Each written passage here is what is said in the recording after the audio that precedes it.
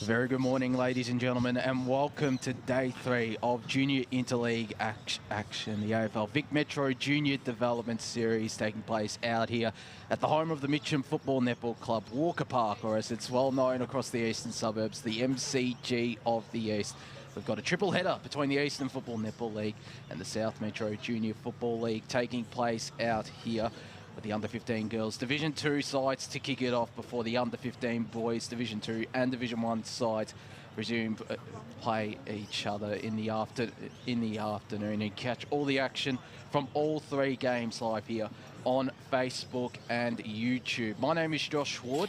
And calling alongside me this morning, it's a very good morning to you, John O'Ven. Yes, good morning, Wardy. Good morning, everyone. Going straight to the afternoon, thinking about the big freeze this afternoon, and obviously what a great day it is to celebrate such a great occasion, isn't it? Big freeze, 10 years of raising very important funds for Fight MND. So if you haven't already, go get yourself a beanie and support an important cause. It has to be said. But you know, King's birthday footy doesn't get any better. This is my second or third time calling representative football, as the case was. I had a fairly good time out here, and might have been here just here once on a Saturday afternoon last year, and that was great too. We saw a lot of great young talent out there, and can't wait to sink our teeth into this one. It's going to be great as the Eastern side runs out onto the ground. With the Hawthorn kit, of course, there. Yes, Hawthorn Clash kit hybrid, perhaps. I don't know how to describe it, but it's a very nice-looking kit indeed. Yeah, it is certainly, and they're continuing their partnership, the EFNL and the Hawthorn Football Club, which is terrific to see. They've been they've built a great partnership, the EFNL and Hawthorn. And of course, there are many players, AFLW or AFL, that are playing for the Hawthorn Football Club, and particularly in recent times. I can't think off the top of my head, but there's certainly a few, and I'm sure, who knows, maybe... And teammates by association of current EFNL clubs, shall we say, the Blackburns, No, I'm not going to hesitate to mention it. The Eastern Devils, of course, and a lot of upcoming AFL talent as well about to grace us.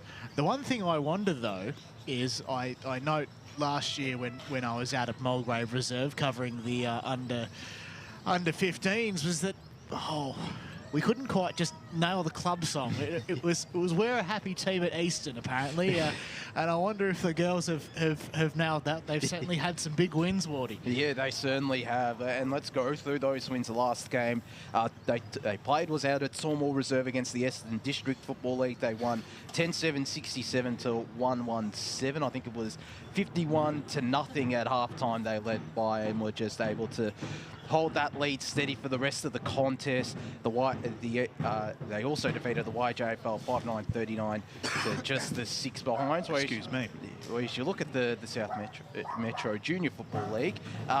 They've won the one game and lost their most recent game against the YJFL 2-6-18 to the YJFL 4-8-32. That was out at Scammell Reserve, the home of the Oakley. I think they're the Oakley Crushers in the Crushers, yes, indeed. My local ground, actually. Yeah, I was about to say that. I actually didn't get down. I wish I did, because it was literally just around the corner. Yeah. And when you look at the SMJ, they do have a great side. Oh yeah, there's no doubt about it. It's just that when you've got an opponent like the Eastern Footy League, they do have the talent, but obviously, SMJ are getting better by the year. Yeah. And they do certainly have that scoring form behind them, as you noted, Wardy.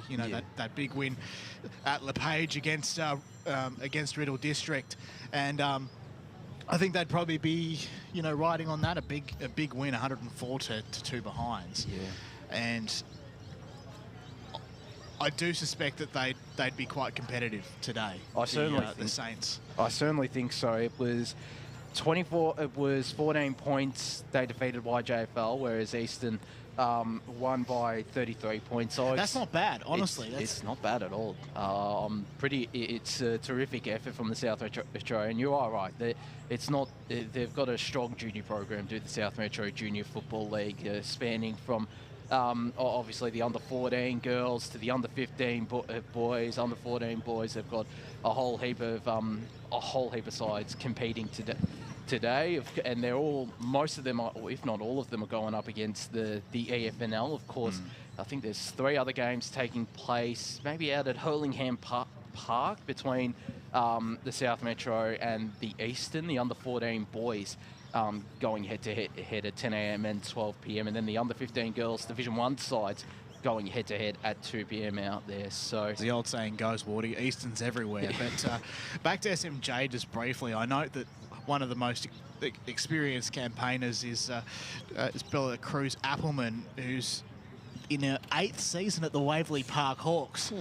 And I mean, so that's a long junior career, and she's still got maybe a year or 2 before she hits the big time, and that really excites me. I'm looking forward to watching her today. Yeah, certainly am. 111 junior games already, or 111 games, and played the 27 goals. That is assuming that the Play HQ records are accurate.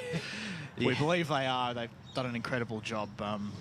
You know, they certainly have. Changing everything, which is fantastic. It is terrific having Play HQ for a lot of local leagues this season. Obviously, the EFNL, one of them. So, but yeah, it's quite a remarkable record. And there are some players with a fair bit of experience. I'm just looking down the list, and there's players with around the 49 to 60 games of experience. So.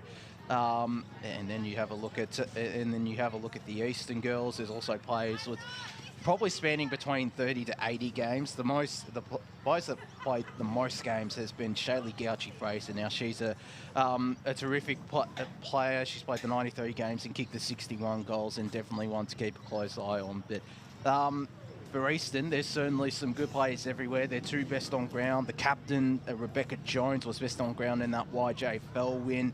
And in their most recent game, it was April Dye getting the best on ground, the Baronia Junior, out at Tormore Reserve in that big 60-point win against the EDFL. So from an Eastern side of things, there's certainly players to keep a close eye on. Obviously, Bella Cruz Appleman is definitely, I'm going to guess, is going to be one to keep a close eye on, just given that experience she's gained. But it'll be interesting to see some of the South Metro players who are still yet to run out onto the park. We're expecting to kick off this game in around 3 minutes' time at 10 a.m. Well, isn't it interesting, Wardy, that we started off quite early last time, and here we are.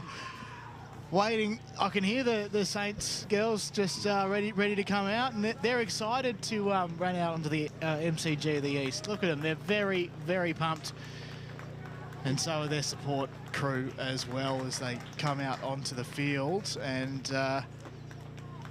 the captain's been called straight in. Tilly De Vroon, the captain. I was about to say there is a new number, but of course you've done well with the. Of course, she's down the bottom because she's I think this is her first game of the series. The series, so it'll certainly be interesting to see how De Vroon goes. And it's Rebecca Jones, the captain for the Eastern, as the point is thrown up in the middle of Walker Park. It's Eastern who win. They'll be kicking to the right of your screen or to the Maroondah Highway end of the ground. South Metro kicking to the left of your screen or to what is now known as the old scoreboard out here at Walker Park, which is remarkable to say. Old scoreboard, new scoreboard. It is They're both magnificent, Wardy. Yeah, they are both spectacular. 2 of my favourite scoreboards going around. Surrey Park's not that bad, Surrey Park's not too bad, but it's definitely up there. But much to the chagrin of others, perhaps the scoreboard at my home grounds. The Mulgrave Reserve scoreboard isn't. It's all right. It's all right. The old scoreboard has got a bit of class about it, I feel. But yes. We're all set up here for the start of this under-15 girls Division 2 clash out here between the EFNL and the SMJFL. Of course, as I mentioned, it is a triple header between the AFL and SMJFL out here with the under-15 boys. following after this with Ray Baird and Chris Curtis to call the action from both of those games. The Division 2 sides kicking off at 12 p.m. and the Division 1 side kicking off at 2 p.m. right when Ray Baird has done a fantastic job. He's called footy for a lot of his life here in the eastern suburbs, and he's been a great member of our team when it was back in the Eastern FM days, and now it's back home. Well, and indeed on this platform which you're watching as well. So Ray will grace us this afternoon, as you said, and it'll be great. It was terrific. He did it. It was a pleasure calling alongside him on Saturday morning, seeing the EFNL under 14 boys Division 2 sides going to head to head. As you might be able to hear, the South Metro girls are definitely up and about. They've got a lot of voice, which is great to see. The Eastern girls definitely have plenty of voice too, but we're all set here. As I mentioned, Eastern kicking to the left of your screen, South Metro kicking to the right of your screen as the South Metro girls move into position. John O'Ven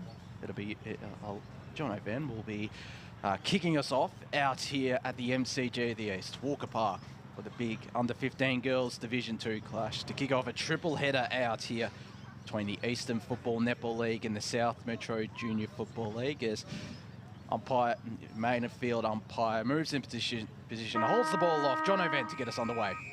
Let's get underway. The Harley Reid lookalike throws it up in the air, and we're off to a flyer here. The ball hits the deck. It's gathered by Eastern. They might be able to get the hand pass out, although it's intercepted by SMJ, doing very well. Ball's at ground level. And I think that might have been West who was wrapped up. We'll go for another ball up here on broadcast side, coming towards us here at Walker Park. I think that was Millman. She got the tap down for Eastern. Ball hits the deck. Trying to navigate it by foot is Phillips, but she couldn't quite. At risk of being pinged for in danger. Gathering it there was Phillip, but she threw it, and it's going to be a free kick to Eastern, as there is a player down there, Wardy. Slightly concerning. She's getting back up on her feet, though, and get the free kick. Oh, yep. So that would be Alexis Blackman. She looks to bring Eastern forward. She wheels onto her right, goes straight to true centre half forward. Got to play all by herself and takes the mark there in April Dye. Best on ground in Eastern's last game out at Tormore Reserve. Goes inside 50. 2-on-1 in favour of South Metro. Falls out the back where Eastern have the numbers on the ground. Plenty of players surrounding this ball now, though, and umpires circling, although they do well, the Eastern girls. They managed to get a handball away, but it's turned over, and South Metro can rebound. Providing the outlet there is Jamie Eve, but it's intercepted by April Dye. Turnover city in these last couple of minutes, and South Metro clear their defensive, or 45 I should say, not 50, out here at Walker Park, and ball spills out of bounds. We'll have a boundary thrown right in front of the Eastern bench. It's nice to have a boundary throw-in girls/women's football, isn't it? It and is. Also 18 aside, I think. I believe it is, From what I gather, as the ball gets tossed back into play, Rucks go at it. Eastern, first hands to it. Kicking it in there is Millman, doing very well. Intercepted by the Saints just for the time being. Kick was looking there for Grace Phillip of Beaumaris FC, but it goes off the side of the boot, and we'll have another throw in. Lovely work there by the boundary umpire. Big chance here for Eastern through Maroney, who goes goalward. Across the face, though, go the Saints. It's a very, very hard ball to win. Oh, gee, that was another... Oh, two kicks off the ground. One was probably in danger, and then they managed to find a way out. Here's Eva going down the ground, intercepted by Rulak. Eastern just go on the 45. Here's a chance for Fitzsimons.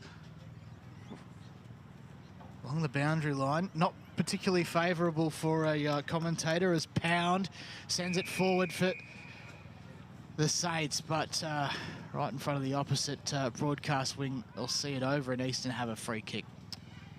So as Jono mentioned, on the far side wing, they go down the line to Eastern, to true centre wing. It's nearly cut off. It is now by South Metro. Try to get a kick away, but it's April Dye who got a handball away there to Jessica Merrigan. Spilt the ball though and turns it over. Plenty of players around this now when umpire will call for a ball up inside 45 for Eastern. Directly in front of goal as this ball thrown back up into play. The hit out by Eastern. No clear winner in that clearance. There is now though, although dropping the ball there was Marley Mullerman. And ball's going to be tossed back up right on the 45-metre arc out here at Walker Park. As the tap down there by Mullerman, going up in ruck. The ball again not going anywhere. A bit of a stalemate these last couple of minutes inside Eastern's 45. 15 minutes and 40 seconds to go here in the first term of the Victorian Metro Development Series, Day 3. South Metro trying to find a way out of this one, but Eastern have the numbers around the contest. Another throw in opposite broadcast wing, or it'll be a ball up in this case. Not quite over the boundary line. They must sense that we're here because all the players been on the far side, Jono. It must be some sort of commentary curse, like reverse commentator's curse, as a big tackle is laid by Georgia Phillips of East Malvern. They move it across, although it'll be intercepted by Merrigan, who can't quite get onto this one. This time on the broadcast wing, she sees it over, and then it'll be a boundary throw-in. Now let's hope it stays here for the next couple of minutes. So it goes in. South Metro first hands to it. Ball hits the deck. Here's a chance for them to come out. Great hands. And then a mongrel punt right in front of us here. Here's a best chance. It's a 2-on-2 contest. Nicely done there by Cairns. That's in Queensland. 50 from home for South Metro. And a free kick has been awarded there to Jotkovich, I believe. She goes inside 50. Got a couple of one-on-ones. Eastern now have the numbers around this ball and seeing it out of bounds. Emily Rulak, Ferntree Gully Junior. I'll have this ball tossed back into play. So 6 minutes down in this first quarter. Still no score for either side out here at Walker Park. Gosh, that sun's gorgeous. It is gorgeous. The kick was looking really good as well, and we do have the first score. And it is Ruby Jokowicz, yeah, Ajax Junior. And South Metro hit the lead, one behind. Eastern yet to score. So, bit of a boost early here for the Saints. As Eastern will go on the commentary side this time. That is very rare. Intercepted by South Metro. Here's a big chance for them as they go goalward. Chasing it now is Story. Can she pick it up? No, she can't. It's intercepted again. Here's a chance now for Phillip. She's one to watch as it goes to the goal place. Chance for Eastern to defend. It has gone over again, though. That might have just been a stray boot. So that's two behinds to South Metro as they come out of the block straight away, the Eastern team. Straight to the opposite wing. South Metro doing very well to defend, Wardy. They certainly are. They might get hands on this ball. They get a free kick. It's probably for kicking in danger, to be honest. They probably just need to watch the feet. They certainly do. It is going in South Metro's favour. That kick was a very dangerous kick, and they can reload, go deeper inside 50. Out the back there was April Dye, couldn't take the mark.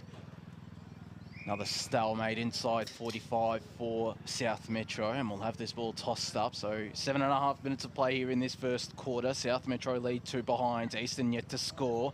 As the Eastern girls get the clearance, trying to find Zara Harrington there. Bustling her way through, but being run down is Jessica Merrigan. A really strong tackle, and South Metro can reload once again and get another forward 50 entry. Out the back was April Dye. Again, just couldn't take control of the mark. Umpire circling around this ball. Eastern managed to get a kick out, but South Metro have the players around this ball and Great getting tackle. it to plenty of spaces. West, but it It was a great tackle because she would have been running into an open goal. South Metro still managed to clear the stoppage, and getting a shot away is Djokovic, who's provided plenty of spark in that forward line. Kirk was around that ball. And Eastern, they have the numbers now around this footy and will lock it up. An umpire will call for a stoppage. 8.5 minutes gone in this first quarter. South Metro lead 2 behinds. Eastern yet to score. Got no doubt that the coaching staff of the Saints would be very happy with this first 10 minutes or so, Wardy. Just fantastic in their ability to lock it in. And they're going to do so again.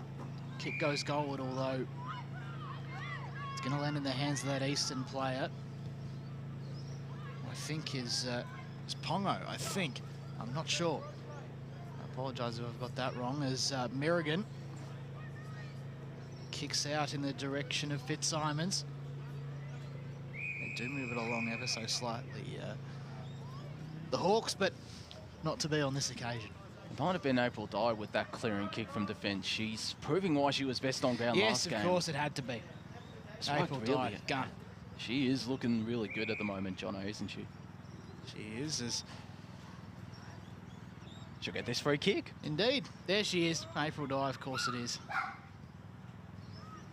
It's good getting to know these teams, that's for sure, as the kick goes to the edge of the paint of the centre square. As they try it, there's that straight boot again. Kicking in dangers, perhaps missed, as Eastern do move it across into space. Maybe the dew is a factor, as getting the ball there is Searle. She's one to watch too. Comes up for Dye. Gets the hands off to no one in particular. Smith tried and then couldn't, and then turned tackler. It's now out the back to Rulak. Here's a chance for Harrington to get onto this one. She sees it into touch right on broadcast side. And score is still 2 behinds SMJ. EFNL yet to score. 9.5 minutes to go in the first term. Ball tossed back up into play. Dye tried to get the tap down but couldn't. It's South Metro who do instead. They do really well to keep it in front of themselves. As spilling the ball there, Alexis Blackman, and South Metro pounce. Inside 50 they go, looking for Djokovic. It falls out the back. Nearly run onto it is Olivia Teixeini. She's around this ball here. Getting a handball away was Liv Kirk. It's South Metro again with the numbers, and they managed to keep it in play. That was a really good shepherd, and they get it out now to Teixeini. Her kick was interfered with, and they go straight, and they turn it over here in the middle of their forward 45. They're still applying good pressure though, and it pays off here. Eastern still have the numbers, and this time they're rewarded. The South Metro girls inside 50. It's American getting in at the bottom of that pack, as she has been for most of the day, bustling her way through. One tackler there was Chloe Earsman. Looks there for Sabella Khan. Got a handball away. It was almost a hospital hand pass in the end, and they turn it over the Eastern girls. But April Dye is there and got it over the top of two. It's South a great Metro. kick. It is a terrific kick, and getting it inside 50. Muellerman. She's got players out here for her inside 50. Inside the goal square now, in fact, and good pressure once again from the South Metro girls. Plenty of players now surrounding this. They get numbers to the contest to South Metro, and they're able to clear, although how long will it be for, because Eastern have the numbers here, and they might get a shot on goal, but it is really unfortunate because it was deflected off her own teammate. And South Metro again pounce on the loose ball. I know plenty of pressure, and we'll get a forward 45 stoppage out here with 7.5 minutes left to play in this first quarter. Wasn't that just a brilliant passage of play just down the corridor? And again, April Dye. You know, if you pay a lot of attention to footy analysis, it just goes to show in the eyes of someone like Jack Revolt, going down the corridor is just so important. Yeah. It worked on this occasion for Eastern. As right in front of the new scoreboard here at Mitcham, it doesn't it look absolutely magnificent? Came off the feet of Searle a moment ago, which allowed Eastern to find space. They're inside 45. That is a huge kick going to the goal place. Can the captain Jones run onto it? No, she can't, as it does go out of bounds. Still 2 behinds. The Saints lead the Hawks yet to score. 6:44 on the clock to come here in the first term. Ida Reith start things by way of throwing it over his head. Collecting the ball there was Muleman. And I think it was a high free kick. She was given the free kick for a high tackle indeed. So this will be the first real look at goal, set shot-wise for the Hawks. As Muleman comes in, it's across the face. Does it stay in? Yes, it does, but only for a moment. 1 behind scored. Eastern's first. Eastern 1, South Metro 2. 6 to go in the first quarter. South Metro go to this broadcast side with the kick in. The really smart mark taken there by Ruby Evans on the half-back flank. Down the line she goes, looking there for Berryman, who went up against her Eastern opponent, and Eastern now get the numbers to this contest. Sabella Khan goes inside 45 for Eastern, where a big pack forms. South Metro do well to it and attempt to clear the pack, but it's Eastern again with the numbers and fighting hard in their forward line. South Metro doing really well, but Eastern still get hands on this ball. Doing the don't argue there, that was Gouchy Fraser, might get hands on this ball. Attempted another snap, but her kick was smothered. She might get a third chance to get a kick deeper inside 50. She won't, because there's a holding a ball free kick going in the direction of South Metro. Some really good pressure there from the South Metro girls. And they'll look to clear their defensive 45. Go to this broadcast side wing. It spills out the back there to Berryman, who sees it out of bounds right in front of the Eastern bench. It's the Eastern girls that trail 1 behind to South Metro 2 with 5 minutes left here in this first quarter. So, Wardy, you'd think whoever wins this game, it would be described as a really hard-fought one. Yeah. And both teams are really going at it really well. Especially South Metro, a surprise packet of sorts as Harrington sends it forward for the Hawks. It goes inside 50. Here's a chance now for Cochrane. Can she gather it onto it? Yes, she can. And they've got their first. The Hawks. Fantastic stuff there. And it's Eastern 1-1-7. Leading South Metro 2 behinds. 4 minutes to go here in the first term, and the way that they just moved the ball was fantastic there. And that was a terrific kick by Zara Harrington inside forward 45. Deserves all the credit for that goal, getting into the hands of Jasmine Cochrane, who just ran into an open goal. Some good attacking play from the Eastern girls. They hit the lead for the first time today, with 4 minutes left in this first quarter, as April Dye gets another tap down. Will she follow it up? She won't. Instead, it's the last goal kicker, Cochrane, who got it away to Dye. Handball over the top because she's got a player who busts her way through one tackle, takes a bounce there and gets the kick inside 50. That was Ruby. And it falls out the back again, where the Eastern girls can pounce. They might get a free kick. They do. Or it's holding the ball, in fact, going in the favour of South Metro. Some good pressure in the goal square once again. They were aware this time around, the South Metro girls. And they clear their defensive lines, go to the far side, right in front of the brand new scoreboard. And again, hands on this footy, just chuck it on the boot.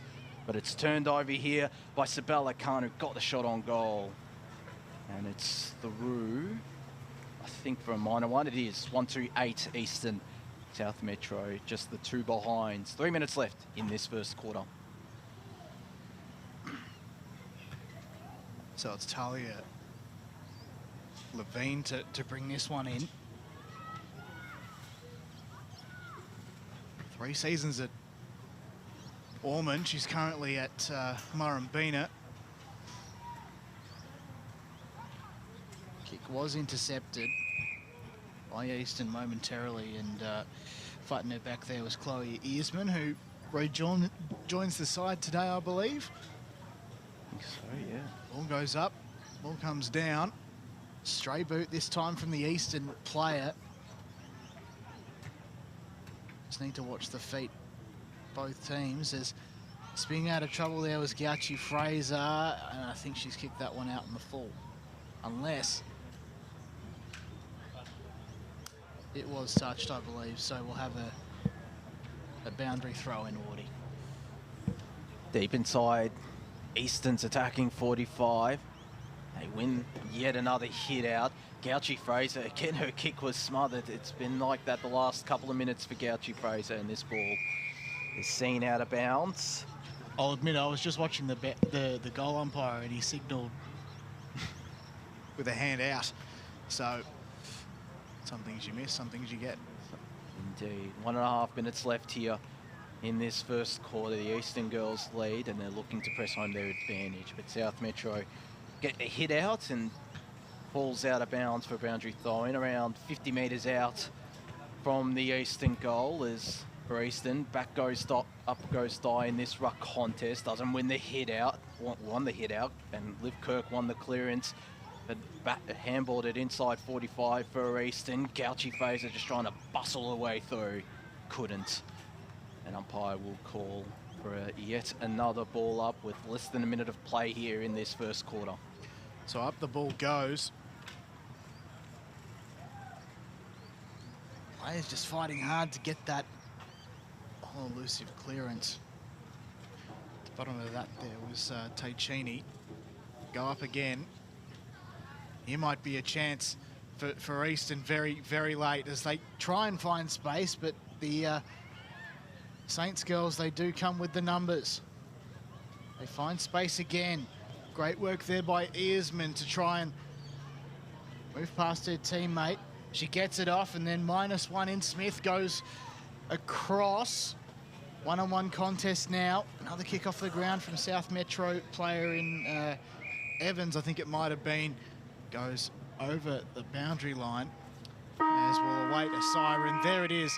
That is quarter time here in the Vic Metro Development Series here at Walker Park. It is day 3, of course, and the first quarter has come and gone. The score, of course, Eastern 1-8 lead South Metro by a goal. 2 behinds, back with the second quarter and plenty more action to come. 1 game of 3 it is, and we'll be back soon.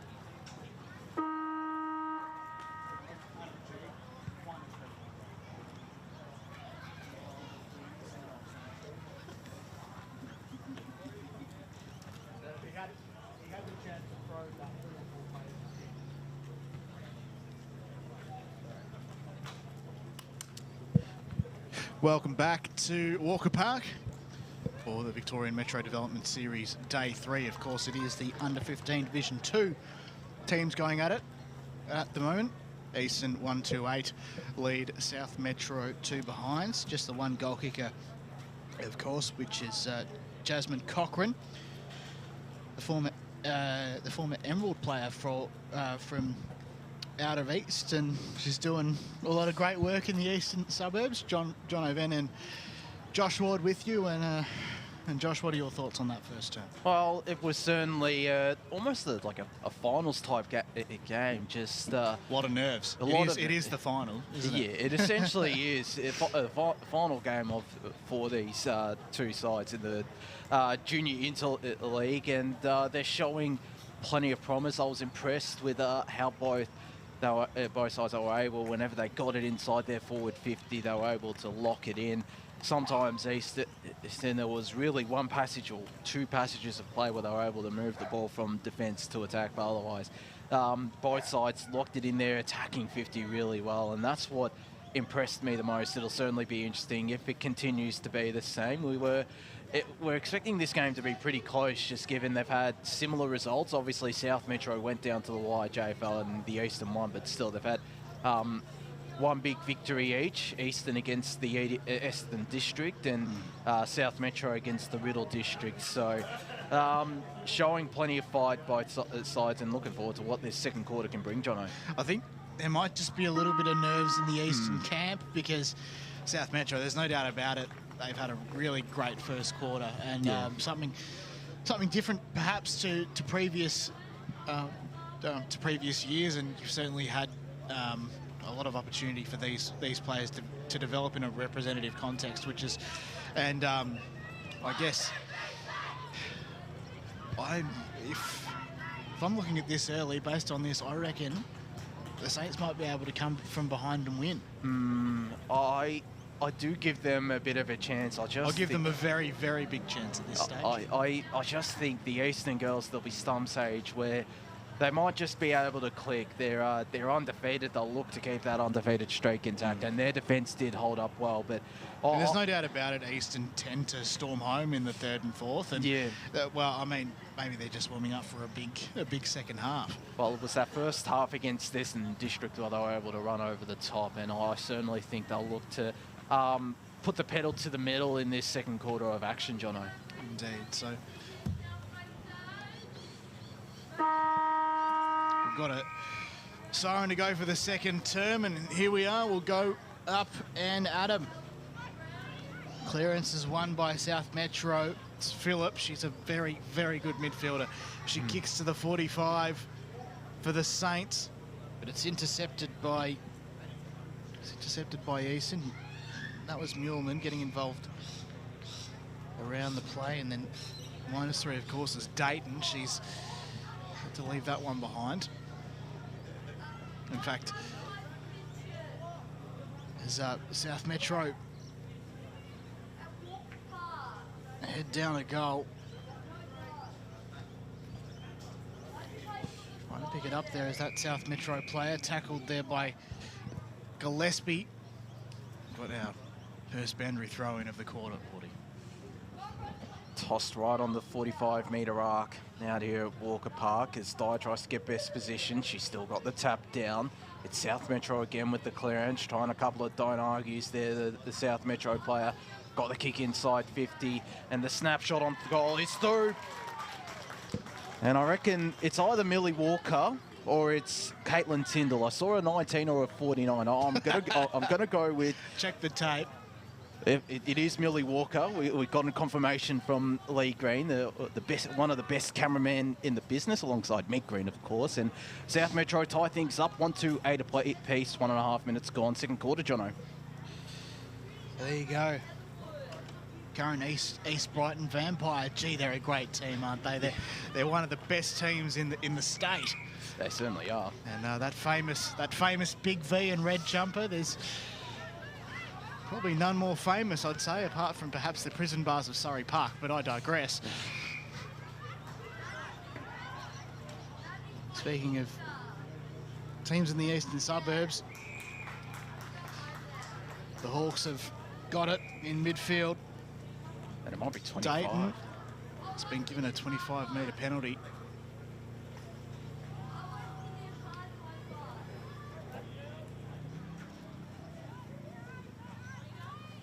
So she gets to march it up, head inside 50, 45 as the case is. I would have it die hard, Wardy. Hits the deck, and here's a kick from Vaughan.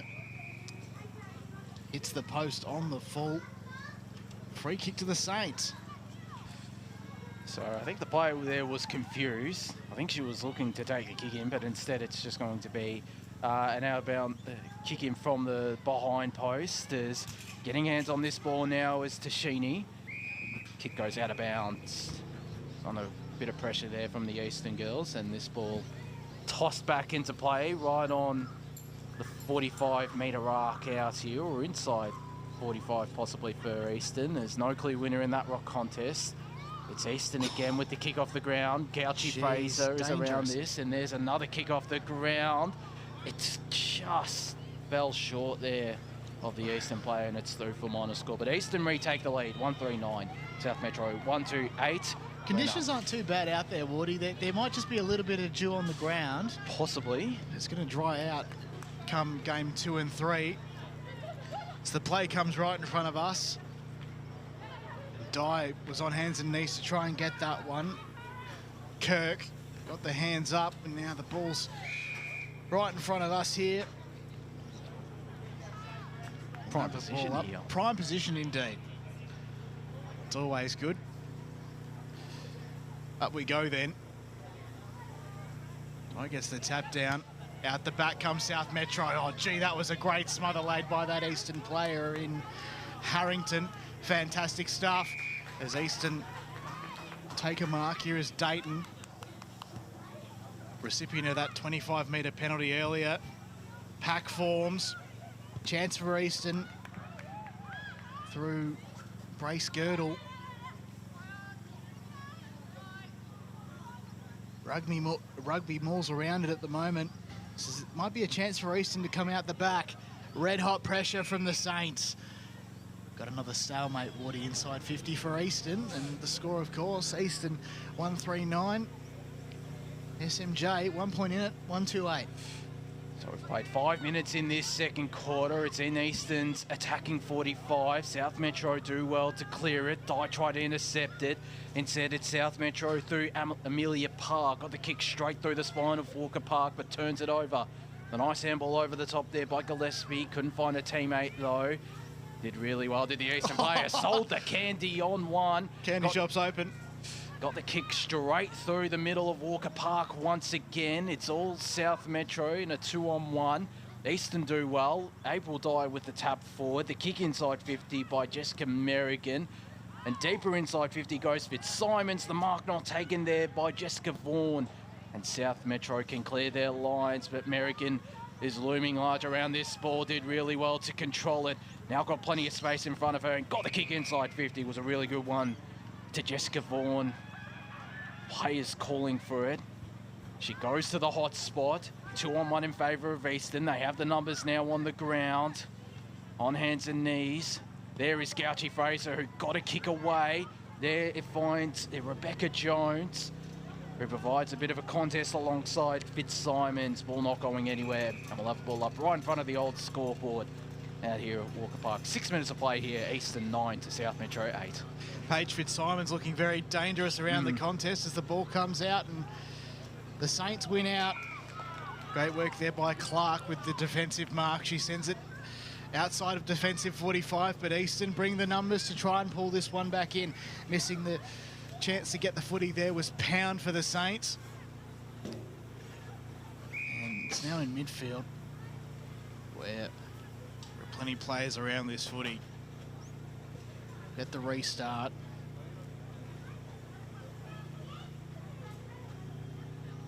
Dye around it. Swap the numbers around, and you get Millman, who is absolutely fantastic. 46 from home. nothing doing at this stage.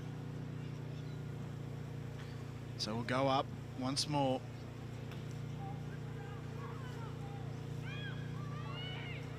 They come inside. We've got another ball up right in front of that light tower there. The old scoreboard end. In fact, we don't have a ball up. It's a free kick to South Metro. They take it on the far side and they look to go down the far side to the half-back flank for South Metro. It's turned over though.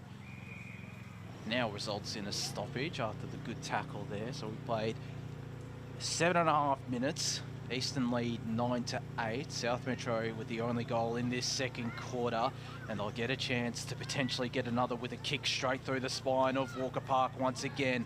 They turn it over though, and it was a really good play, passage of play there in the end by Eastern, but they in turn fumble it and are forced to get the stoppage though, I should say, and right on the cricket pitch, the synthetic cricket pitch out here at Walker Park, as Di got a decent run up and the tap down.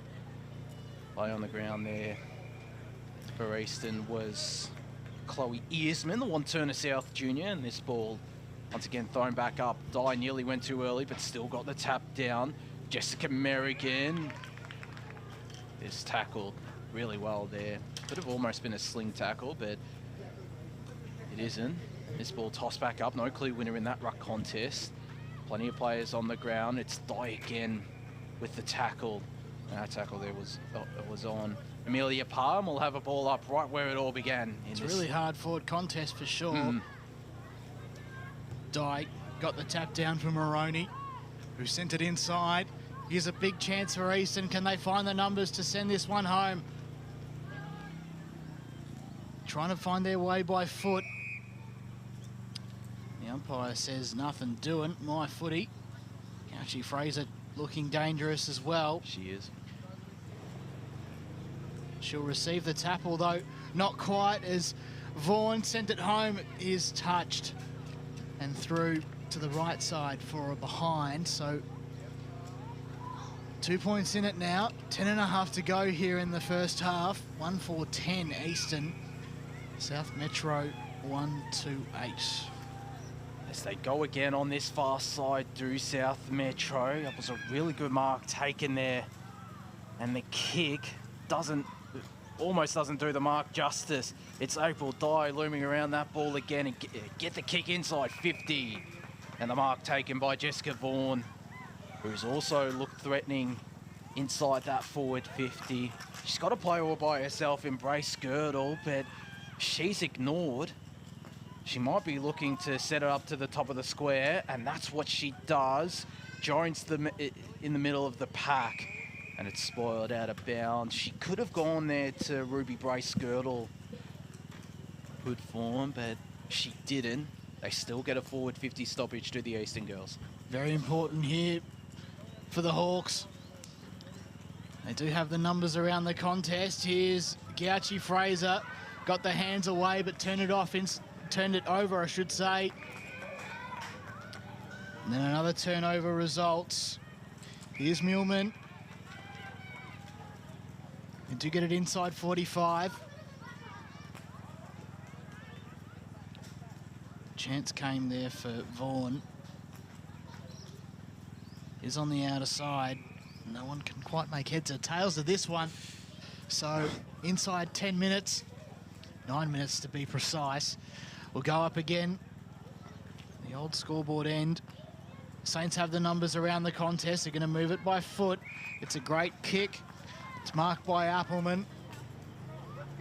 They can use the corridor, the Saints. Got to move it by foot. Moroney's hot in her tail. She might be able to get another tackle. She's looking very dangerous here. Watch this. The numbers come to meet it here for Eastern. Can Moroney get this one out? Oh, immediately just pushed her opponent off. Still on the ground. Lots of players around this one. Umpire calls play on.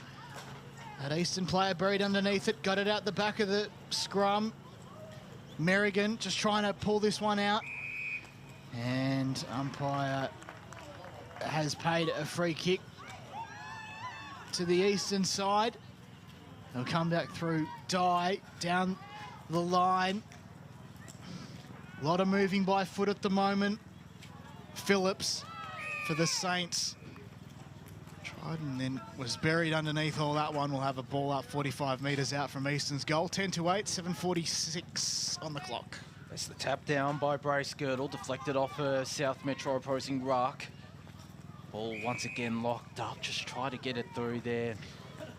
Did Emily Rulak up against Georgia Phillips, and we'll get a ball up once again inside 45 now for Eastern. They win the hit out through Brace Girdle, but it's the win in the clearance for South Metro. It's turned over though, the kick in near 45 by Jessica Merrigan. And there's a high free kick going in the direction of Ruby Brace Girdle, who started to get into the contest since she's been thrown into ruck. There was no South Metro player on the mark. Now there is. She's got players calling for it. She's got a loose deep inside 45 as she tries to look for that player. She doesn't. Well, she couldn't find her, and it's turned over here by Grace Phillip, who's had a really good contest. And as I say that, she nearly turns it over. A nice spin move there in the end by Amelia Blackman to pick up the ball and go inside 50. Just fell short of Rulak.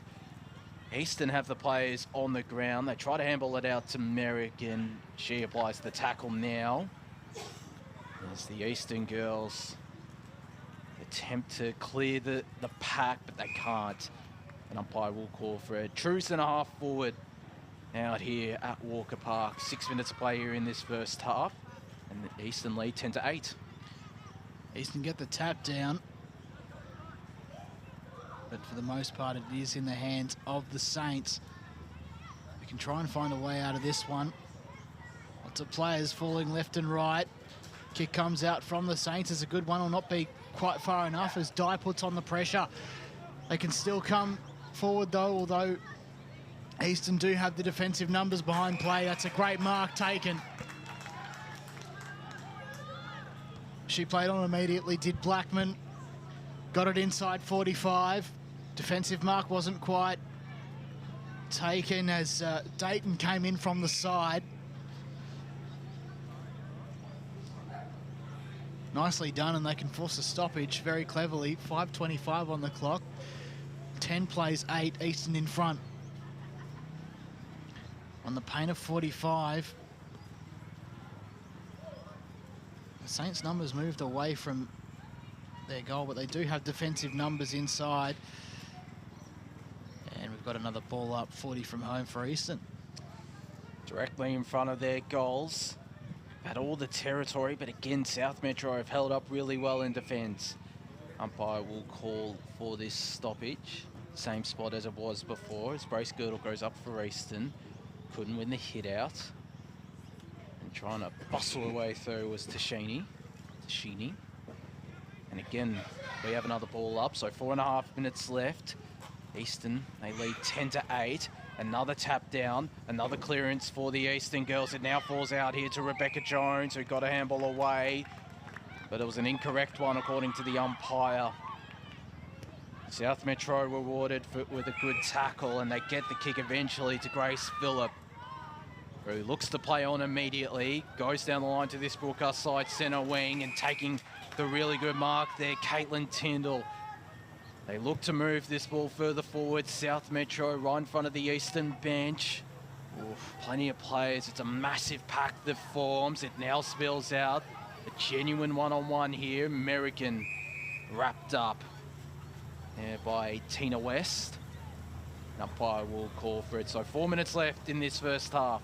Eastern 1-4-10. South Metro 1-2-8. Ball tossed back up. South Metro win the hit out. Lucy Searle applies the tackle there on her opposing ruck in April Dye, but Eastern managed to clear it. Dodge past one, did Zara Harrington. Got the handball away, and the kick inboard is a very dangerous one, and Tashaney gets hands on this footy first, and South Metro can get them on the counter. It dribbles its way through inside 45. Eastern have the numbers, but they spill the ball here. South Metro start to form a pack. They get this ball out, but the Eastern girls are able to hold the fort down and turn it over. As South Metro get a chance to go inside 45, the bounce favoured Blackman there, got a clearing kick away, only into the hands of Tina West, who tried to burst her way through one, but couldn't. A really great tackle there, and Eastern can reload. So the Hawks in defence, send it down the line. Immediately intercepted there by Evans, I think it might have been, or... No, sorry, it was Phillip. Absolute gun around the park. Sent a big kick towards the paint of 45. Saints can try and move this one. It's a 2-on-1 contest, and it became a 2-on-2. Saints players came to help. Phillip takes the mark, immediately runs onto this one, sends it goalward. It might just go all the way. It does! Saints in front. Unbelievable. There's your goal of the day, folks. Unreal stuff, Josh Ward. Jeez, that is a spectacular goal. In the last couple of minutes, South Metro have had the territory and they're rewarded on the scoreboard. They hit the front 2-2-14. Eastern 1-4-10. A reward for effort there after holding the fort down in defence, the South Metro girls. And then they're able to get into attack and get the crucial goal heading into half-time. And that will sure give them a massive boost heading into the main break as they retake the lead. And they're going to get another chance to go inside 50 here. I'm not too sure what the free kick was for, but it's Lucy Searle. Got it away to Philp. Dodged her way past. She'll just do it again. Die inside 50. Nice. Mark taken. Nice. That is a brilliant piece of play. And I think that's Sophie Story, who goes to the top of the goal square. It's a one-on-one once again, and the one of Eastern wins out. So that was a great piece of play, but just unreal. Couldn't get it on the scoreboard. They still have a chance to set themselves up for a potential late goal, and if they did, they'd lead by 10 points heading into the main break, but they give away the free kick to the South Metro girls. Maybe one last chance for Eastern with 45 seconds left on the clock. Far side centre wing they go, the mark taken. I think that was Rulak who got the kick to the half-forward flank. South Metro with a 2-on-1, and the two of South Metro win out. Phillip goes down the line, maybe again one last chance for South Metro. We've got 30 seconds left in this second quarter. The kick just evaded the South Metro player, and getting the intercept there was Zara Harrington. Got it to Die, who was run down. Eastern doing really well though. In saying that, they turn it over, so plenty of turnovers, and I don't think we will get one more chance, although in saying that, Jones did really well as the clock ticks down. And the umpire will call for it. There goes the halftime siren. It's South Metro that leading into the main break, Jono, 2-2-14. Eastern 1-4-10. The only goal kicker for the Eastern girls was Cochrane. Goal each to Grace Phillip and also to Millie Walker for South Metro. Two goals to nothing in that second quarter, and South Metro hit the front heading into the main break, Jono. Oh, it's just unreal stuff from the Saints. This is exactly what I've wanted to see for some time, and they've just delivered in spades. Fantastic defensive pressure, and they've well and truly been rewarded. As we head for the halftime break, of course, 40 minutes of action to come. That is, of course, if you're watching just this game, because there's still two more games to come here at 12 and 2, but we'll be back with the second half of the under-15 Division 2 girls right after this.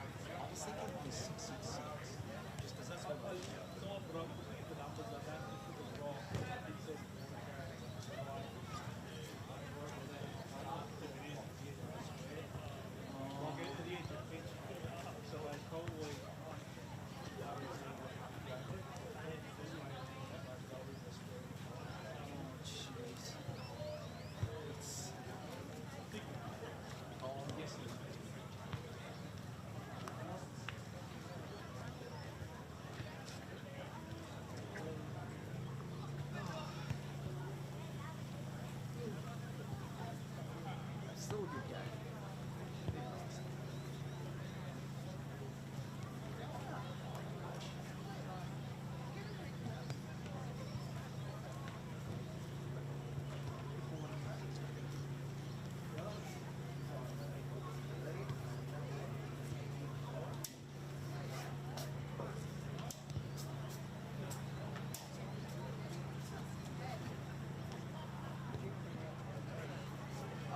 No.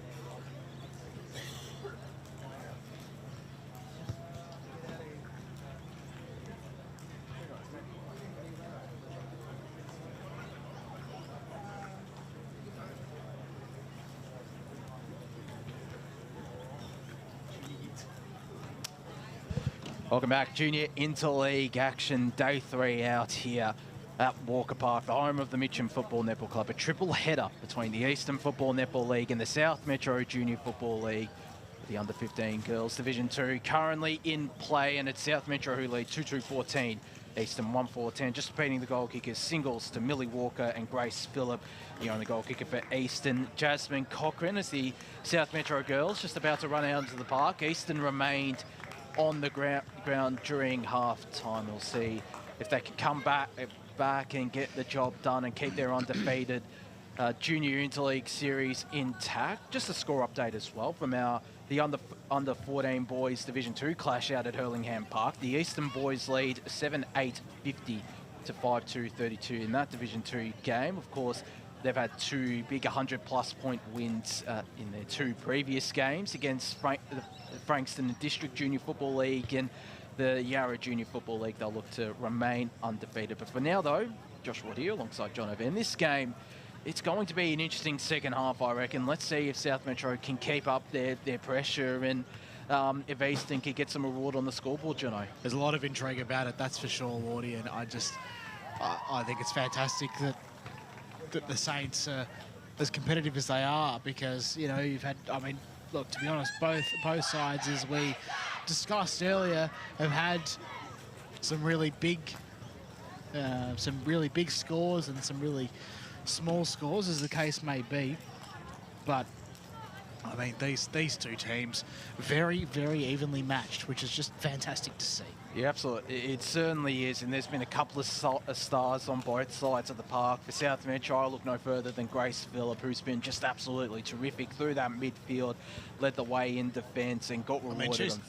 Sorry to interrupt, Woody, but she's got the best on ground locked up, I reckon. She's easily Grace Phillip for South Metro. But Eastern-wise, I'm not too sure. Yeah, there's a couple of decent players that have put in a really good first half. April Dye again, just fought tooth and nail in that ruck. As did Jessica Merrigan, I was impressed by her. But we're all set for the second half of action out here at Walker Park in the under-15 girls Division 2 clash. John O'Van.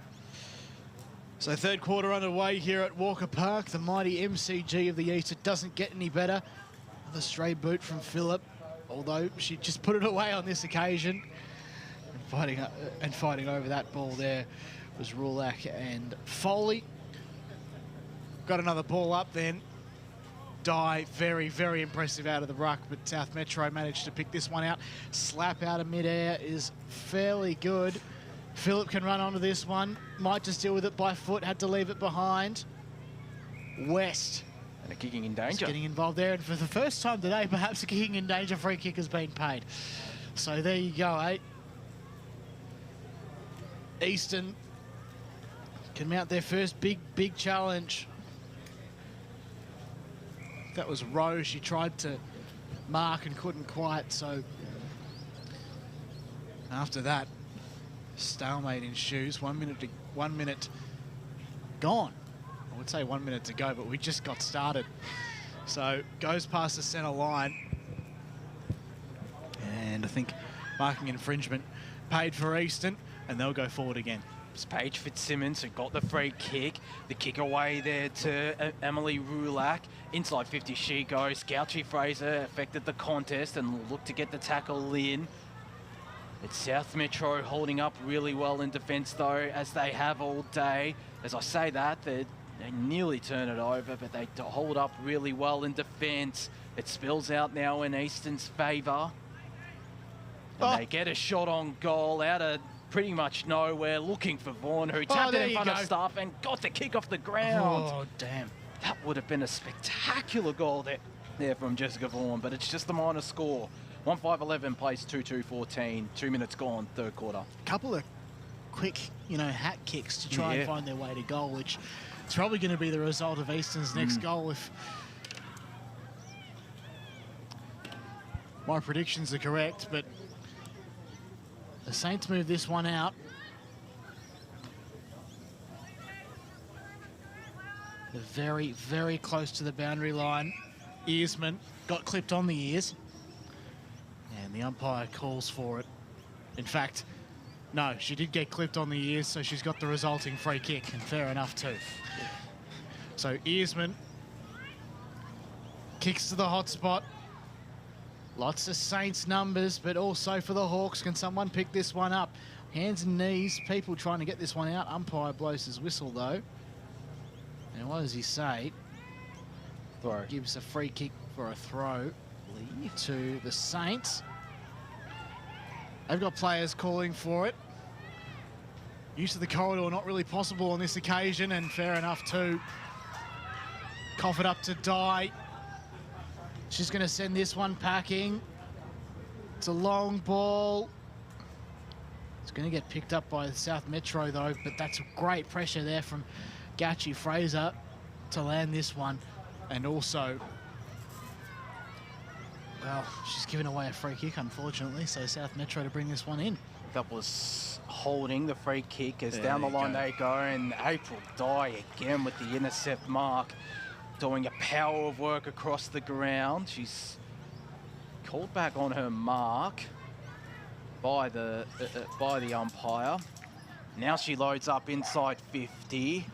Big pack form. South Metro have the players on the ground. It spills out now there to Mitcham. Again, South Metro holding up well, and they force a boundary throw in. So another chance for Eastern to potentially get a goal from stoppage. They've only kicked one today. Something to consider. I mean, you know, April Dye just fantastic all around the ground today, and she might feature in the Baronia senior side earlier than perhaps expected, and it just brings a whole lot of excitement. As right on cue, there she goes. The goalkeeper on the line for South Metro. You aren't wrong about April Dye. She is a terrific player. As in the meanwhile, Eastern get another chance inside their forward 50, getting through the pack there. That was Pongo, and the shot on goal is out of bounds. We'll have a boundary throw in. 5 minutes of play here in this third quarter. Eastern trail 11-14. Yeah, Baronia are definitely one of my favourite teams in this competition, and they've got a lot of great players coming through the ranks, and it's just so exciting.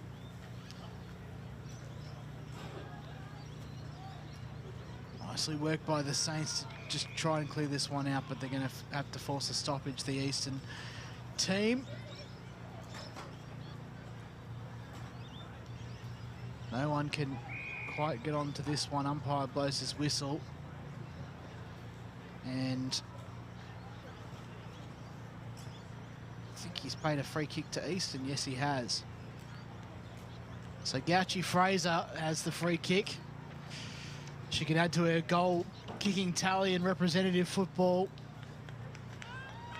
for the Hawks and get her fourth in her representative career. Umpire doesn't have to move. Eastern back in front.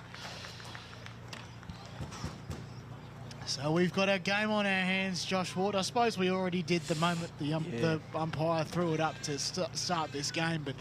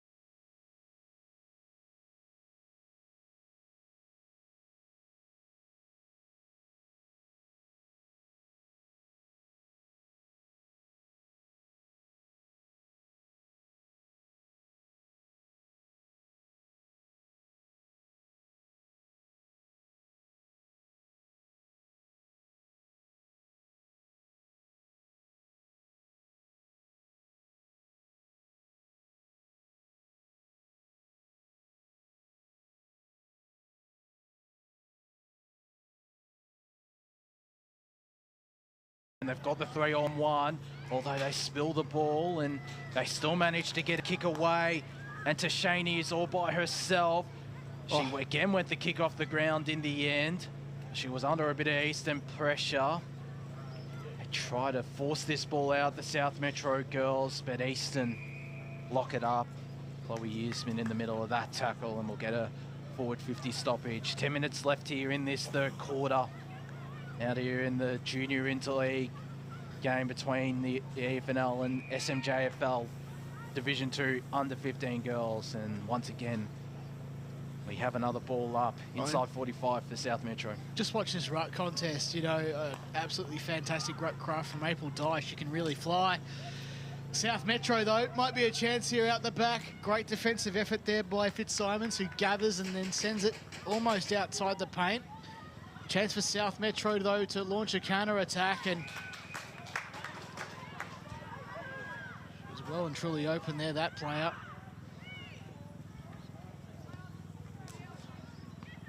Sent it forward. Ball hits the deck. It was in the direction of Foley, couldn't quite. Now South Metro send it forward again. Here's a big chance. Lots of players around the ball. And that's Kyra Clark has missed it. Oh. Picked it up very cleverly and just couldn't quite convert. So there's only 1 point in it now. 8.5 to go here in the third term. Eastern 2-5-17. South Metro 2-4-16. Amazing stuff here, Wardy. It is a terrific contest out here. If you're around the area, get on down, because this is a terrific contest between the EFNL and SMJFL under 15 girls Division 2 sides. As the kick in again goes to the far side from Eastern. They turn it over though. Seeing it out of bounds. South Metro right in front of the coach signage out here at Walker Park, and we'll get a boundary throw in for centre wing for South Metro on the far side. 8 minutes left here in this third quarter. 17 plays 16 in Eastern's favour. As the throw in went over the top of the two ruckmen. It's South Metro who get the clearance, but there is April Dye once again. She can run onto this ball and get the kick off the ground. She might get hands on this ball. She doesn't. Now she does. Got plenty of space in front of her. Got the kick inside 50. Looking there for Jessica Vaughan, who now runs onto it. Got a teammate to help her out, but the one South Metro player did really well. And they hold up in defence once again, South Metro. The handball there looking for Emmy Clark. Just couldn't lay hands on the ball. It's Vaughan who does. Got the snap on goal. It's drifting to the left. It'll stay in play. Eastern have the numbers around this ball, and they get the snap on goal. It's still in. And South Metro have the chance to rebound. They get it in front of the new scoreboard, but it's turned over now. The handball away there, looking for a teammate, couldn't. And we have another ball up. It's ping-ponging everywhere at the moment. Eastern get the tap down. Here's their best chance. These players hit the deck and there's nothing doing from the ump. Who throws it up? Chance out the back for a Khan. And she's wrapped up.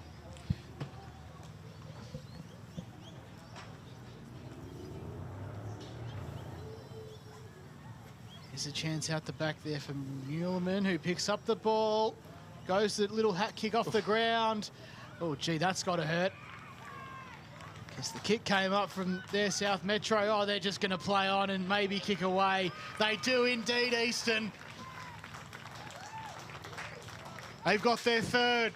3-5-23 plays 2-5-17. Here as part of the Victorian Metro Development Series. Sorry, 2-4-16, I should say. 5:40 on the clock here in the third term, and I think the floodgates might have just opened, Wardy. Possibly. The end that Eastern are kicking to, it has been the scoring end. I think all the goals have come towards the Maroondah Highway end of the ground, and they get their third of the contest. 23 plays 16 as there's a free kick again going in South Metro. 666 infringement, I reckon. It was, because there was an Eastern player that just trailed, and South Metro have the chance to get an immediate response. Evading her opponent, Lorna Cairns got the handball away. And the deeper kick inside 50, it goes for South Metro. They have the players on the ground and they move this ball forward. Well, that's a great Moz as ever you'll see it. When I say the floodgates have opened, I couldn't have been more wrong. I mean, look at this. A great response there from South Metro, very, very quickly onto it after the 666 infringement was paid. And it's Millie Walker on the runway. Barely any angle, 20 metres out, makes no mistakes. 3-4-22 South Metro, Eastern 3-5-23. 4.5 minutes of play here left in this third quarter in the under-15 girls. Division 2 clash out here between the EFNL and the SMJFL. Jono. A goal in each half so far for Walker, and she's probably the key. She is. I think for the Saints, if they're gonna storm home here, because it's so even, and as we often say, the battle out on the field is not reflective of what's on the scoreboard, which, as we've said, looks absolutely fantastic because we're here at Walker Park. So back in the middle then, Eastern have a chance to respond right on the paint of 45. Can anyone get this one out? Yes, very clever. Muleman tried to pick it up, but it's pinged for a throw. I think I saw. The umpire's whistle eludes them. And here come SMJ. This is, I mean, the way they've moved the ball all day has just been fantastic. They're going to go inside the paint of 45 here. Defensive efforts put on by many, many Eastern players. It comes off hands. Here's another chance. It's a 2-on-1 tackle. It's been paid holding the ball. And 25. And 25 as well for Emerson Smith. Jeez. So just when you think that they've got onto this one, they haven't quite. The Saints, and just might have moments of that might cost them, I suppose. I don't really know how to put that into words, but speaking of SMJ, here they are again. They can just make really good of their unfortunate errors. And as I say that, Eastern now have the ball again inside the paint. It is going to and fro. Lots of players racking up Supercoach points if there was Supercoach representative football. 2.5 minutes to go here in the third term, and South Metro have a free kick. Holding the ball, the umpire paid as the kick goes again into the middle of Walker Park. Couldn't take the mark there, could the South Metro player, and it's locked up now. I'll have a ball up. Can we have a draw? Oh. Who knows? It is definitely on the cards, is a draw, as bursting her way through. April Dye got the handball away to Sabella Can, who got it back to Dye. Inside 50 with a high up and under kick. It's a rainmaker. Play of the day. It is play of the day there by April Dye. And I think it is Jessica Vaughan who takes the mark. And she can restore Eastern's 7-point lead from directly in front. Misses to the left.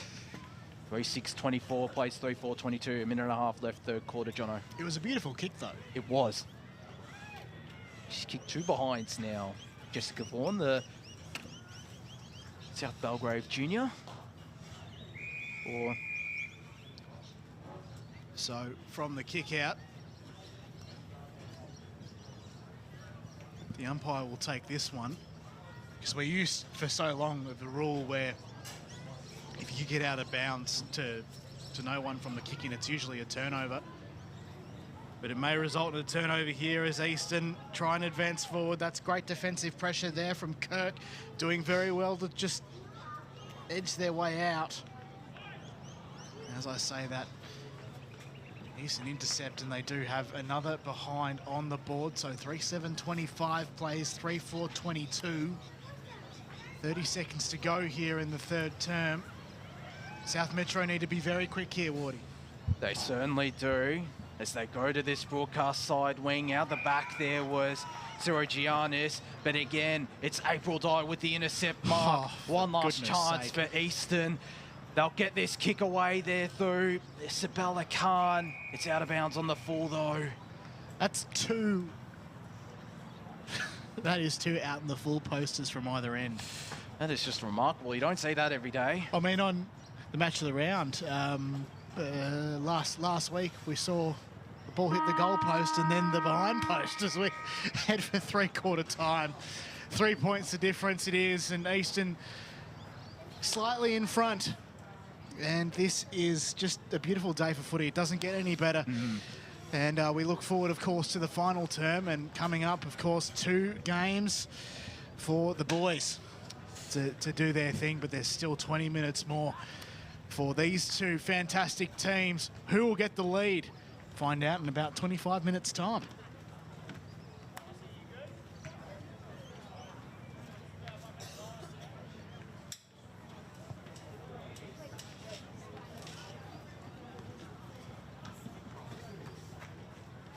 Always bragging about the passes.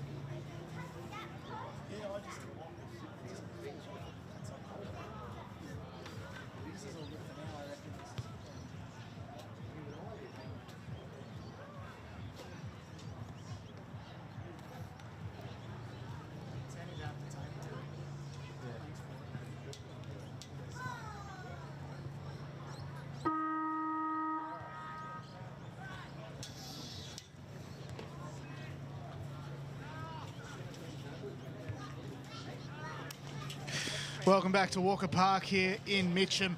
The final term awaits us here in the, I was going to say Deakin University match of the round, but it's a Monday. So we are, this is, of course, the Victorian Metro Development Series across the leagues of AFL Victoria. Rep footy, isn't it just a wonderful thing? It is.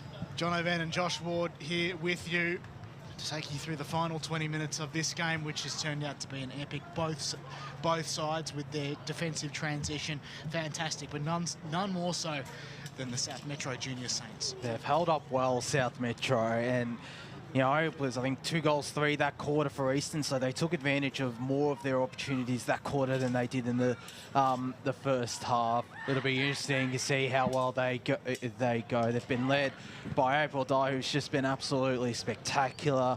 I mean, Grace Phillip went quiet in that quarter, but that was probably down to Eastern having most of the territory, but she still is my best on ground at this stage for South Metro. There have been plenty of good players across the park, and some of those players like April Dye, Phillip herself, Phillip as well, you know, Jessica Merrigan,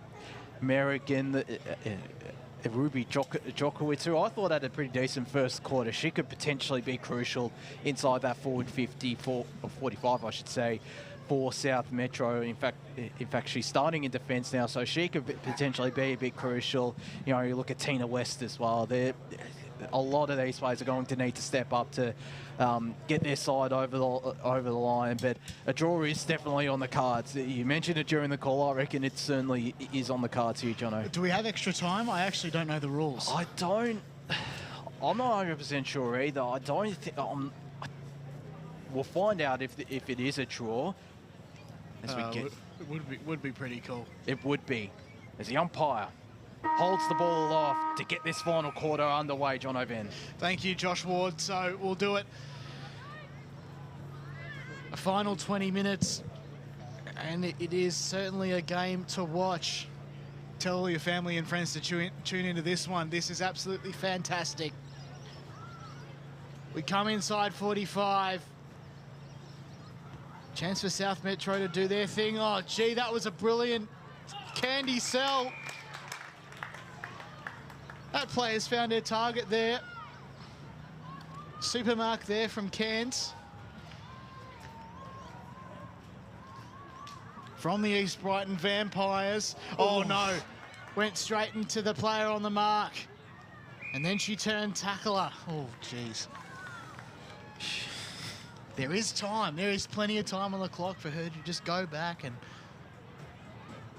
this is what a situation which they can make the best of South Metro in play. And actually moving the ball around. So set shots haven't really been the order of the day for the Saints, it has to be said. But neither side, which has actually worked in their favour. For neither side, really, I reckon.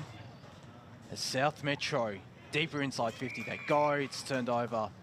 Jessica Merrigan. The Blackburn Junior. Down the line she goes. Phillip was spoiled out of it there by Harrington, who got a handball away, but turns it over. Phillips on the outside. She just spilt the ball though, did Grace Phillip. It still lays into the hands of Caitlin Tyndall, who just keeps it in front of her. Eastern now have the numbers around this. Dye again with the kick off the ground. The backwards handball there from Millie Walker, who's kicked the 2 goals. There goes Grace Phillip again. After burners. Inside 50, just went over the top of her teammate and the Eastern player. As getting her opponent out of the way, there was Lorna Cant. Look out. And it's going to trickle out of bounds. Trying to keep it in there, Emerson Smith, but she couldn't. And we'll have a boundary throw in inside 45 for South Metro. So it is deep inside. And, oh, look out. I think it's being recalled. Indeed. So we'll go again. Up goes the ball. Dye gets first hands to it. Earsman got involved there as well. Still in the box for South Metro, and lots of numbers around the footy this time. That's what they've got to do when it's in their defensive half, Eastern. Just got to get numbers around this ball. Do have those numbers around indeed. And of course, there's Fitzsimons, who has been very good in defence. Up we go again. Opportunity for South Metro goes begging. Great tackle there laid by Teixeira, who's been one to watch today for sure. Fantastic around the ball. She's probably been South Metro's second best, I reckon, Teixeira. Brings a lot of midfield run to her team, that's for sure.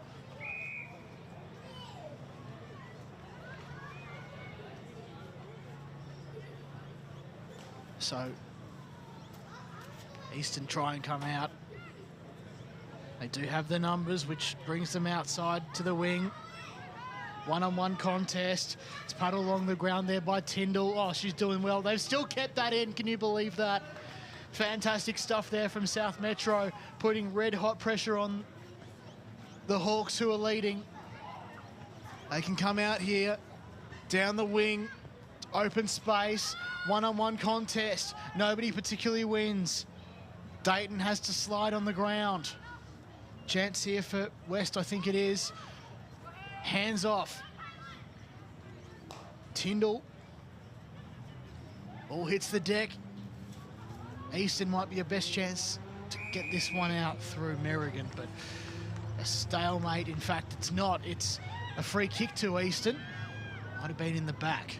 I think it was holding the ball to Jessica Didn't Merrigan's. see the signal there, I apologise. As Gouchy Fraser around this ball. Oh. She was wrapped up though really well by Taylor Levine. Eastern managed to get it out. Levine was around that ball as well. Again, the kick off the ground from the Eastern girls. Gets it inside 45 for them. Gouchy Fraser intercepts. Just try to burst her way through the pack. She couldn't. It's Merrigan who's wrapped up. And umpire will call for it. So 5 minutes of play here in this final quarter.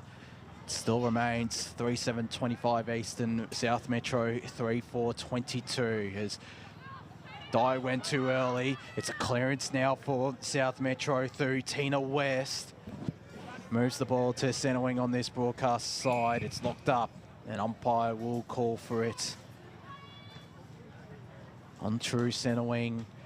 Broadcast side out here at Walker Park as Dye, yet another hit out, down to Jessica Merrigan, who got the kick straight into the middle of Walker Park. It's a dangerous one, it's a 50-50 ball, and it's won by South Metro. The kick over the top, it found the teammate, and Grace Phillip just tried to don't argue.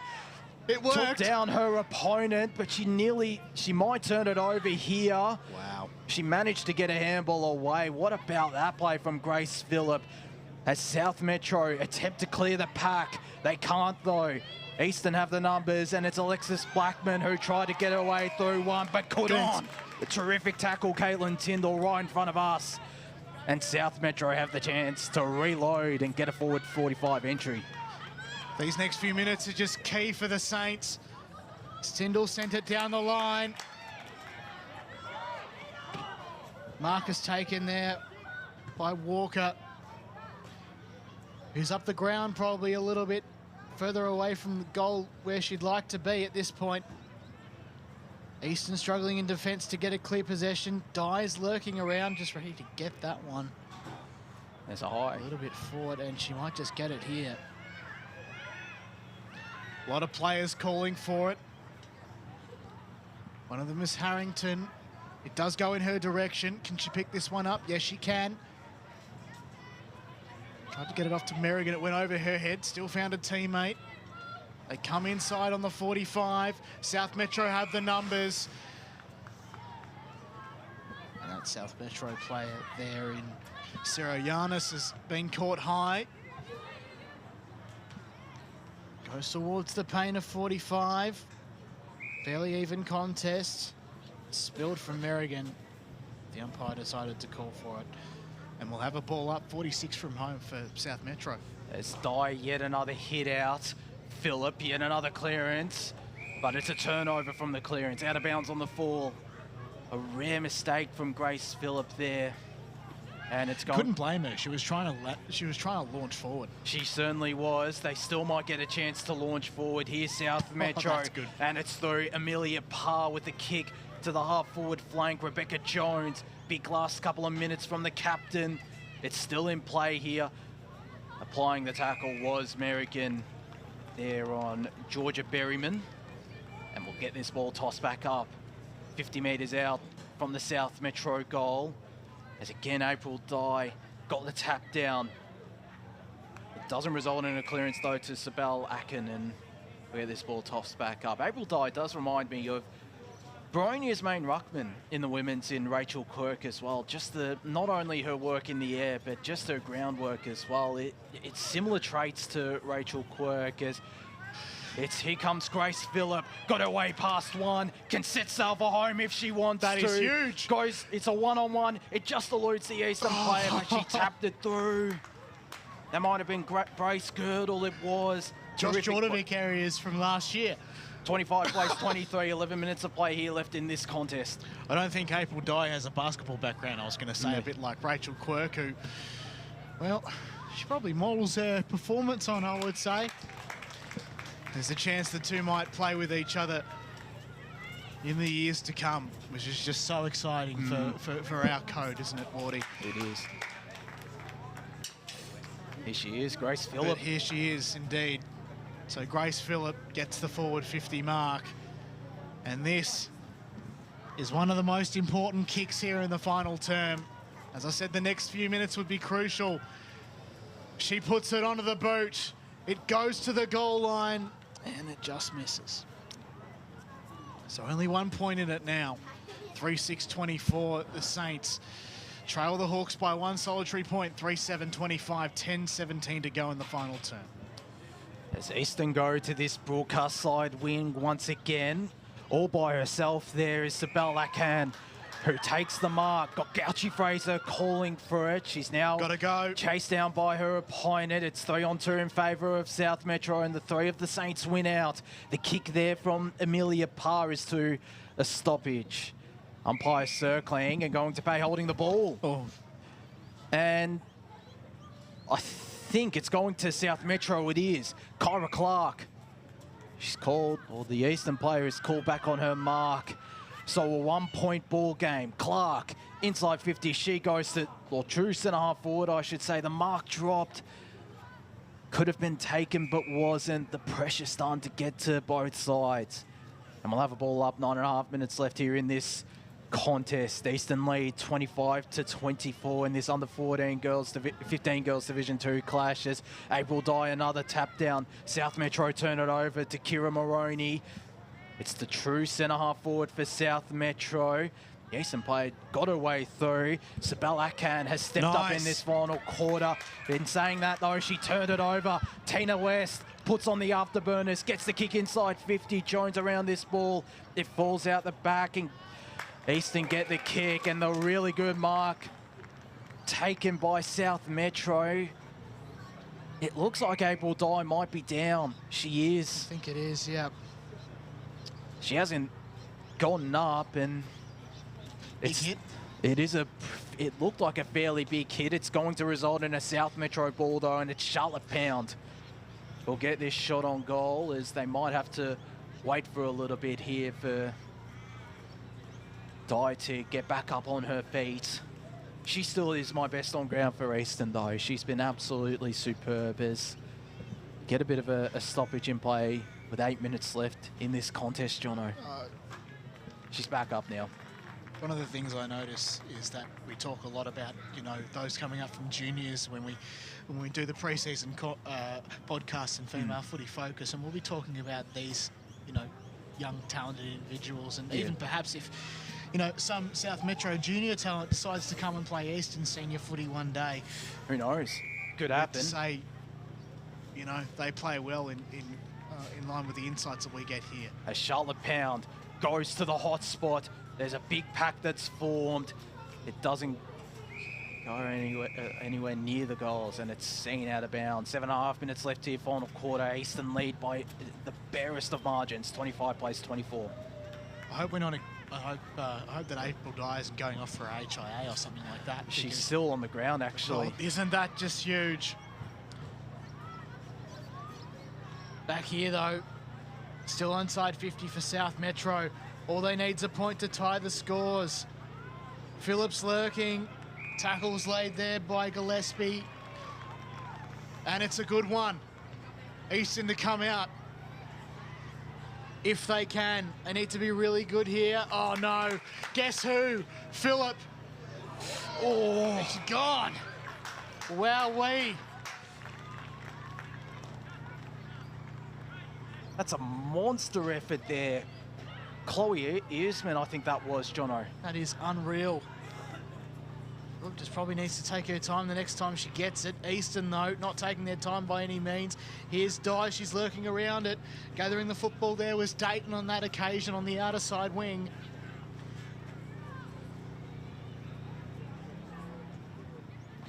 Saints just trying to work this one.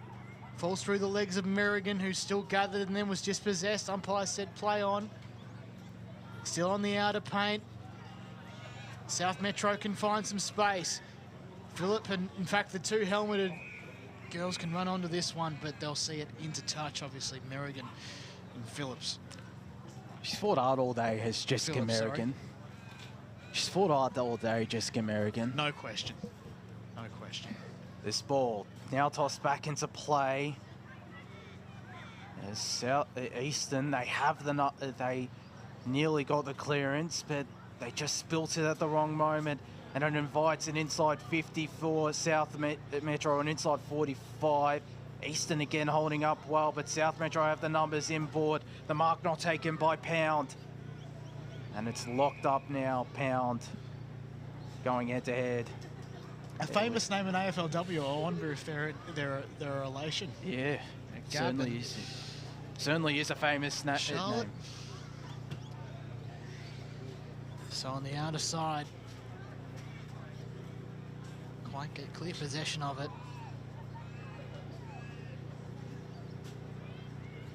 It's coming up, it's coming down. South Metro break. There's a chance for Eastern, and she's been pinged. So a free kick to South Metro. 4 minutes and 45 on the clock. They come inside 45. Defensive mark almost taken. Eastern needs to be very clever here. Lots of players hit the deck. It's a one-on-one. It does come out the back. Eastern can find a way out, albeit momentarily. They just need to get the numbers around the football. They can do just that. Here's Muleman. It's wrapped up. Go for another ball up. 4 minutes and 17 seconds on the clock here. South Metro need this big time.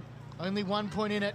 Eastern lead, and they've got the ball in the centre of the ground. It's Jokowitz who played on immediately. Oh, there's another stray boot. And it is going to be paid. And it's going in the direction of Kyra Clark. Here we go. She's bang smack in the middle of Walker Park. Goes to this broadcast side wing. Got Grace Phillip looming large. She applies the tackle and will be rewarded. A great tackle there on Cameron Raby. And Grace Phillip can load up and give South Metro another chance inside 45. Oh, her kick was smothered. Wow. Really good job there by Cameron Raby, stepping up in the big moment. And there's a throw being paid South Metro's way. Again, it's Grace Phillip with the free kick. Take your time. She's got players screaming for it. And she gets smothered again. They're doing really well on the mark, Eastern, and that was Gouchy Fraser this time around. They still get it inside 45, South Metro. They're pinged for holding the ball, though. And the free kick going to be paid to Amelia Rulak. 3 minutes left here. Still 25 plays 24. Goes straight through to a big pack. It falls in the favour there of Eastern. They can launch into attack here. They can. And the mark taken there by Cameron Marby. What a big couple of minutes. Got a player all by herself in Me Jack. She's got Rowe there as well. Goes in the direction of Me Jack. And the intercept mark taken. That was by Lorna Cairns, who looks to go on this broadcast side. There's a couple of South Metro players. Phillip nearly took the mark. West bustling her way through. Got the handball out here to Ruby Evans. Straight through the middle of Walker Park she goes. Tried to get past her opponent there, did Appleman, but couldn't. And Eastern gather and get another kick inside 50, all by herself. Michaela Mijak got a player all by herself in Lila Rowe. She might go to her now, plays on immediately. It's just going to the left and will be out of bounds for a boundary throw-in with 2 minutes of play here left, Jono. It's right where Eastern want it. And this is one for the ages. I can't quite believe I'm witnessing this. This is interleague football at its finest. Less than 2 minutes to go here. It's South Metro's ball to win. It's a big kick. It's going to land in the hands of Merrigan. Merrigan launches back from whence it came. Top of the paint, almost secured. Lots of numbers around the footy. Rulak was caught high. Did the umpire see it that way? No, it's a free kick to South Metro for what might have been a throw. One last chance, Jono. Levine, one-on-one contest. Almost reached Merrigan. In there as well was Smith, I think it was. Hits the deck. I think Levine was in there as well. Eastern get the intercept. 2-on-1 contest, it's West taking the mark. She's got to take her time here, and this is it. 1 minute to go. High up and under. Who can get a mark? April Who Dye. else? April Dye. And she's just got to ice the clock here. 50 seconds. And a mark is taken by Eastern. They can load up inside 45. This just might be the game. 2-on-1 contest. Eastern can finish it off. Held without it? No. Holding the ball's the call. South Metro have 32 seconds. It's Sophie Story with the free kick. Can they get it from one end to another? The intercept mark taken. Game over. And that was by Cameron Raby. What a final 5 minutes she's had, or even final 3 minutes, Raby, as she loads up inside 50. South Metro have the numbers at the fall of this pack, and Eastern get the tackle in. 10 seconds left. They're home, the Eastern girls. They're going to go through this Junior Interleague series undefeated and win by the barest of margins. Maybe not. They win by 7, the Eastern girls. A late goal there. Wow. And Eastern win 4-7-31. South Metro 3-6-24. What a contest out here, John O'Ven. Oh, that was just fantastic. Can't wait for next year. I don't know about you. I'm looking forward to next year too. But goodness gracious me, an epic game. 3-7-25. Eastern win. Well, in fact, no, it would be 4-7. I don't know. Anyway, it's still an Eastern win. To cut a long story short, Eastern win. April Dye with the match-saving mark. Oh, it was Cameron Raby as well, coming up big right in front of us. But it was April Dye. Coming up absolute clutch, and it was just fantastic. Well, she could get another best on ground, April Dye. Be interesting to see who gets that one, and we'll launch into attack for the second game almost as well. South Metro boys are definitely very eager, but what a contest of footy out here between the EFNL and SMJFL under-14 girls Division 2 sides. And it is a goal. Eastern win 4-7-31, 3-6-24. They stay undefeated in the under-15 girls Division 2 competition. Of course, the under-15 girls Division 1 side playing out at Hurlingham Park against South Metro at 2 p.m. So hopefully it's a similar contest. But that does us.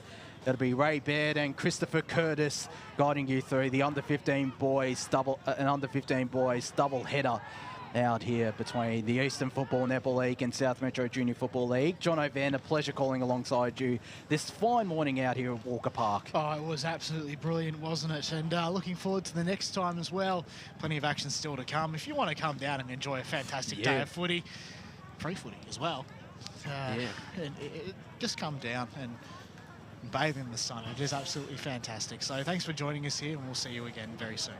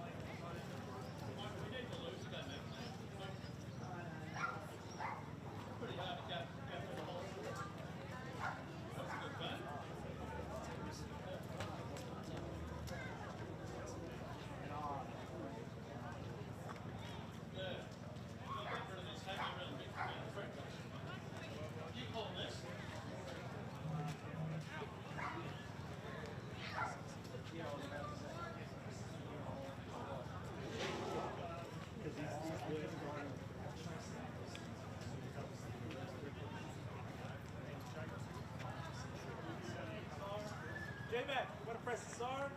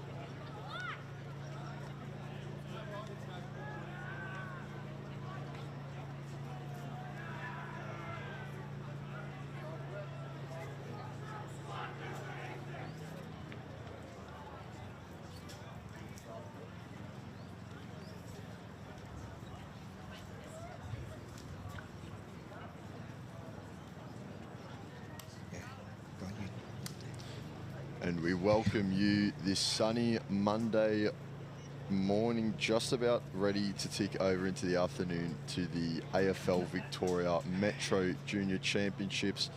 Ahead of us today, we've got the under-15 boys Division 2 match between the Eastern Football Netball League and the South Metro Junior Football League. My name's Christopher Cordis. I'm joined here by Bed. How are you, Bed? I'm fine, mate. Ray Beard, actually. Yeah, no, look, it's great to be out here on the first ever King's Birthday round of Vic Metro Championships. And what a picture and what a beautiful day it is too, Chris. It's nice. Looks like a good ground, a good day for footy as the teams take the side and they're just about ready to get underway. You got a tip for this one, Ray? Look, I think I'll stick with the Eastern boys, just see how they go. But in that last game that just finished, the girls, under 15 girls, it was a point the difference, right, for about the last 7 minutes of the game, and which Eastern were in front, but they also kicked the goal right on the siren. It ended up 7 points. But what a great game of football it was. You take it away, Chris. No worries. You can hear the siren go on the mic. We've got the ball up in the middle. Looks like South Metro that will win the first ruck contest as it goes out towards their forward 50.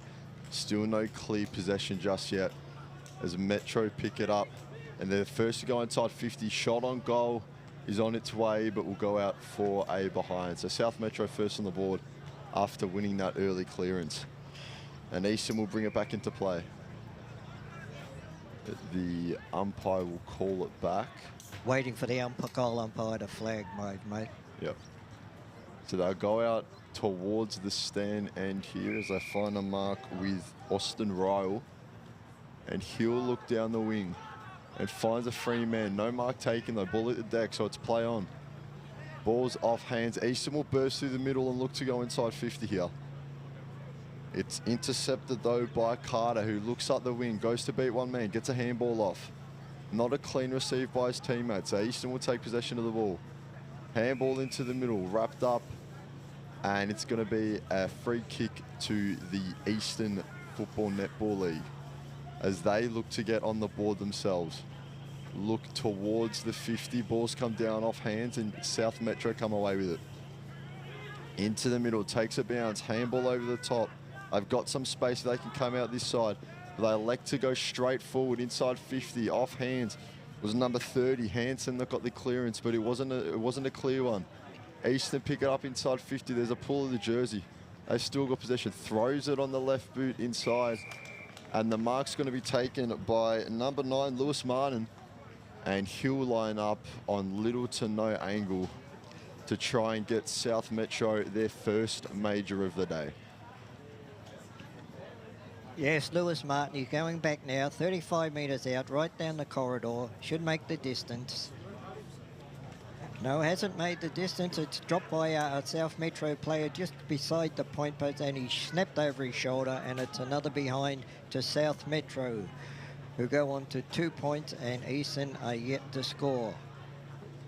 Waiting for the goal umpire. Fullback's got the ball now, looking for an option. He's run out of the square, gone to the outer side of Walker Park here at Mitcham. A big kick down the wing, up go the pack, no one gets the mark. It's turned back in by South Metro, just inside the forward 550 mark in front of the new scoreboard. On the outer wing, a lot of... Eastern get the advantage there because the ball come out of the pack, but it's kicked it down, and a great defensive mark there by South Metro, who's gone into the middle of the ground. He's marked it. He's going to play on, but he's covered by the man on the mark. Now he's got runners going each side of him. They're fiddling around. They're going backwards to come forwards, put themselves under a lot of pressure, and finally they're moving forward. But that is holding the ball. Cannot break the tackle there, that South Metro player, and a great tackle there by the Eastern.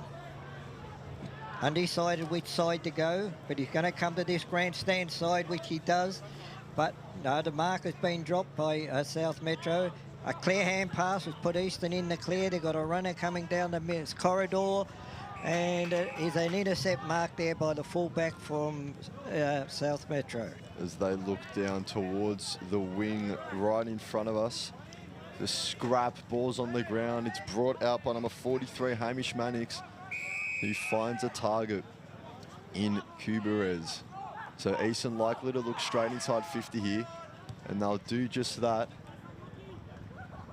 Many hands up for the contest. Ball hit the ground. South Metro get it out only as far as an Eastern player, though.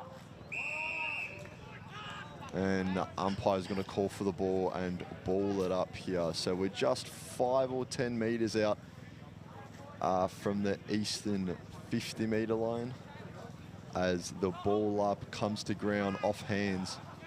Still no clear possession of the footy, but it pops out the back. The South Metro player with it, and the umpire will call for the ball again. So we'll get another ball up here about 40 metres out from the Eastern goal as the rucks go at it. Big hit out by the South Metro ruck, but the ball's dropped by the Eastern player. So a chain of a few ball ups here. No clear possession, no team able to break away from the contest just yet. As it goes up, South Metro win another ruck contest. That's going to be holding the ball, and it will go Eastern's way. So it's in the hands of Lachlan Martin. Yeah, Lachlan Martin from the Listerfield Wolves. He'll have a shot for goal, probably 35 metres out on a very slight angle. Whether he can get that distance or not, he should be able to get the accuracy kicking from there. And that was a free kick after the third ball up there after 3 stoppages. He's coming in now.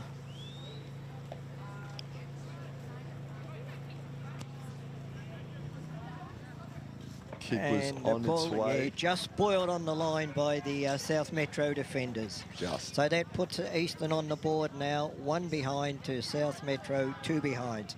The ball's kicked in from the full-back. It's gone straight towards Eastern players out there on the outer side who put it back to the corridor. There's an Eastern player about 5 metres clear. He's breaking the chaser, and he's come in, our number 22, which was Kay Rook from Beaconfield. An opportunity gone missing there, Chris. Yeah, and a good look at goal, but couldn't convert. So scores a level now at 2 behinds apiece as South Metro will bring it out, and they find a mark just on the edge of 50 as they go forward. Into the middle, they've got space here. Off hands to 38, that's Jack Tucker. As he beats a man, find a teammate. Used as a dummy run as South Metro go inside 50. There was an intercept that mark there to be taken, but it wasn't clean enough. So ball hits the ground. We've got many players around it. South Metro just able to find a bit of space out there as they switched wings. But it's a ball up just inside the forward 50. As it goes up, ball hits the deck from the ruck contest. It's come out. That's holding. It's going to go South Metro's way. So it's a South Metro free kick, and it's going to number 7, Ruben Nagar, as he lines up just on the edge of the 50. No angle, but he's going to go in, look for a shorter target. The ball's hit the deck. It's come out with the Eastern boys, who will look on the far side wing and find their teammate off hands. Eastern continuing the run down the wing, but they have to go back now. South Metro set up their defence well. Look forward to the Eastern boys. Came off hands. A mark was paid to South Metro, who will look to rebound. A look out towards his far wing. It's off hands to Nagar, who goes inside. Hands to it first from the South Metro player, but it goes to ground and Costa picks it up. Another scramble for the ball. It's bouncing around there in the defensive 50. No clear winner of the footy yet, as there's bodies dropping around it. A lot of different hands on the footy.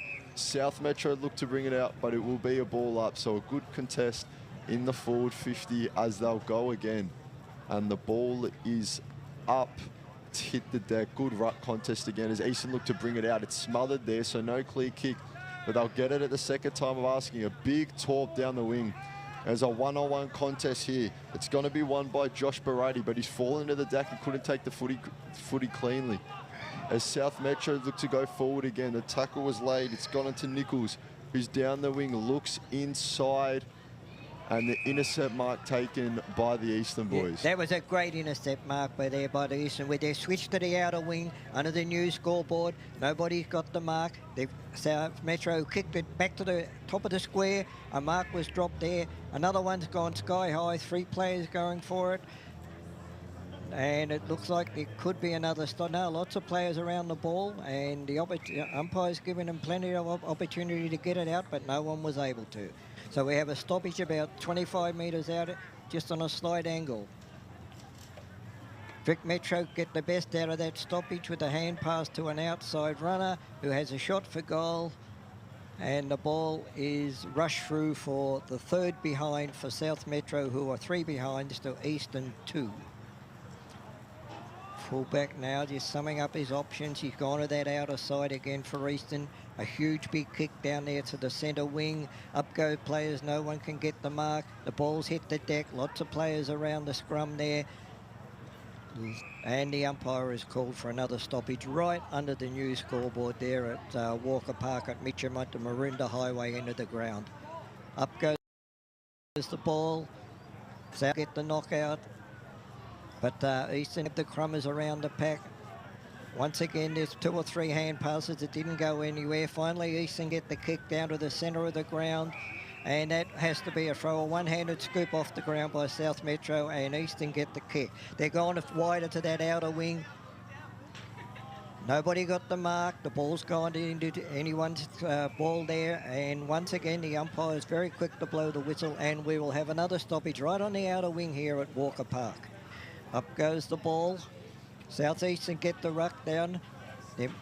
The small crumb had the ball, but he's tackled and drops it. Turns it over to Eastern, who had a very high kick right on the 45-metre mark on the outer side there. And a tackle there by the Eastern, and that is holding the ball against the South Metro player. 45-degree out, 45-degree angle on that outer side in front of the old scoreboard. It's a huge kick right down towards the line, but a great intercept mark there by the Talls down there for South Metro. There was 2 of them. They could have raffled that one. He kicked it back outside to the back to the exactly where the ball came in. This time Eastern have got to do better with this entry into the forward 50. But they've kicked it straight to the South Metro. A mark again, intercept mark down there. He kicked it wide again out to that same, right on the 45-metre mark. His hand got the runner going past. Handball put him under a lot of pressure. Tackled there by Eastern. 2 or 3 Eastern players there. Hand passing to each other.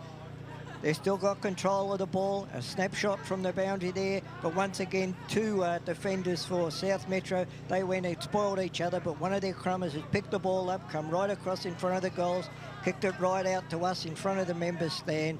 And that is out of bounds. So it was Nagar who was doing the chasing but couldn't get there in time. So we'll have the ball thrown in from the sideline. As we're still in Eastern's part of the ground, but they haven't been able to get any effective inside 50s just yet. As Nagar brings the ball out, throws on his left for one-on-one contest in the middle of the ground. It's come out the back, it's off hands. Picked up by Eastern as I look to go forward, just threw it on the right foot.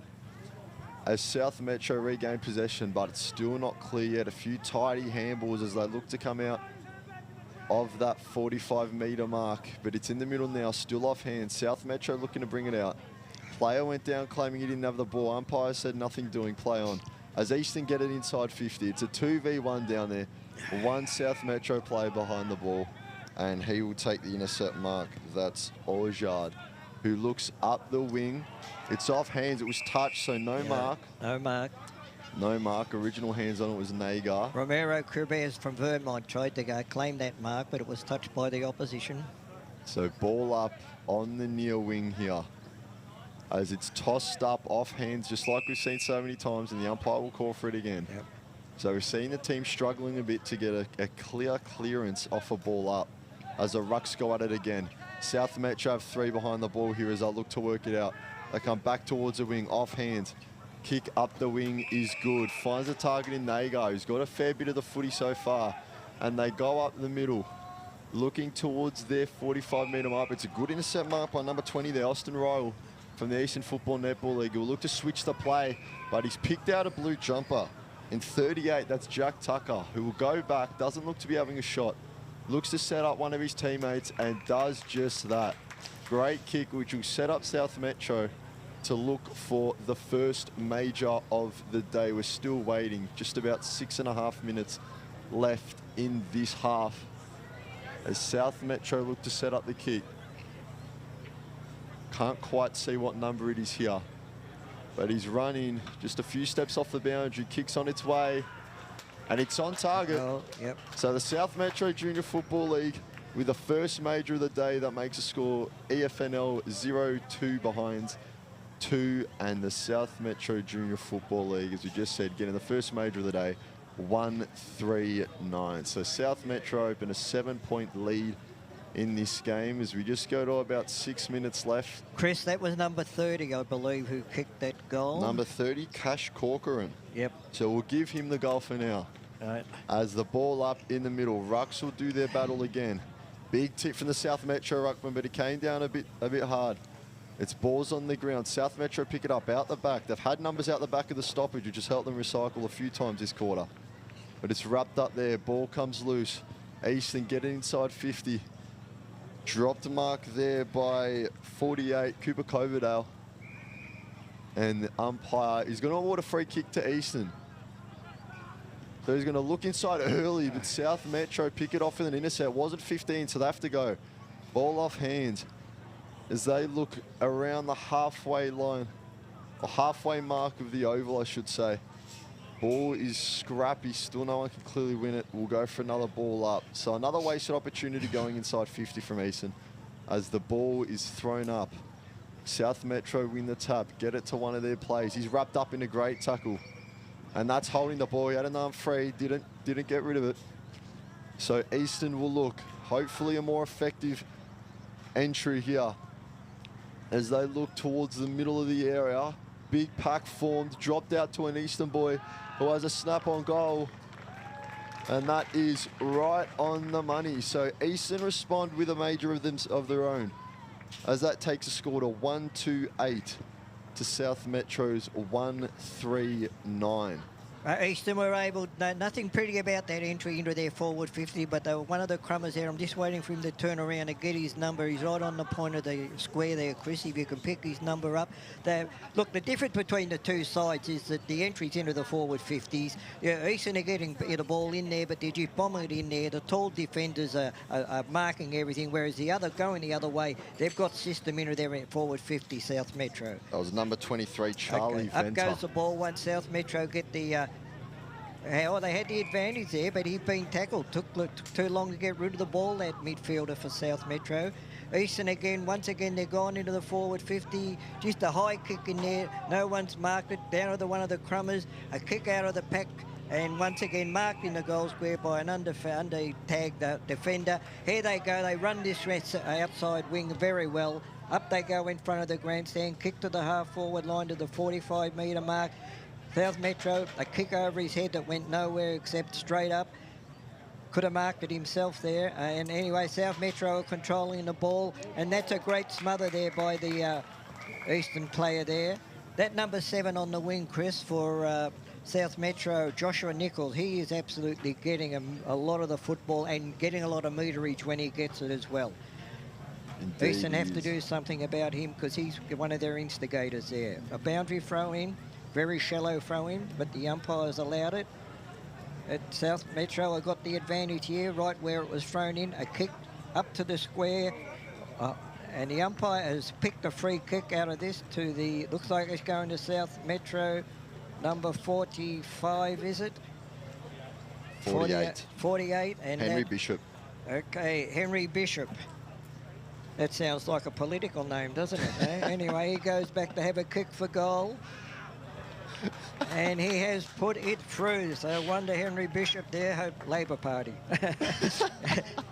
Anyway, look, as I said, once again, the entries into the forward 50s is the difference in this game. And Eastern have got to be very wary of the outside runners, particularly on this wing in front of the grandstand here, because that's where South Metro are getting the advantage. Exactly right. Exactly right. So, EFNL 1-2-8 plays South Metro 2-3-15 as the ball is thrown up in the centre. South Metro get clear hands on it now, which you haven't seen a lot coming out of the ruck. But it'll be Easton who look to go forward first. As the ball's off hand, it's Ostovic. Couldn't quite make quality of it. The South Metro will rebound. And they look for Nagar on that wing, the number 7 who we alluded to before, and he looks inside 50. Intercept mark taken though. Strong intercept mark by the Eastern boys just on the forward 45 mark. So they look wide. And they've got numbers flooding forward here, Eastern. As they look forward, long kick, good contest there, but off hands, ball dropped. South Metro come away with it though, and they've got a bit of space down the wing. Kick was squandered a bit, and that's going to be a throw-in on the far side. So we're still in Eastern's forward half, but about 15 to 20 metres off that 45 mark. So the ball will be thrown in, rucks go at it. South Metro win the tap again. South Metro Rutman's been strong so far this quarter, but ball inside 50 from the Eastern boys. There are a few big flyers. Push awarded to South Metro, pushing the back. So they'll have the chance to rebound, and with 35 seconds left, maybe go forward and look to get the last score of this match. So South Metro urge to play on. So they look to the far wing. 1v1 contest down there. Eastern have the numbers though as the ball came to ground. A bit of a drop of the shoulder. They threw it on the left boot from Eastern. South Metro with numbers again and take another intercept mark in Bo Ellen. South Metro will look down the far wing. There's Nagar, big fly. Couldn't get hands on it though. Yeah, free kick. And that'll be a free kick going to Eastern. Yeah. Took the Eastern player out of that contest. We don't mind seeing moments of flare like that, but you got to get hands on the footy. As there's 3 seconds left, got to be a mark here if Eastern want anything out of it. But there isn't. And that brings the first quarter to a conclusion. So it's Eastern Football Netball League 1-8 trailing the South Metro Junior Football League 2-3-15. A 7-point lead for South Metro as we get to quarter time.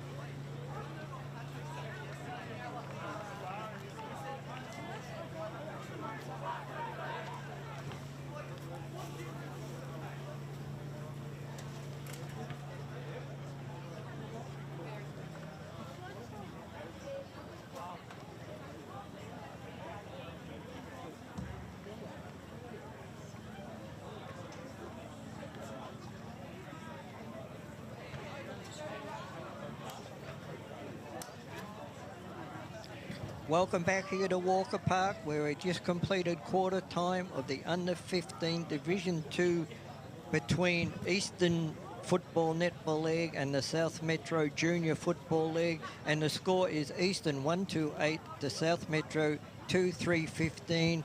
And we're just about ready for the umpire holding the ball aloft, waiting for the siren. There it goes. Take it away, Chris. And we are officially underway in this second quarter as no rucks get hands on the footy. Ball drops. It's Nagar who got a quick handball out. He was big in that first quarter for South Metro. But it's Eastern who will go forward first as they look through Oscar Wright down the wing. It's going to go out. His target was Cooper Coverdale, but just couldn't quite reel the footy in. Chris, that's probably the first clear centre clearance that Eastern have won all day. You're right, you're right. It's been a lot of scrappy footy out of the ruck contest early, but again, the ball hits the deck from the ruck contest, and Eastern will look to go inside 50. That wasn't 15. Thrown on the boot and kicked towards. The guy's got a nice bounce. Hands on the footy, Eastern on the line, but couldn't get it on the boot as there's a scramble just about 5 to 10 metres out from Eastern's goal. But South Metro will defend well and come away with it as they're on the 45-metre mark, far side of the field as they look straight through the middle. Nagar under the ball. South Metro had numbers. They go back to Nagar, who lofts a handball into the middle. One fend off. Nagar gets it again. He's pulling the strings. Bit of a squib kick, though. Couldn't find a target. It's picked up by Austin Ryle. And Eastern will go out through the corridor. South Metro pick it up again, though, looking to rebound. And they've got plenty of numbers. They've got 1 or 2 spare inside their forward 45 as they look and find an unmarked teammate. They had numbers there. They've had numbers around the stoppages quite a bit early in that first quarter, did South Metro, but they're lining up about 45 metres out, a few steps in from the boundary line on that far side. So there's a pack forming and a lead, but he's kicked it straight to the man on the mark for an easy mark. And Eastern will look to go out. So a mistake by South Metro. Eastern looking to take advantage. 2v2 on the near side wing. As it comes out through Nichols. Nagar with the ball now. He looks inside 50. Kick was short. It's off legs, out towards the middle of the ground, and there's high contact. Free kick will go Eastern's way as they look towards the stand end. And the kick not clean, so it's off the ground. Handball was smothered. And we'll have a boundary throw-in. So a few times from both teams now, not able to get a clean kick to hands, and it's resulted in a bit of a scratch match. But the ball will be thrown in here just about 55 metres out from South Metro's goal. Near side wing as it's picked up by 32, Finley Johnson. And South Metro look to come out and go inside their 45-metre mark. It's picked up off the ground. Number 9 picks it up. Lewis Martin has just got hands on it now. Kick towards goal, and it's just wide. So South Metro hit the scoreboard first, as they did in the first quarter, taking their score to 2-4-16. So currently an 8-point margin over the Eastern Football Netball League as it's with their fullback, who looks a bit undecided on what to do.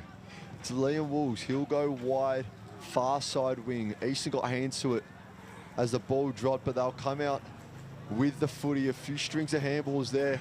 Couldn't pick it up cleanly. Ball seems to love just bouncing and staying on the ground so far in this game. But it's come out through South Metro. Nagar looking to pick it up. He couldn't get a clean pickup. South Metro handball only as far as an Eastern player who gives it straight back to the boys in blue. So South Metro look towards their forward 45. There's a contest down there forming though, and Nagar will see it out of bounds for a boundary throw-in. As South Metro still in their forward half, looking to get a clean entry inside their 45-metre mark. As the ball up, rucks do their work. Tapped out to South Metro player. That kick got the belly of the footy, just went straight up as it's dropped to an Eastern player. Gets hands out. They'll string handballs here. Oh, and the Eastern player was out. It was 58. Oscar Wright, who had plenty of space but couldn't take it cleanly. And as a result, South Metro get the footy and mark it. About 30 metres out, right? That Eastern runner there right in the middle of the ground, he was off to the races, but he forgot to take the ball with him, and it's a turnover, and South Metro are having a shot for goal, 25, 30 metres out. This is Henry Bishop. He's already got one for the day. Yeah. And that'll double his tally. So South get the first major So Henry of Bishop the second again. quarter. My So political man has picked another one. Look, it's just, I love the way that South Metro go into their forward 50. They are very methodical, whereas Eastern, they in the first quarter, hasn't been up there much in this quarter, but in the first quarter they were just bombing it in. But as you say, Nagar there in the midfield for South Metro, they've got to do something about him, Eastern, because he's getting too much of the ball and he uses it very cleanly. Up goes the centre bounce, knockout by the South Metro, but the centre clearance has gone to Eastern.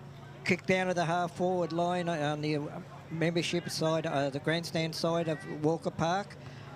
Ball's in dispute there. So Eastern have got the advantage, but he's overrun the football. Hand pass, another hand pass out to Eastern. He kicked it straight again to our man Nagar again, who is, once again, he has got a magnet in his hand, a football magnet. He's getting that much of the ball. He kicked it down to centre half forward. They're gone inside the forward 5, and a great intercept mark there by number 37, which was Jonathan Maff from East Ringwood. He's turned it over. The ball's gone back in, and a mark to South Metro. Right in front of the grandstand here. He's kicked it and he's found a teammate right just wide of the goal square, just in front of the old scoreboard there, and he will go back from 15 metres out and should kick a goal.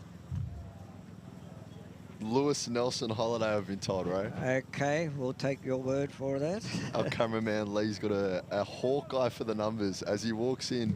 About 25 out, 45-degree angle. That's straight through the big six. Okay. So that's a goal to Lewis Nelson Holiday. So after that mark and goal, he is on holiday out there by the looks of things. Anyway, we go back to the centre now. Just a bit of ascendancy now by the South Metro. As I said, they're far more methodical going forward when they get the ball. They're winning the centre clearances, the ruck work anyway. Eastern have got to smarten up there in the middle of the ground and get the ball moving up to the Maroondah Highway end. Waiting for the ball up now. The rucks go up. And once again, South Metro get the knockout, but it's one of their small players picked it up, kicked it over his head. He's found a teammate who's run through the 45, kept going, kicked towards the goal square, and the ball has gone over the boundary line, right beside the point post, right here on the grandstand side of Walker Park. Waiting for the throw in. Up it goes. Eastern get the knockout. Knock it clear of the congestion there. Nobody's able to pick the ball up. And the umpire is called for a stoppage. 35 metres out now from the goal, South Metro goal. Up goes the ball. Ruck work again by South Metro, hit it down to the crummer. He's put it over his shoulder, right to the point of the goal square. South Metro have gone, and they have got another goal. Great play there by the big man. He didn't go for the mark. He stayed down, was the third man down there. He's coming off the ground now. If we can get his number so we can kick that goal. Things are starting to look a bit grim now for Eastern. They've got to get a score back to get back into this game. It's number 43, Mac Carey. Mac Carey. Okay, well, it's 1-2-8 Eastern and South Metro 5-4-34 with 11.5 minutes to go in this second quarter. Up goes the ball in the centre. Eastern get that knockout, but it's gone straight to South Metro.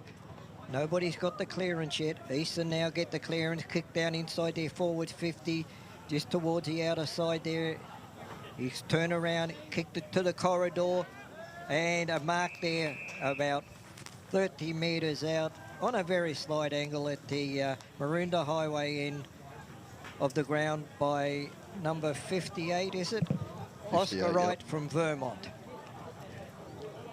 Umpire's lining him up. He should be able to get the distance, and it's just the accuracy. But a goal that they certainly need, Eastern. And he makes no doubt about it, straight over the goal umpire's head. So that's a goal to Oscar Wright.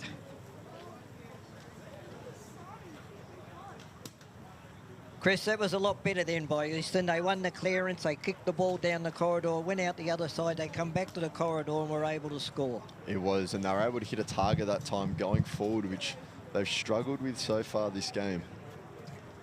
But that takes a score to 2-2-14 to South Metro's 5-4-34. 20-point margin as the ball's thrown up in the middle. Tapped out towards South Metro's end, but it's Eastern who come away with a footy. It's a risky kick if it's mishit, but it's hit ground. The Eastern player did well to get boot on ball. Number 20 comes out with it. That's Austin Ryle, who's had a bit of the footy so far. His kick goes to his teammates' legs, though, and it's wide. Nagar around the footy. He's tackled. It was a great tackle, but it's come out. They've allowed play on. It's number 15, Joshua Barati. He took quite a few steps, but he was allowed to do so. And they come back to the wing that it came from. And he's 22. Big block from Barati for his teammate Cade Rook to get a clean kick off. He kicks to a 2v1 though. Inside Eastern's forward 45, just on the boundary line as the handball was smothered. And it looks like we're going to stoppage here. It is going to be a ball up. So Eastern found a bit of space there and were able to get a bit of freedom. Yeah, and there was a great shepherd there by the Eastern player too to make sure that his teammate was able to get that ball. It was. Joshua Barati put his body on the line as there's a shot on goal, but it's going to go out for a behind. That was number 22, Cade Rook. So Yarra will look to bring the ball back in with a 19-point lead as they're just over halfway through this second term. And they'll look to the far side wing as they play on. Kick is on its way. It was on a 2v1. The Eastern player was able to get hands on it. So he's done well there, but just notice a few times that South Metro have been able to have a bit of a numbers advantage in parts of the field where they want them and able to take advantage of. But the Eastern ruck grabs the ball out of the contest, sent it inside 50 only as far as Yarra's number 37, Bo Ellen, who looks wide as the footy comes around to this members stand side. Yarra, or South Metro I should say, take a mark, but he slipped as he played on. Ball's still in play. He's made up for it with a good tackle. That's number 30, Jacob Hansen, who was wrapped up. Unfortunate that South Metro fell over then when he went to take off. It was. But number 6 with a big fist out of the ruck. That's Jesse Foster for Eastern. As Barati now throws on his left boot. Inside 50, intercept mark taken by number 8, Lachlan Harrop, who looks to switch the play a bit, going down the far side wing. And a few marks they've been able to string together here. South Metro have looked to control the tempo of this game a bit better than the Eastern boys, but there's a slip in the marking contest. So the ball comes to ground. Eastern look to go out on that far side wing. Good tackle, wrapped up the player, and it will be a ball up on the far side wing, just about halfway down the oval. As the ball is thrown up again, rucks go at it. Tapped out the back of the contest. Nagar was held. Umpire says nothing doing as Eastern pick it up. Immediately tackled. It'll be another ball up. So just as the theme has been throughout this game, both teams struggling to really burst clear from the stoppage. As the ball is thrown up, it's off hands, tapped forward into the direction of South Metro's goal. But it's come out through Cade Rook, who's had quite a bit of the footy recently. Two Eastern players contest for the same ball, end up hindering each other as the ball hits the ground. South Metro look to bring it out far side wing on their defensive 45 mark as he dropped the shoulder and sent one man packing, but was wrapped up by the second Eastern player.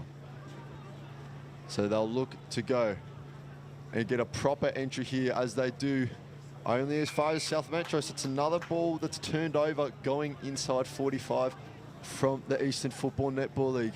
South Metro kick to a 3v1. It's a dangerous kick. Nagar did well to make a contest of it.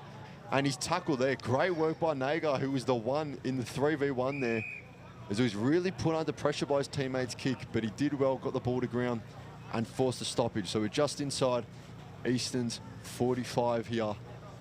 The ball goes up, rucks go at it. Handball only as far as the Eastern player. He throws on the left. Got good hands to it, but couldn't bring it down. Wheels about. 17, gets it onto his right boot. Shot at goal. And that's straight through. There was number 17, Romeo Kuberez, who gets on the board. Yeah, Romeo Kuberez from Vermont there. A great play there. Just a kick out of the pack, though, but right through the middle. And that's a goal that Eastern really needed. So that brings the margin to 13 points. The scoreboard says 3-3, 21 Eastern to South Metro's 5-4-34, as there's just about 5.5 minutes left in this half, as the rucks are lining up. They're ready to go at it. And the ball is thrown up, and they'll do just that. So quite a few rucks are being cycled through for Eastern here, but they'll win the stoppage and burst out as they look long inside their forward 45. The mark was a taken by South Metro, tried to volley it, and it's crunned by Eastern.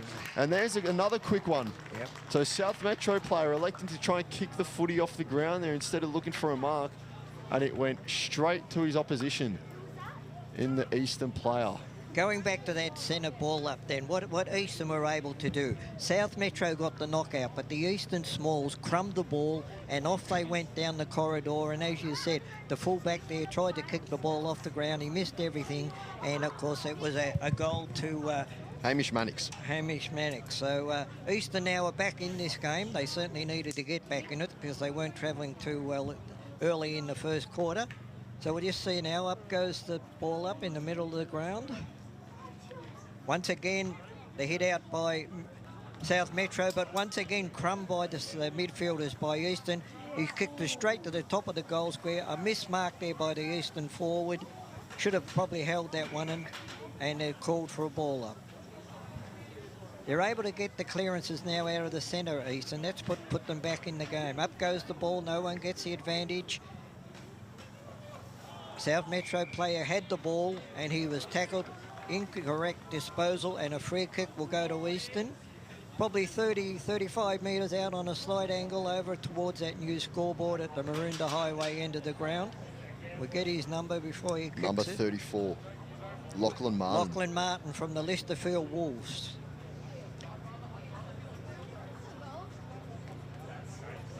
He goes back, lines him up.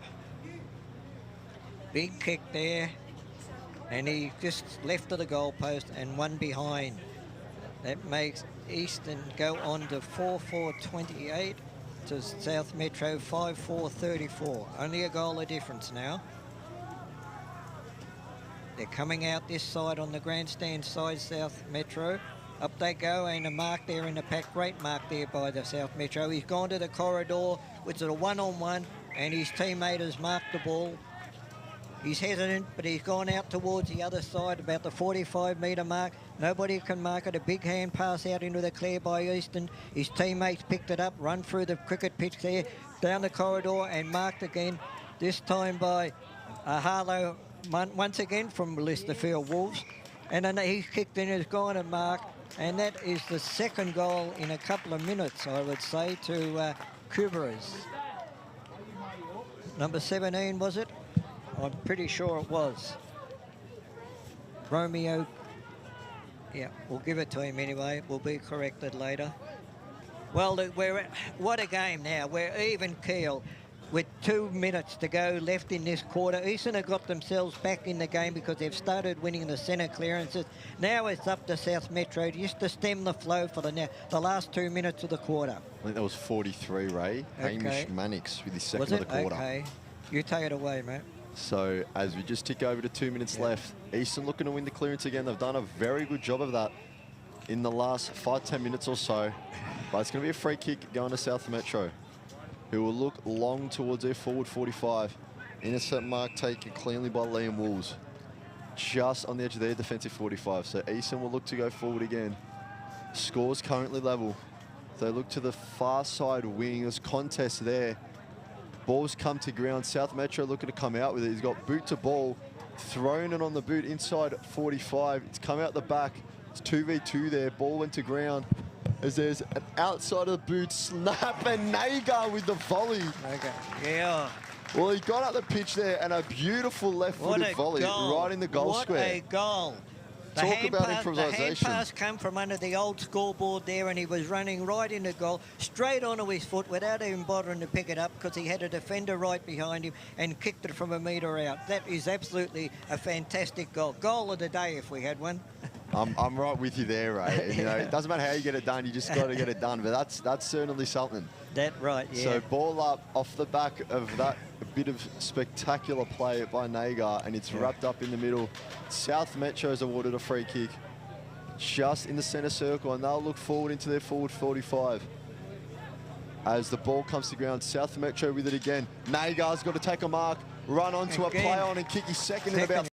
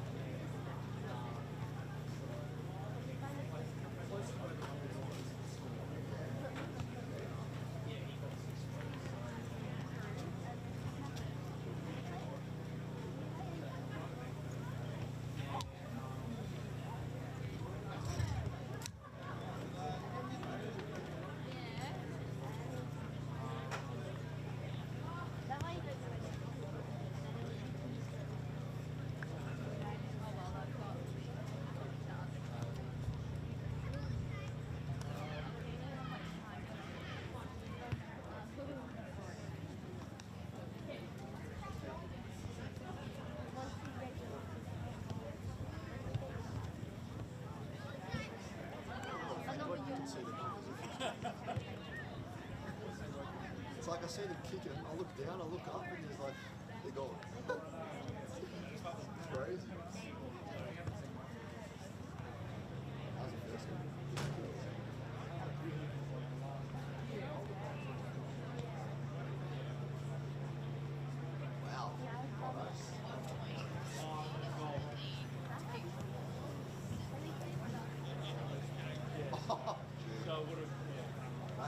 it would have to be in reverse.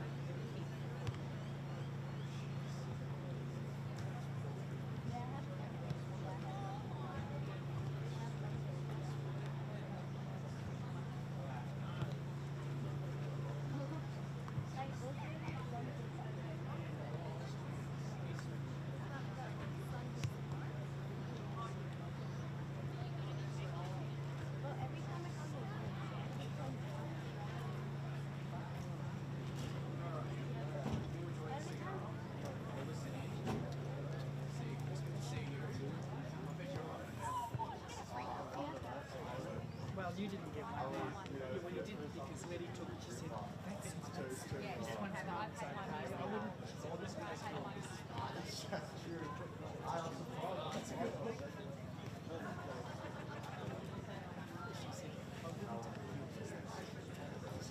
she's putting a nice show.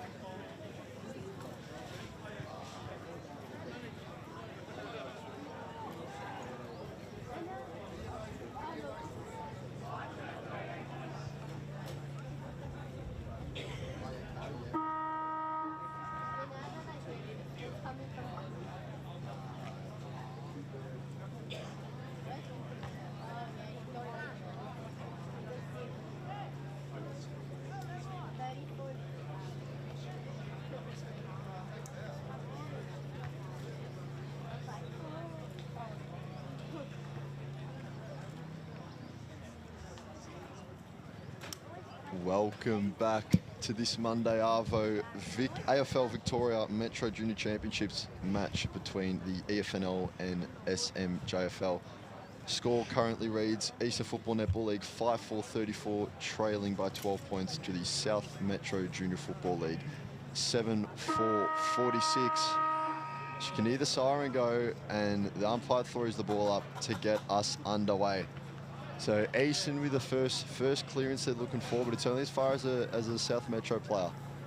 No clean take just yet as bodies fall around the ball. Still see the red of the footy in there somewhere. There's a lot of people around it. Still no clean contest. South Metro get hands on it.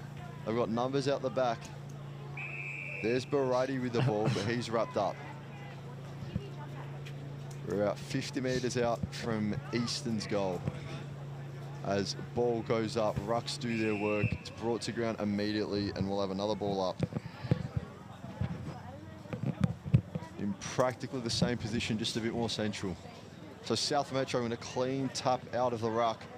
Handball out the back, only goes as far as Austin Ryle from Easton, who's been good for Easton so far. Ball's inside forward 45, but it's an intercept mark taken by South Metro quite calmly. So they look down toward the members stand wins. Barati's got hands on the footy. He throws on the left boot. It's a 2v1. He's got what looked like a sling tackle, but umpires let it go. South Metro just chip it down the wing. Look to be unmarked, but ball's deemed to have touched the ground. Barati comes away with it. Wheels onto his right, looks inside forward 45. 2v1 there for Easton. South Metro did well to get it to ground.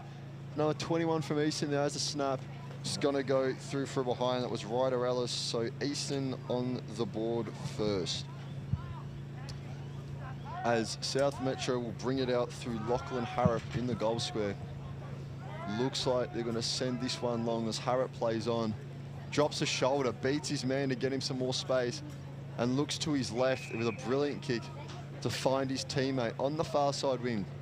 So South Metro will bring the ball out of 45 in an unconventional way. He tried to beat his man and ended up having to just send a handball over the top. But he gets it back and looks deep. And the South Metro have numbers out the back here. It's chipped into the middle in the path of Corcoran, but it goes to another South Metro player, number 40, who has a shot on goal. And that'll go through for, it's gone through? No, it's a point. It's a behind, I misspoke, my apologies. So that was Ben Nish with the shot at goal, just running through. Really no angle, but the ball's straight left. So Easton will find an easy target out on the wing in Jonathan Marafa, who looks to switch play. Finds his teammate in Regan Schaefer, who'll go to the far side wing. It's a good mark taken there. Easton string together some marks here. But that kick's gonna fall short. It's through the legs of the South Metro player, who had room in front of him if he could take it cleanly, but theme of the day is that's not happened for either team. So we'll have a ball up just about halfway. Far side wing as the rucks do their work. It's tapped out towards South Metro 45. Easton will come away with it though. They get the clearance. Good contest there, 1v1. And the Eastern player's going to win it. Got numbers streaming forward here. There's no one really deep in the 45. They're all kind of shallow as the entry goes just there. It's a shallow entry. Only as far as 29, Josh Nichols with the intercept mark. He'll look to the members side wing. Good mark taken, he can play on. Takes a bounce here. The South Metro player looks inside 45. Kick was just a bit too heavy. It's picked up by Lachlan Strathen. Easton have the ball, but it's brought to ground. So a good bit of space there South Metro found on the members side wing, but they couldn't really do anything with it, Ray. The umpire throws the ball up. South Metro hit it down. There's 3 or 4 from each side around. A hand pass comes out to Southeast into the corridor. Another hand pass, and he kicks it. He dropped the mark, or took the mark and played on from 20 metres out on the far side of the ground and kicked the goal. So it's a goal to South Metro now. Lewis Nelson Holiday, second of the day, Ray. Who moves on to 8 goals. 7, I think it is. Wait on up on 8 goals, 553 to 5-5-35. So it's a second goal to Lewis Nelson Holiday for the game. A goal that Eastern did not need. But I just, once again, the way they went into the forward then, they just bombed the ball in. They've got to get some method for their entries into that forward 45 because they're not winning the marking contest down there. Up goes the umpire, throw it up, a knockout by South Metro, and it's another stoppage. A lot of players around the crumbs here. Up it goes again, knocked out by, or nobody then, just so many people around. South Metro pick it up and kick it out of the huddle there to their forward 50. They've got control of the ball. He hand passes it to a teammate, another hand pass. He's lowered his eyes and put a pass in there. Great vision there by the South Metro player. And they've got through another goal. Great goal there. You get that one. A goal to Lincoln Sharp there. So great work there by South Metro. They didn't bomb the ball in. They lowered their eyes. They looked for a teammate and were able to score another goal. So it looks ominous now for Eastern. They've got to get the next goal. You can't have got a 4 or 5 goal lead going into the last quarter. So they've got to turn things around somehow. Waiting for the ball up in the centre of the ground. Up goes the rucks. Nobody gets a clear knockout. Eastern pick up the crumbs. Kick it down out of the center, across to the other side, half forward line and a mark there. He plays on, hand passes to his teammate on going around the outside. He turns, balks about 3 or 4 teammates. Hand pass again to Eastern right in front of the old scoreboard. Lines the goals up. And kick, a bad miss there by the defender there for South Metro. They're still in control of the ball, South Metro. They're running it out on the outer side of the ground. He kicks it to the outer wing where the mark has been spoiled, played on. Eastern have control of the ball. Hand pass to nobody, picked up by another Eastern player, handballed in hope, hit another teammate. They're under a lot of pressure there, Eastern, although they are trying to control the ball. They kick out of nowhere to the 45. 2 teammates from Eastern go for the mark and spoil each other. Out come South again. Kick there, smothered by Eastern. And they're gone to the corridor. Eastern somehow smothered by the player on the ground, smothered that. Hand pass out, and South Metro have got control of the ball again, although it's come out on this side of the ground. A great tackle there. Play on, says the umpire. Once again, Eastern have the ball. They kicked it to the 45-metre mark. Well done there. An Eastern player has the ball, goes to ground, and it is a ball up just inside the 45-metre, right here in front of the grandstand at Walker Park. Up goes the ball. Rucks go up. Only one ruckman went up from South Metro. He's tackled as he takes the ball. Hand passes it to nobody. The ball's in dispute there. Picked up by South Metro. Kicked along the boundary line. Just in crap. And the ball's gone out of bounds right in front of the grandstand here at Walker Park in Mitcham. 12 minutes continue in this quarter. At the moment, South Metro are controlling the quarter. Up go the South Metro, gets the knockout. Crumb there by Eastern. Kick by Eastern. Nobody gets the ball. And once again, it just come 10 metres further down towards the Eastern goal, and it's out of bounds again. Up goes the boundary throw in. That's a bit of a short throw in there, but the umpire allows it. Nobody's got the ball. What do we got? A free kick to the Eastern. Number 17 there, Romeo Caberes again from Mitcham. He kicked the ball into the forward 45 and once again just bombed it in there. What they're doing, they're setting up these backmen from South Metro because Eastern are just bombing the ball in there.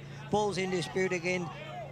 A lot of players around the ball. They've got control of the ball, South Metro. Still got control of the ball, although they're under a lot of pressure. He lowered his eyes, kicked to the centre of the ground, a hand pass to a runner. He misses his target. Eastern have the turnover, and it's going to be another ball up. Right on the line of the square in front of the, on the wing in front of the grandstand. Up goes the ball. Eastern win the knockout. Hand passes to an outside runner. He's got the ball. A left foot kick inside. Again, gone inside the forward 45. Eastern are contesting the ball. South Metro, once again, their back six have been absolutely fantastic. Comes out, hits a target on the 45 metre. He goes across to the outer side to the centre of the ground where it's marked by Eastern. He's gone wider again out to the half-forward flank there on the outer side. He kicked it towards the corridor, but what again? Same old, straight to the South Metro defender. He's got another option by himself. He hand passes over the man on the mark. Two players there from South Metro. They can raffle it. He's kicked it up to the wing. 2-on-1 contest there in favour of South Metro. They win the ball just inside the boundary line. They clear it. They run up towards the half-forward line. Kick it into the open space. It's a run for the ball. The defender there for Eastern picks the ball up and is tackled and is penalised. A great tackle there by the South Metro forward.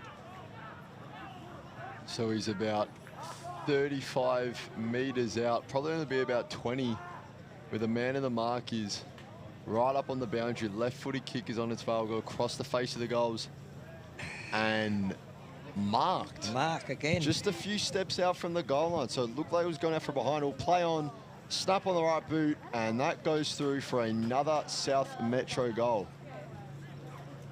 I think that could have been Lincoln Sharp again. I'm pretty sure it was. I think it's 50. He's right on the point of the goal square there now. 54, I think you're right, 54, Ray. Yeah. He kicked his second goal for the game. The second of this quarter.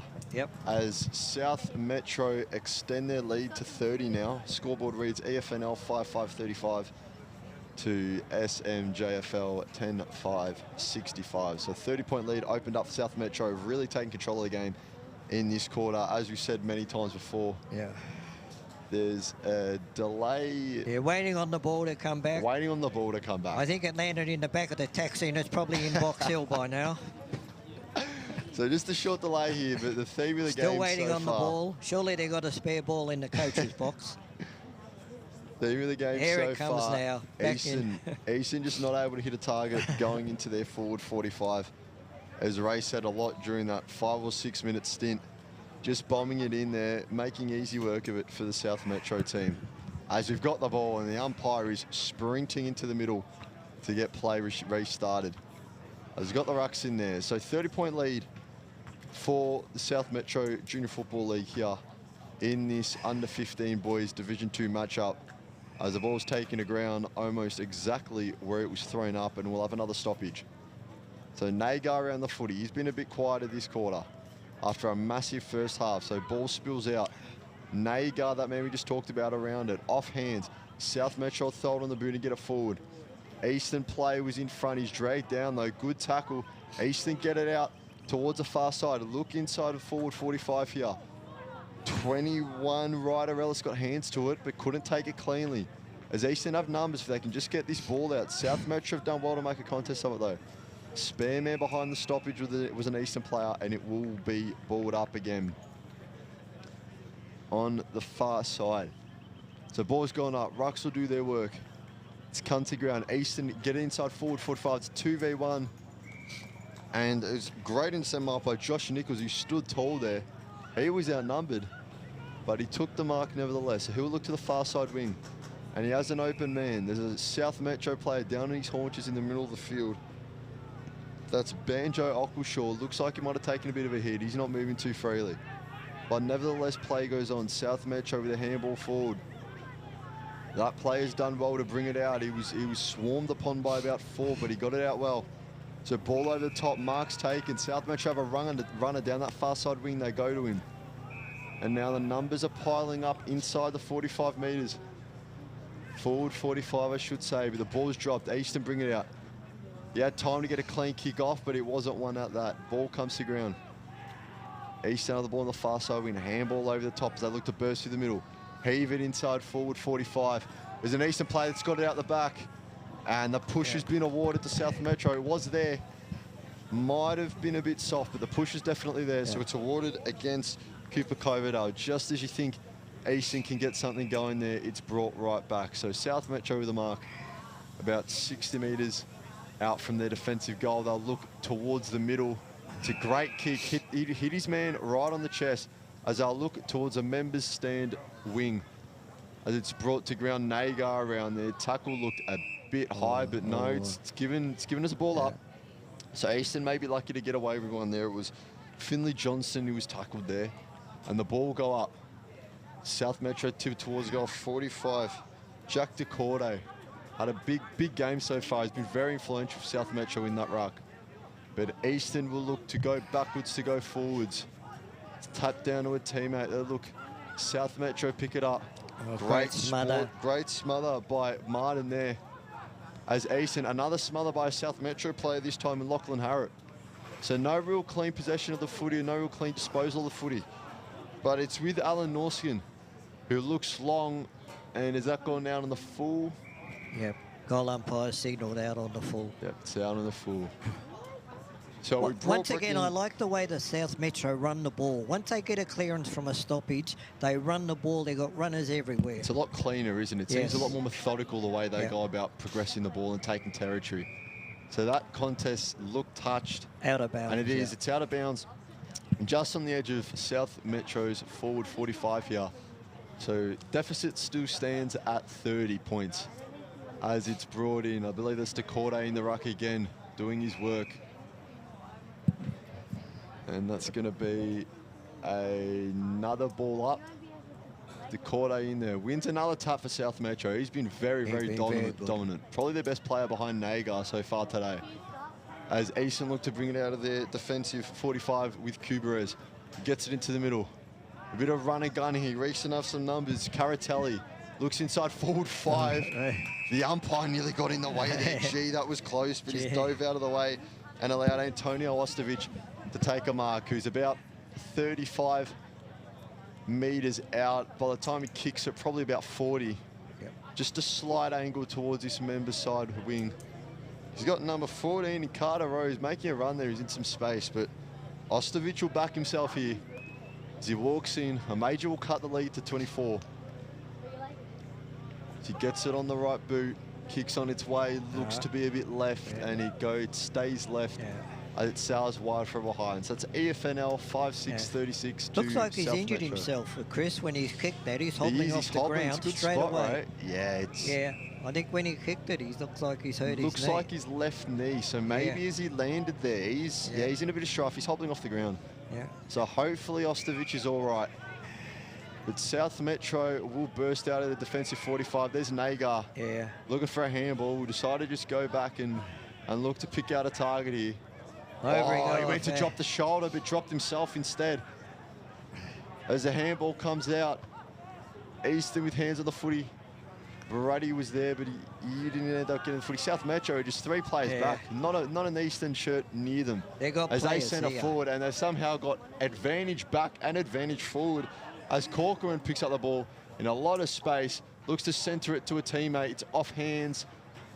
It's a tackle there, and it will go out from behind. So South Metro, I should say, somehow with 3 unmarked in defence, then as they go forward with a 3v1. So it's a ball up, just a few steps out of Eastern's, South Metro's attacking goal, and it will go out from behind. So that pushes the lead back out to 30 points. Ray, do you want to take us through the last 2 and a bit minutes? The fullback's going to kick the ball in with just over 2 minutes to go. He's gone to this side of the ground where the grandstand is, and it's marked by Rook there, Cade Rook. He kicked it along, and Zach Caratelli has marked it. He kicked it along the wing again, marked by his teammate. Hand passes back to Caratelli. They're mucking around, losing it there, Easton. Very lucky to get a free kick there. They had marks. Why they're trying to outrun their players, go back and kick the ball. He's hold up play now. He's got a free kick right in front of the coach's box. Up he goes. Oh, man in front's got to mark that. Great mark there to Kobe Carter. Outmarked the Eastern player. But he kicked it in a punt road nearly down at Richmond. It's missed that by that much. That's a clanger if ever you've seen one. Eastern have played on from that out of bounds. Up they go again, and once again, he's take a great mark there. His hand pass to his teammate, who marks it, hits the target. They've got runners everywhere here, South Metro, but it turns it over straight into the Eastern defender. He's gone across to the middle of the ground, marked the ball, 48, which is Cooper Coverdale. He's kicked it high. No player can mark it, one from each side, both contested it. The ball's on the ground, a lot of players around the contest, and the umpire has called for a stoppage. Waiting on the players to get up off the ground. Off they go. Up goes the ball up. Knocked out again by South Metro. Hand passes. 2 hand passes out. Finally hits his teammate. Another hand pass clear of the stoppage. Nagar has got the ball again. He uses it beautifully every time he gets it. They've turned it over now. Eastern have a chance here. That is a very strong goal. He was tackled by a couple of South Metro players. Who did you get his name? Number 34, Lachlan Martin with that one. A great goal there. That was just very strong play. Nothing pretty about that goal, though, from Eastern. It was just struggled forward from the stoppage and lucky enough to come off the bird on the right angle. Eastern 6-6-42 at half-time, and South Metro 10-6-66. Who was...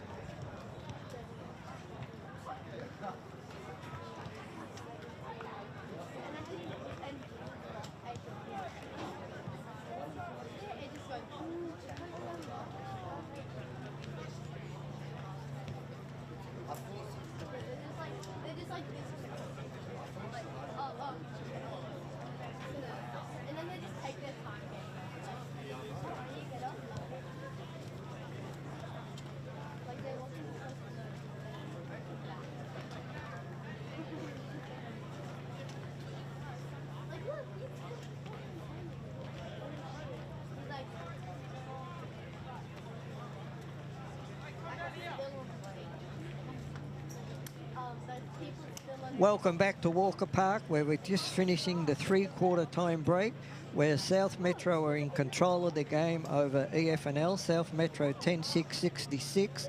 The Eastern Football Netball League 6-6-42. And in that third quarter, South Metro kicked 3 goals, 2, and to Eastern only kicked 1 goal, 2 for the quarter. Take it away, Chris. So you got the ball up in the middle again. Eastern have to go backward to go forward, but they do get the clearance, and it's kicked in the direction of Oscar Wright. He can't bring it to ground, so South Metro will rebound. As Eastern will look to send it right back to where it came from and get it inside the forward 45. It's 2v2 down there.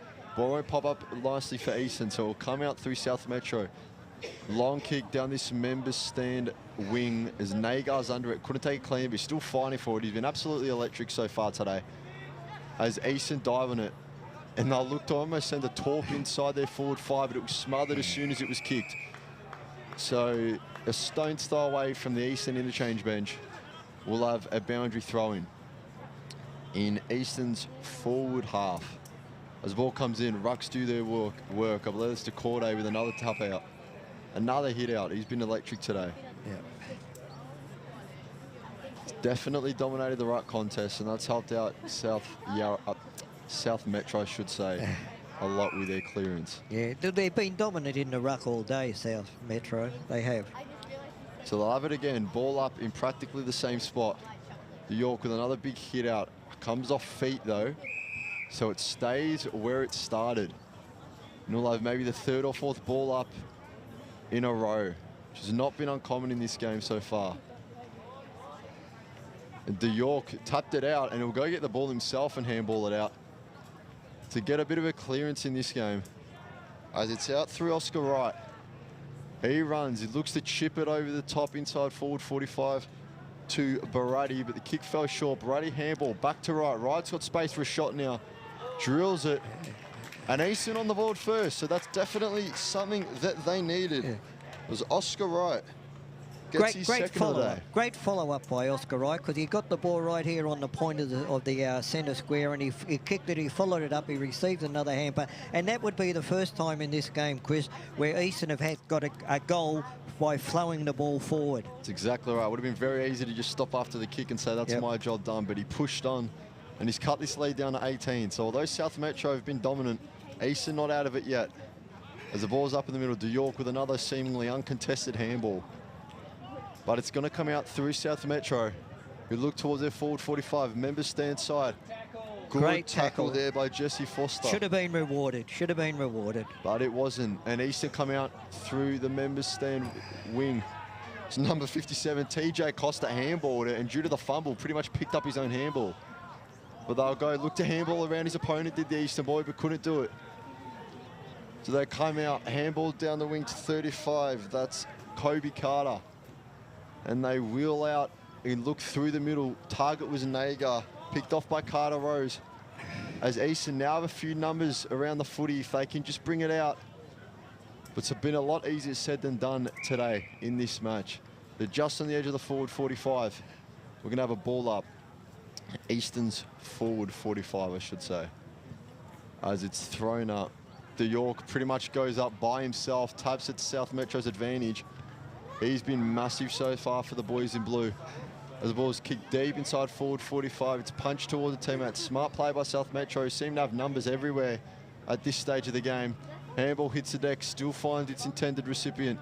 As they go out, a few handballs, and the kick, a centering kick, went straight to Zach Caratelli. They strung a few handballs together and were looking like they were doing it all too easily. As Caratelli takes innocent mark and wheels off onto his right, shot on goal. It's gone out from behind, but there was an Eastern player below that got absolutely clattered going for a mark. Great play by Caratelli then, because he gained 15 metres from the man on the mark instead of going back and kicking over the mark. It was Jonathan Marafa under that, who still just crouched down. He took a big hit. No malice in it at all, just a footballing act, but he definitely looks sore. So it looks like the umpire's just going to wait for the physio to get around there, make sure he's okay, because if South Metro were to kick this out and the ball comes straight back, then you don't want him to get caught up in that play. So just a short delay here We'll take the time to tell you the scoreboard as we're just about a quarter way through this fourth term. Eastern Football Netball League, 7-7-49. Yeah. Look, a decision's got to be made some way. Bring another player on or something because the clock is winding down while all this is happening. So we don't want it to be held up for too long. And the state that he's in, it doesn't look like they can particularly move him either. No, I don't look like he's going to get back on the field. He hasn't got up off his hands and knees as yet. He got trainers there. Teams are going into a huddle. Each team looks like in the centre of the ground. Yep. So South Metro up 17 as it stands, 7-7-49 to 10-6-66. Yeah, I look like the trainers over there are signalling. I think he's going to be out of it. Yeah, I'd be. Well, they're calling for the very stretcher surprised actually. If he was back on. Calling for the stretcher. So I believe it was number 37, Jonathan Marafa. Okay. Who's taken that hit. Best of wishes to him as they jog the stretcher over. That's not something you want to see. The East Ringwood big man, Jonathan Marafa. We went back with the flight of the ball, and as the South Metro player came to spoil, we just went straight through him, which is unfortunate. Chris, I'm not familiar with the actual rules of this carnival, but, you know, with a situation like this in the last quarter, the clock should stop.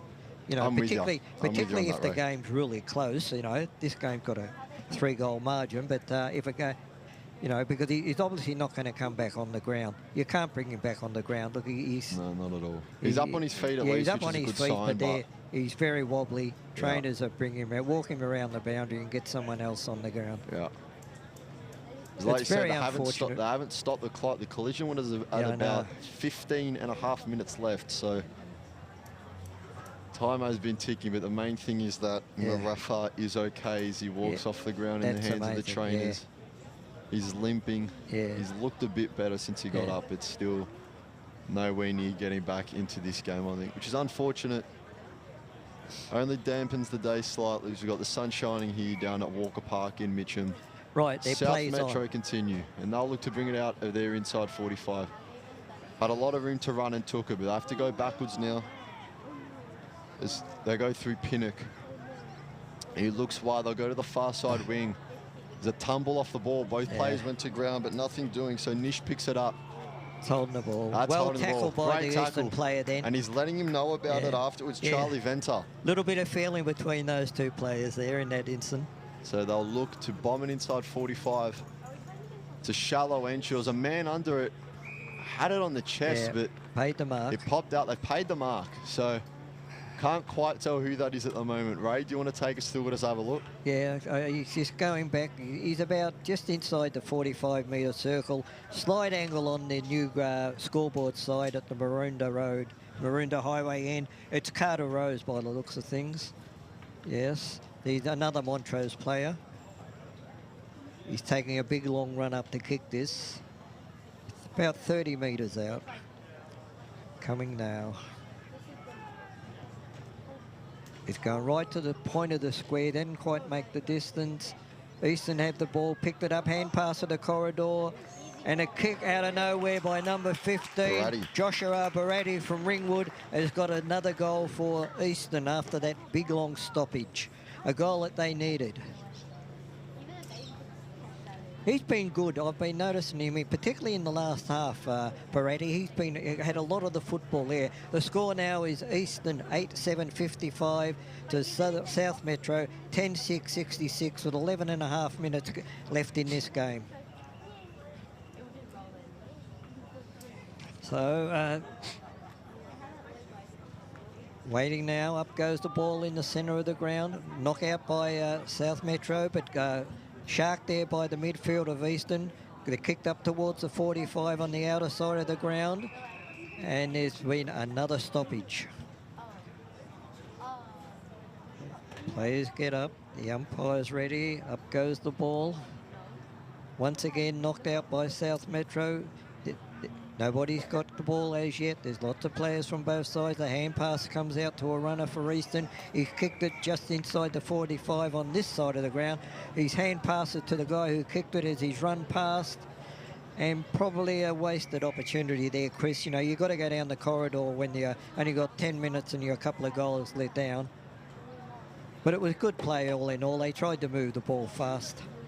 Boundary throw in now in the forward pocket there at the Maroondah Highway Road end. Once again, crumbed off the pack, and that's Joshua Baratti again of Ringwood. He kicked 2 goals for Eastern in the last minute or so. So Eastern now are fighting back there. A couple of goals, as I say, from Joshua Baratti. He's been very good, particularly in the third and last quarters, Chris. That's another goal at Eastern. 9-7-61. Trail South Metro 10-6-66.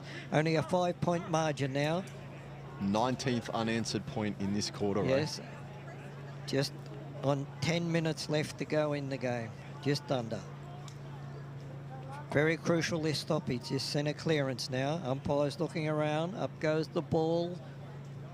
Knockout again by South Metro. This time their midfielders are in front. But there's been a free kick paid to Nagar out of that contest. He was held as he was running forward, didn't have control of the ball. He's played on at the 45-metre mark, gone for a pass. He's hit the forward on the chest, out on the other side of the 45-metre mark. He's gone for another pass down the corridor, which has hit his teammate on the chest. He's only 25 metres out. Henry Bishop has taken the mark. A great play then. They didn't panic at all, South Metro. 2 short passes. They went wide, then they come back to the corridor. Bishop has kicked it, and he has put it through. So that's a great answer by Henry Bishop. That's his 3rd goal for the game as well. So that's the answer that South Metro needed, because it was a bit of a run on there by Eastern. And again, Ray, you mentioned that, they worked the ball well. It's gone through Ruben Nagar again. Oh, he was the He's been instigator. pulling the strings. He's been pulling the strings. Very calm on the footy, very composed. Yep. Looks like he knows exactly what to do as soon as the ball hits his hands.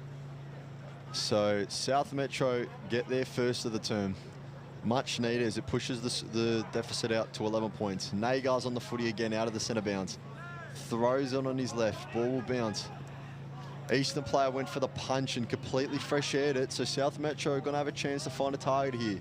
It's off hands, picked up by Eastern, smothered off the boot though. Snap there, got the belly of the ball. It's not going to make the distance of the South Metro player under it, and it's eventually out for behind. So that pushes it out to a 12-point margin, so now a 2-score game just to tie it from Eastern's perspective, as they'll find a target out of in Romeo Cubarez. So he'll look long down the members' stand side. Great mark there by Hamish Mannix of Norwood, the Norwood player. Stood up tall, stayed strong and took the mark. It's a great play. He looks down the wing. He finds his teammate in TJ Costa. TJ's being told to get it towards a forward 45 by some of his teammates. Ball's up there. Eastern got clean hands on it, couldn't bring it down though. South Metro player tried to beat him. Got pulled down, but tackle didn't stick. Yeah. As the ball is kicked up the wing, 3v1 there. South Metro do well to get it to ground, but it's recycled back. Hanson from East Ringwood kicked that. Yep.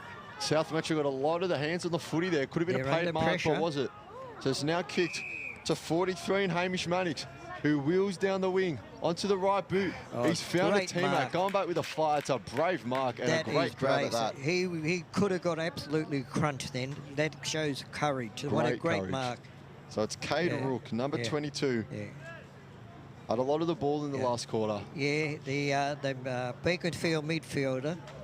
He's been a very good player right throughout the whole 4 quarters. He has. He's one of the Eastern guys that's tried to get run on. You're right. And Eastern just got numbers there in the advantage and it helped them out greatly. So the kicks is on its way. And it sailed through from about 40, about a 50-degree angle or so. Okay. This game is not over yet, so don't turn off. It's anybody's game. A great answered goal there by Eastern, and the score is Eastern 10-7-67. Trail Southern Metro 11-7-73. We're just on 6 minutes to play. So that's Rook's first of the day, and what a time to get it. As the ball's up in the middle, comes down, Eastern ruck able to grab it clean and get a kickoff. There's balls come to ground, and South Metro pick it up. Look wide to all this member stand side. And number 29, Josh Nichols, who looks down the wing to a 1v1 contest. Spoil, ball brought to ground. It's popped out the back though. No clean take of the footy. Eastern have got numbers around it. Nagar was shepherded off well. Kick down the wing to 22 was Rook. the man that just kicked that goal, and his kick Just inside. has just bounced inside by about a hair. So Rook getting on the footy again, and Easton down this member stand side for the last few minutes, getting numbers advantage and winning their contest, and it's helped them get this game back to a 6-point margin as it's 67-73 in favour of South Metro. Ball up about 40 metres from Easton's attacking goal, and the handball goes wide. Nagar elects to Shepherd. South Metro player tackled out of bounds. Yep. Just under 5 minutes to play. Secondary throw in here by the boundary umpire up in the forward pocket for Easton. Up goes the ball, up go the rucks. Come off the rucks, and there's a free kick there to South Metro. Too high in the tackle. He plays on. He's going 20 metres. Still running with the ball. Kicks it to the outer wing. He's got a runner on that side. Centimetre perfect, that kick. He's played on, but he was unaware of what was coming. And great tackle there by the Eastern player. That was Cullen Garrity from the basin. What a great tackle that was. A run down and a tackle. They looked like they were up and away then, Chris, weren't they?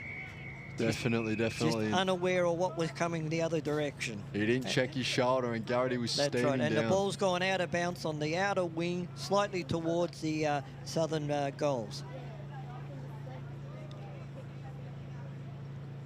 Up goes the throw in. It's a short one. The umpire allows it. The rucks couldn't get to it. South Metro have got it. Agar's got the ball. He's kicked it forward right to the hot spot. Nobody can mark it. A kick. And a goal there. A great kick off the pack. That's off Lewis Martin. A left foot. He's a right footer, I would say, and his left foot. A dribbly old kick that bounced through, and that's a great answer goal for South Metro. Who was it? See, they answered that one. They had to answer that again. They're going down to a 2-goal lead now with just over 3 minutes to go. Big task now for Easton to get back into the game. Are they going to have enough time or not? Up goes the ball in the centre of the ground. Once again, South, they get the knockout. Nobody can get the ball. It's in dispute there. And the umpire has gone for a ball up just slightly towards the end of the Southern Metro. Up it goes. Once again, secondary ball up. The umpire's moved off the cricket pitch, come over this side. Well done. Up it goes again, tap down again. Knockout comes to the Southern Metro. Is kicked high, right to the 45-metre line. Bounce back towards Easton's favour. Easton rung up the wind through Rook again, K-Rook. They're going again to the forward 50, and a great an intercept mark there. Great intercept mark there by the boys in the defence. And he gone the other side for the switch. A mark he's played on. They're gone down the centre, just slightly towards the outer wing. Missed the mark that time, the Southern boy. He's been tackled. Kick out of nowhere. Two Southern boys that are in the contest here. And Nagar, the man of the moment, he stayed down. He's picked up the crumbs. He's run into the 45, but unfortunately has kicked the ball out of bounds just inside the point post on the grandstand side. So we've got just under 2 minutes left in this contest. South Metro still up 12 points, and the ball locked inside their forward 45. So a boundary throw-in. Ball comes to ground. Easton have plenty of numbers around it. End up smothering their own kick by accident as the snap goes back towards the centre, towards the South Metro player. Got lots of hands on the footy, but eventually came to ground. Now Easton will look to go out on the far side wing. Kick finds a teammate as he plays on. Jay, was a good tackle by South Metro, but the Eastern player still managed to get ball to boot. Kick through the middle there is marked by Lachlan Martin.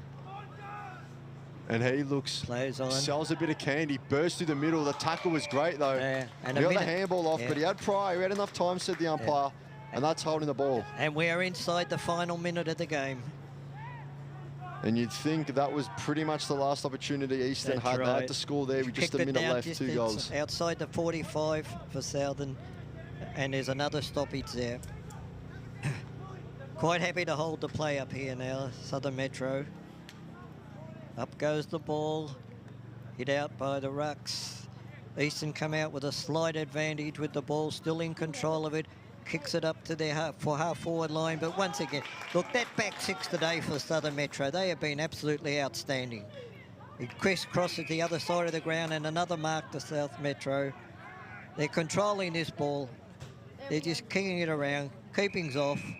They've got this game done and dusted. Kick down the outer wing, hit another target, plays on, kicks into the forward 5, and who's going to mark the ball? Who else, Ray? Najar. Who else but Ruben Nagar? In our opinion, the best man on the ground by a country mile. He will go back and have a shot from 40 metres out. Let's hope he can kick a goal because he has been absolutely outstanding today. This will be for his third, Ray? Yeah, it should be for his third goal. He's controlled the centre line. He's created play. Here he goes, kicking from just inside 45. Won't quite make the distance. And that is the end of the play. The final score is Eastern 10 goals 7, 67. Were defeated by Southern Metro Junior Football League 12-7, 79. And that's all she wrote here at Walker Park for the under-15 boys Division 2 match. Eastern came out of the gates very strong in that last term, but South Metro responded immediately, just as they had so many times throughout the game. So a 12-point win for the South Metro Junior Football League. We're going to have a short break and we will return for the under-15 boys Division 1 matchup between the same two sides.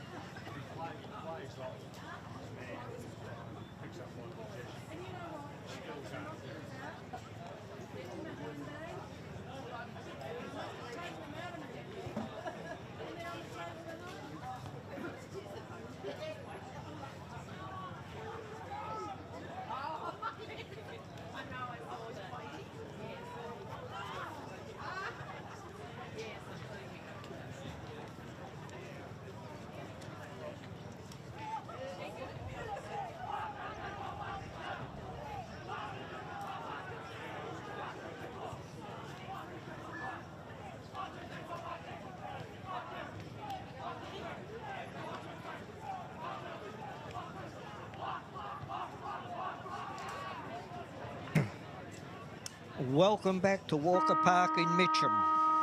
Welcome back to Walker Park in Mitcham, where we have the junior under 15 Division 1 boys, the Eastern Football Netball League, taking on the Southern Metro Junior Football League in the match of the day.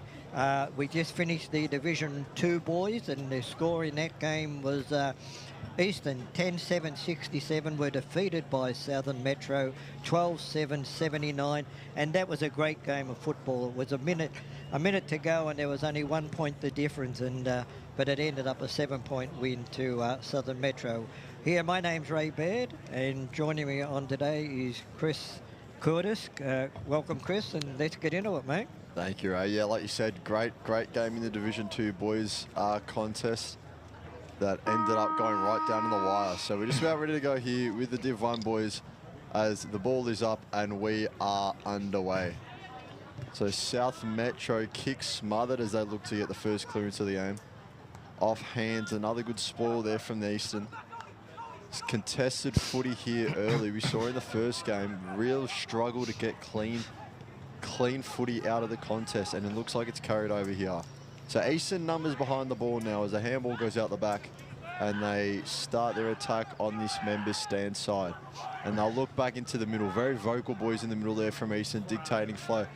But it's popped out the back. Number 40's there, Murphy Quinn.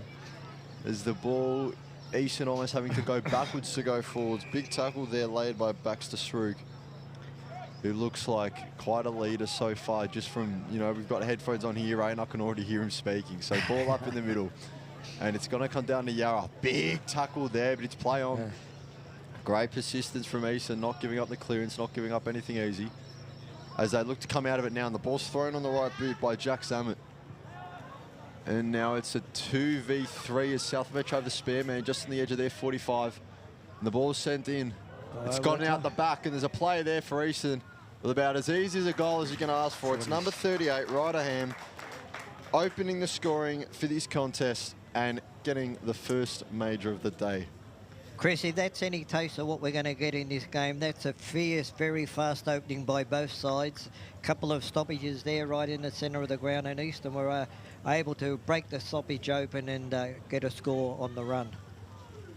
Exactly right, Ray. It's a great start from both sides. A lot of high energy, high tempo footy so far in the opening 2 minutes as you look to get restarted again. As the ball goes up in the middle, Amu taps it out for Eastern. It's come out to the member stand side again, right in front of us, kick down the wing. Mark was dropped by McCullough. A good follow-up effort though. Long kick into the midfield, but it's picked off by Krawczyk, Thomas Krawczyk, number 28. And he goes straight back to where it came from. And now the handball out wide to Djordjevic. Back in the middle. They'll work it to Quinn, who gets a snap inside 45, and there's an Eastern boy there all by himself who would take an uncontested mark and line up from about 40 out on a tight angle. Number 31, that is Lewis Salopek. So his run-up's going to take him to about 50 out from the goal, but the man on the mark's only about 40 out. About 5 to 10 metres in from the boundary as he walks in. Left footer, the kick is favoured. It's hit the post. It looked good, but it's hit the post. He was in a perfect kicking position there for a left footer too, but unfortunately hit the post. So it's 1-1-7 for Eastern. South Metro yet to score is South Metro play on and bring it out of their defensive 45. Kick almost made it to halfway down the field, but the ball's hit the ground. South Metro have numbers behind the stoppage, but it's spilled out when Eastern have numbers now. Handball down the far side. Another handball out to the wing. Kick on the left boot. Great centering kick. It looked like a shot on goal initially from our angle, but it's a terrific centering kick to number 53, Zane Adams. He had the ability just to stay outside that side of the ground when everybody went to the other side, and the kicker saw him out there. That's why he went that way. It was great awareness, but the kick doesn't seem to have matched as that's across the face. So 2 misses from Eastern early on from really quite similar positions as they move to 1-2-8. South Metro yet to score. South Metro with a long kick out to the members' stand side. As a handball, he's just in a space into the midfield by South Metro. Good tackle. Mark was tackled by Eastern, not 15. Handball was picked up by McCullough. And it's into Srook, who throws on the left boot. Gee, he's got a good distance about it. Oh, and he's hit the other post. Again. Oh, it was a great looking snap. Really unexpected from my perspective, but kick looked good. So they've hit the other post here, Eastern. Yeah. That was a great kick. Hooked around he's the left footer, I presume, but hooked around over his shoulder from 40 metres out. So that takes Eastern to 9 as Metro look again wide down this member stand side. As that's been the theme as they're bringing it out of their defensive 45. They're looking long down the line to the contest. See if they can bring it out of there. And so far, Eastern have dominated, but have failed to really put scoreboard pressure on to punish them for that. So it's a boundary throw-in. The ball comes in. Amu takes it cleanly out of the ruck. Gets it to his man in Jordovic. Yep. Centering ball inside 50 will drop to the grass. South Metro pick it up and look wide to a 1v1. It's out the back of the contest, favouring South Metro, but a good follow-up by the Eastern player. And that's going to be a hold, says the umpire. So South Metro with the free kick, a chance for them to really get inside their forward half for the first time today. As it's off feet, and the South Metro player's got a bit of space here. It was a clean pick-up. He got taken high. Too high. Umpire agreed. So the infringement committed by Crawsick, and it will be, I believe, number 21, who is Eamon Walker, who will line up for this. Man on the mark's about 30 metres out. He's on maybe a 50-degree angle or so, 60-degree angle. Or maybe even 45, but he walks in the right footer, kicks on its way, and he makes no mistake. Right. So after Eastern's early dominance and fail to really get majors on the board, the lead is cut down to just 3. So that's Eamon Walker with South Metro's first major of the day, taking the score to Eastern 139 to South Metro 1-6. After 3 or 4 or 5 minutes, Eastern had the ball in their forward 50. The first entry into the forward 45 it is actually for Southern Metro, and they score a goal. So we're back on even keel, 2 points the difference. Umpires looking around the field, make sure everyone's in position. Up goes the ball, up go the ruckman, knock out again by Eastern. The ball comes out to Jordovic again, the small Donvale Crummer. He's gone, kicked it down the corridor, but a mark there from the fullback player. He's kicked it out to the outer wing out there. Beautiful kick, marked by one of his teammates, who moves the ball forward to the half-forward line, still, and marked again. They're very high marking side by the looks of this Southern side. Going back, looking for options. He kicked the bomb straight into the forward 50. Nobody can mark it. Scrum on the ground. Southern come out with the football. They've kicked across, but the ball was smothered by one of the Eastern players. Eastern are running out of defence now, hand passing, moving the ball forward. He dummies, fake hand pass, kicks it out to this wing out here. Eastern player marks it, kicks to a leading player just inside the 45. About 5 or 6 metres in from the boundary on the grandstand side at the Maroondah Highway end. Number 31 going back, Lewis Salopek is going back for another shot at goals. Young Jordovic there, he's had a lot of the football. Young here, a great name at Donvale. His father was a great footballer. He's got brothers that play there. Beautiful kick, it's right on the line. Nobody's marked it. That was about 2 centimetres short of going over the line. Eastern have the ball. They've moved it out. A kick over their shoulder. High contest right in the goal square. Call on, play on, says the umpire. Hand passes out to the outside player who snaps for goal and marked right on the line once again by Southern. They move the ball quickly out to the other side in front of that new scoreboard. They missed it. They turn it over. Eastern has picked the ball up, but taken too long. He's run down and he was holding the ball. Incorrect disposal. Kick out now along the outer side wing by Southern. Kick to a high contest. They marked it. They played on straight away. Kicked into the corridor. Oh, great mark there, or spoilt the mark by the Eastern player. He's recovered, picked the ball up again, and passes to a runner, his mate. Gone out to on the outer side here. Eastern have the ball again, but that's a wasted opportunity. Kicked it high straight to the defender inside their own 45. Ball's kicked out here to the wing again. Once again, picked up the crumbs by Eastern.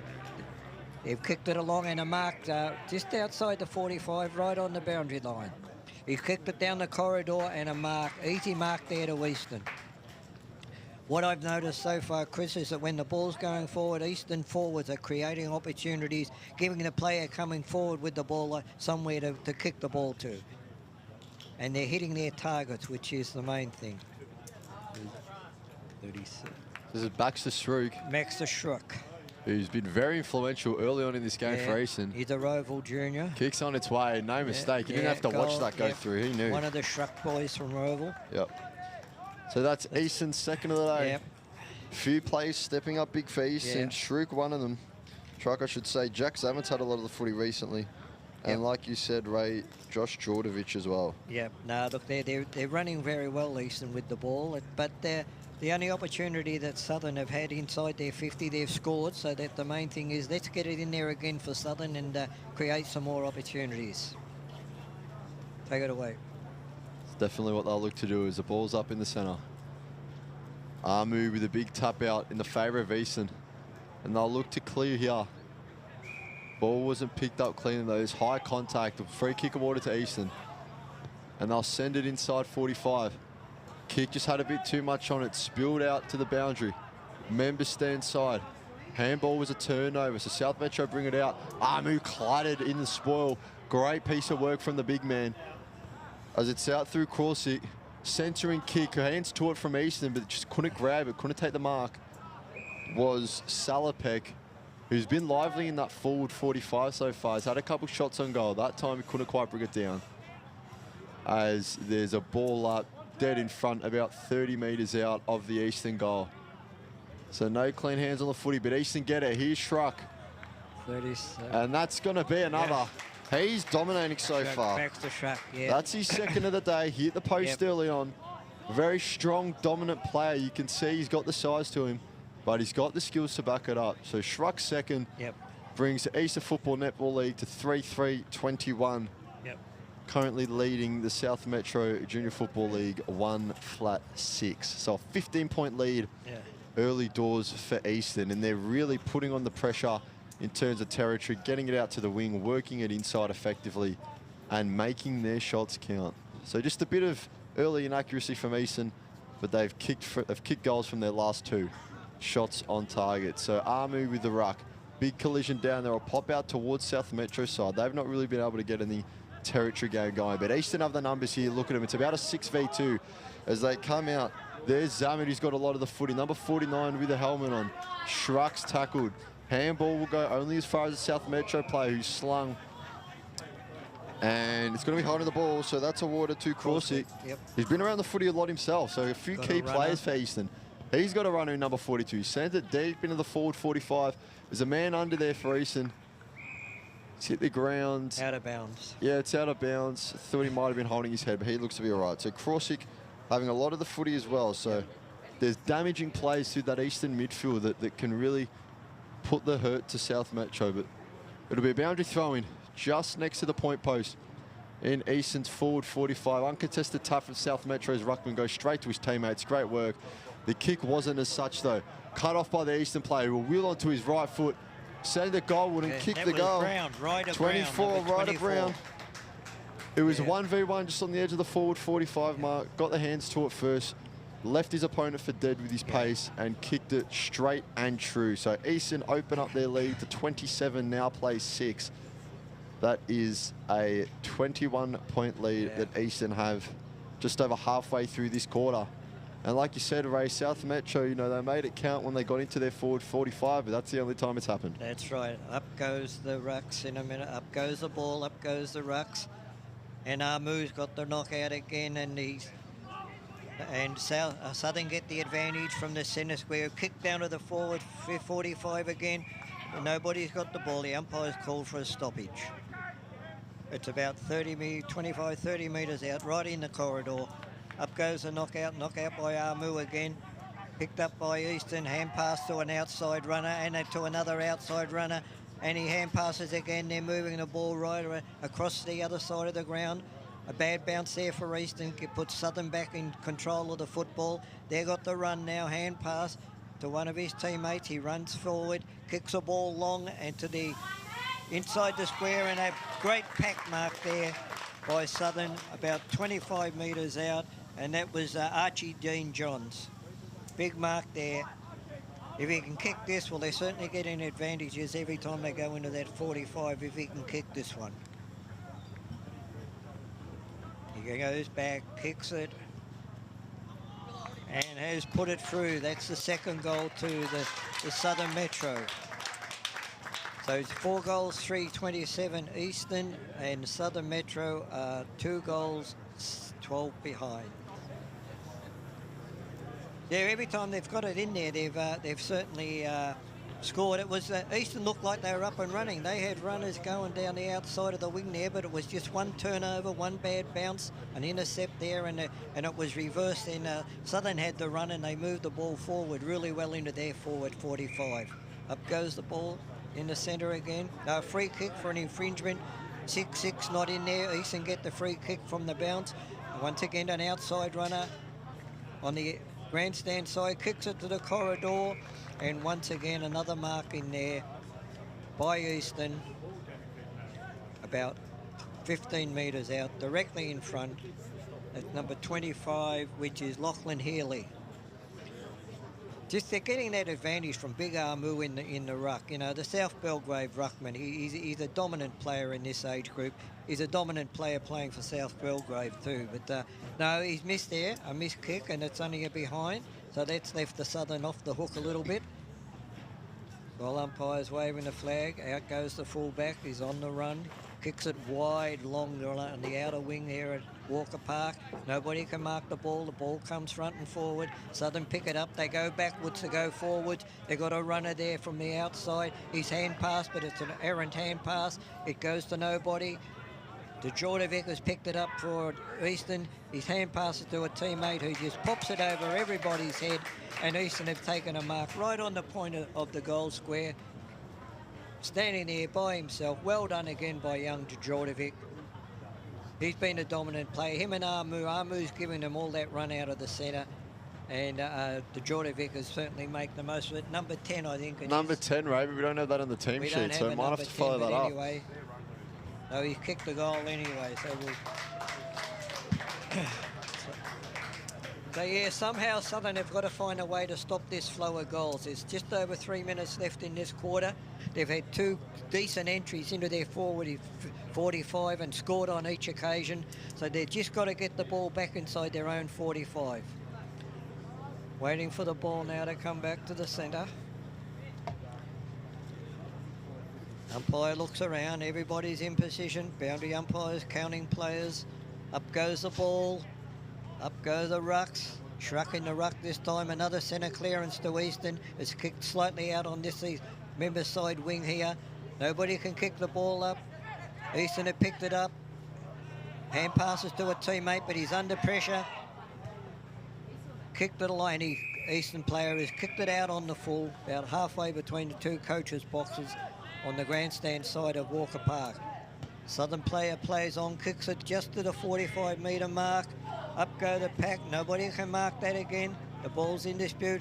Easton kick it to an outside runner on the other side of the ground. Number 24, off he goes to the races. He's had 2 bounces. He kicked it to another player out wide there. They're moving the ball forward. He took an option, but once again, they've turned it over. That back 6 for Southern are under a lot of pressure, but they've stood up on most occasions. He's played on, kicked it to the outer wing, kicked it high and long. Pack for him there. Nobody can mark it. Southern get it off the back of the pack. Kicks it forward, the ball's in dispute. Play on, says the umpire. It's kicked out of nowhere, and Southern have marked on the centre wing on the outer side. Goes back, lines it up, just bombs it down to 45. Eastern player dropped the mark that probably he should have. The ball's kicked to the goal square. A one-on-one contest. Nobody gets the mark. Picked up there and well tackled by Eastern. That is a great tackle because the young small crummer there for Southern was on the way. He was on the move towards goal. So we're waiting on the ball up. Up goes the throw up. No ruck gets the advantage. Eastern somehow get the clearance. Hand pass out to that runner on the outside of the ground. And they find space again. Hand passes to the runner who kicked that Shrek who's running amok out there. That rhymes, doesn't it? Shrek running amok. He's getting the ball at will out there on that outer side of the ground. They're going down the corridor, Southern. He's gone to a man in the middle, but he's given it too much air time, kicked it too high, let the Eastern player come over the top. He's played on, gone to this side of the ground, to the half-forward line, a mark just inside the boundary from Eastern. He's gone further down the boundary, and I don't know whether the umpire has... Yeah, the umpire's paid the mark. The goal umpire was still in the square. The boundary umpire was caught out, but the field umpire has paid the mark. He's right on the boundary line. Just a quick one as you wait for this kick, right? Kick. Corey Armu mentioned he had dominance as the kick is marked on the line. Marked on the line. It's either marked on the line or it's a goal. Right. So they've awarded the goal to the mystery number 10, who we still don't have on the team sheet. Was that another goal to him? We've been told it's Benson Petit. Okay. So that's his second. Yeah, and at quarter time, we have the score: Southern Metro Junior Football League, 2 goals, no behind, 12. Trailing Eastern Football Netball League, 6-4-40.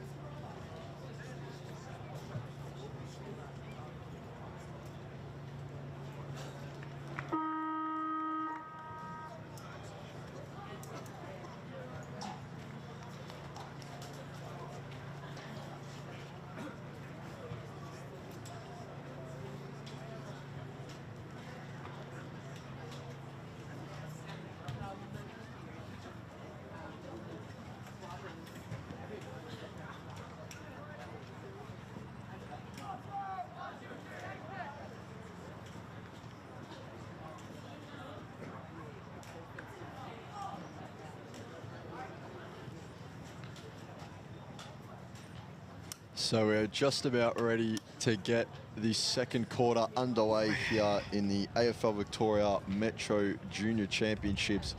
Scoreboard at quarter time reads EFNL 6-4-40 leading the South Metro Junior Football League 2-0-12. And just a quick note for those of you who are watching or listening, our mystery number 10 who's kicked 2 goals, Benson Pettit, who's called up from the 2 side and making the most of his opportunity so far. So he's got 2. Eastern Football Netball League have a 28-point lead as the ball is thrown up in the centre, and we are underway for this second term. And we get another ball up almost immediately. Amu back onto the ground after hobbling off late in that first quarter. He's been dominant so far in the ruck, but he's bested there as South Metro will twin the clearance. Great spoil by the Eastern player, but his teammate's fallen over. Schruck now gets it towards the forward 45. It's punched out only as far as the South Metro player, but he turns it over to an Eastern player, and now it's out to the members stand side. Eastern have it. It's number 28. That's Corsic. He's had a lot of the footy in the first quarter and in this game so far. One of those players for Eastern that's been stepping up through the midfield. So South Metro bundling the ball out of their defence, but they've got it to hands now, and it's wrapped up. Great tackle by the Eastern player. Great contest from both of them in there. There's a free kick in there awarded to South Metro, and 50 metres. 25, I think it is. 25, my apologies. I think that's what they 25-metre penalty. It looks like it's gone to Eden Honan. It looks inside 45, but it's a bit of a squib kick. Didn't really get off the ground. And Easter could pick it up and run and gun out of the defensive 45. They look down the far side wing. Uncontested mark taken by Jordovic, who looks in the middle off hands. Deep entry into the inside 45. It's dropped to Zamed, who had a lot of the footy. Snaps on his right foot. Goal umpire barely has to move. He knew that was going in. And that is the first of the term and the first of the day for number 49, Jack Zamet, the man wearing the helmet, who's been seemingly everywhere so far in this game. So that takes Eastern Football Netball League to 7-4-46, leading South Metro to flat 12. So Zamet, like we said before, one of those players that stepped up big in the midfield, alongside Jordovic, who was involved in that, and Schruck, who we saw before. Yeah. Southern did all the work getting the ball up their end, but yeah, the way that Eastern run that around the outer wing, it was just contest after contest. They got the hit out again. The ball's gone forward. A kick out of nowhere by Eastern. It goes into their forward at 45. They picked it up again, a hand pass to an outrider. I think it's Schruck again, hand pass back to, and back again to Schruck. A left foot kick. He's tried to hit his target, but it's just too much on it, and it's gone out of bounds in the forward pocket, just left of us here, halfway between the grandstand and the point post. Waiting for the boundary throw in. Up it goes. Up go the rucks. No. Hanging on there the Eastern player, and a free kick will go to Southern. Doesn't know what to do. He's just going to kick it long down the line here in front of the grandstand. Up go the pack. Oh, a great mark pulled out of the pack there by Gumley, Lachlan Gumley. Once again, he's gone up along the line, or just inside the boundary. Touched as it went over, and there will be a throw-in right in front of the Eastern coach's box. Players forming, boundary umpires waiting, ready to go now. Up goes the throw. Eastern got the tap out, but it went straight to Southern. He kicks it out on the left foot. Up to their half-forward line, towards the corridor. The ball comes to the ground. Small Southern player there picks the ball up. His tackle call on, says the umpire. And there's more players around the ball now than what there is around Flinders Street Station at 5 o'clock on a Friday night. Everybody's around there. Up it goes. No one gets the knockout. Ball goes to ground. Big Amu picks it up. Hand passes to nobody. And it's an errant kick out of the pack, out of bounds on the full, and Southern Eastern will take the kick in. Going to come out this grandstand. No, he's chopped to the other side. He's got an option there out towards the new scoreboard. He's played on, kicked it out to that outer wing where they like to go, Eastern. Nobody can mark the ball. Southern pick up the crumbs, handball to an outrider. He kicks it down very high up the corridor. Everybody goes up. Nobody can mark the ball. Southern Crummers are in there first to get the ball, but they're gang tackled. And once again, we'll have a ball up nearly in the same position as we had one just before. Up goes the ball again. Southern got the knockout that time, but another kick out of the pack by Eastern goes to no one, but one of their players has got the advantage. He kicks a little tap over the top to his teammate on the boundary. He goes back, waiting for an option. Everyone's calling for it. He kicks it short down the line, and once again, backs to Schruck, has got the ball. He hand passes to a runner across to the midfield. Another runner's got the ball. They kick it down the corridor. And a great mark there by Murphy Quinn. Good play there by Eastern. They just kept their cool. They looked for options. They didn't bomb the ball long. They just controlled the football as they went forward. He's going back from about 30 metres out. He's taking a run up on the cricket pitch there. Probably a longer run up than Dennis Lilly used to take, but he's out there on the cricket pitch. Coming in, walking in. He's going to be tired by the time he gets to where he's going to kick it. Still walking in. Huge kick there, too much air on it, up too high, and mark is dropped there by the Southern player, kicked up by a Eastern player, went to nobody. The ball's in dispute, picked up by Eastern, number 41 there. Josh Prest has kicked it out of nowhere, and another goal to Eastern. Just too easy, that goal. Once that ball come to ground, particularly if it's in the air, the big backman, if you can't mark the ball, try to at least punch it clear of the pack. I know it's easy for us to say up here, Chris, but, you know, that's their job down there. That's what they're trying to do. Eastern have gone to 8-4-52, leading South Metro 2 goals, 12 points. That's exactly right, Ray. It's something we saw in the Div 2 game. If you can control the footy when it enters your back line, you've certainly got a hold of the match. But nevertheless, Eastern currently up 40 points as the ball goes up in the middle. Big ruck contest. Schruck South again. Metro got the punch out, but only went as far as Schruck. He's been big so far this game. There's a mark and play on, hands off down the wing, ball inside 45. 53 was there, couldn't quite take the ball cleanly. And it's come to ground now. Eastern get hands on it, tackled to the ground, and it will be a ball up. Zane Adams had good position there, but couldn't quite grab hold of the footy and bring it down with him. So it'll be Adams who goes up in the ruck in the forward line. The ball hits the deck.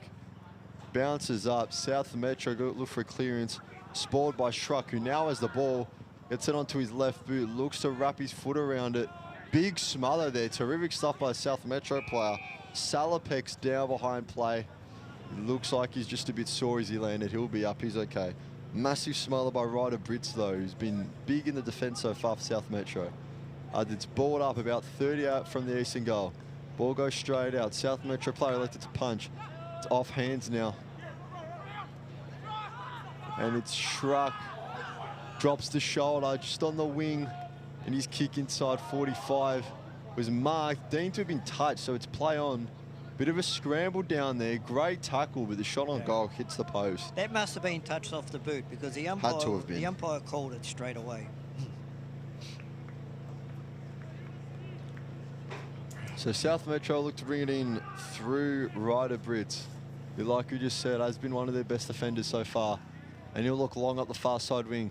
There's a man there, but he's overcooked it. And like for him, there's a teammate right behind him to take them up. So South Metro looking to take some territory here. They'll go long again. So 2 long kicks, but this one just pops out the back to an Eastern player in Caden Kirkpatrick, who will look to go return to sender and get it right back to where it came from. It's popped out the back to Jack Zammit. He's in a bit of space on the right foot. He had time to pick out a target. Oh, that's a terrific kick. Absolutely terrific kick to Zane Adams. That was a perfect kick. It's just absolutely perfect. You knew his teammate was at the back of the other player. He just put it just too high and long for the defender. You're right. It's great awareness too to say, I'm not going to put it right on your head. I'm going to put it to your advantage. So Adams walks in on the left boot, makes no mistake. That's a goal by Adams. Set up by Zammit brilliantly. And it's Eastern's 9th of the day. Yeah. Or is it 8th? It might be 8th. No, it's the 9th. It's the 9th of the day, right. So Zane Adams with that one. Eastern with a real strong chokehold in this game now. You feel that if South Metro don't get some momentum going soon, this could run away from him all too quickly.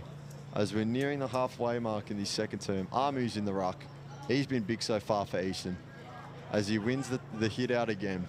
It's it right to his teammate. Kick towards inside 45, intercepted by Harvey Coleman from South Metro. So he's got plenty of room to run. And he'll send a long kick down the members' side wing. Members stand wing. And it's picked off by Bryce McMillan, who takes him up.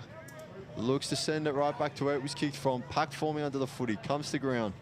If they can get it out, South have numbers, but Zammit's got boot to ball. He's found Healy, who just puts it into space. And there's Zammit, who couldn't quite take the footy cleanly, but he's picked it up. Snap on the right. And that's a goal. I mean, he got his boot to ball, and by the time his teammate picked it up and sent it forward, he was the one there. That is just immense work ethic there. Look, that was luck too. He had a perfect bounce, you know. The bounce went everything his way. He kept roll, although he did have another player standing on the goal line that he could have just tapped it on forward to. But no, South Metro have got to try and do something to stop the flow. It's definitely right, Ray. And sometimes, the old adage goes, you've got to be there to score him, and that's Zammit's second of the day. So. Yeah, that's right.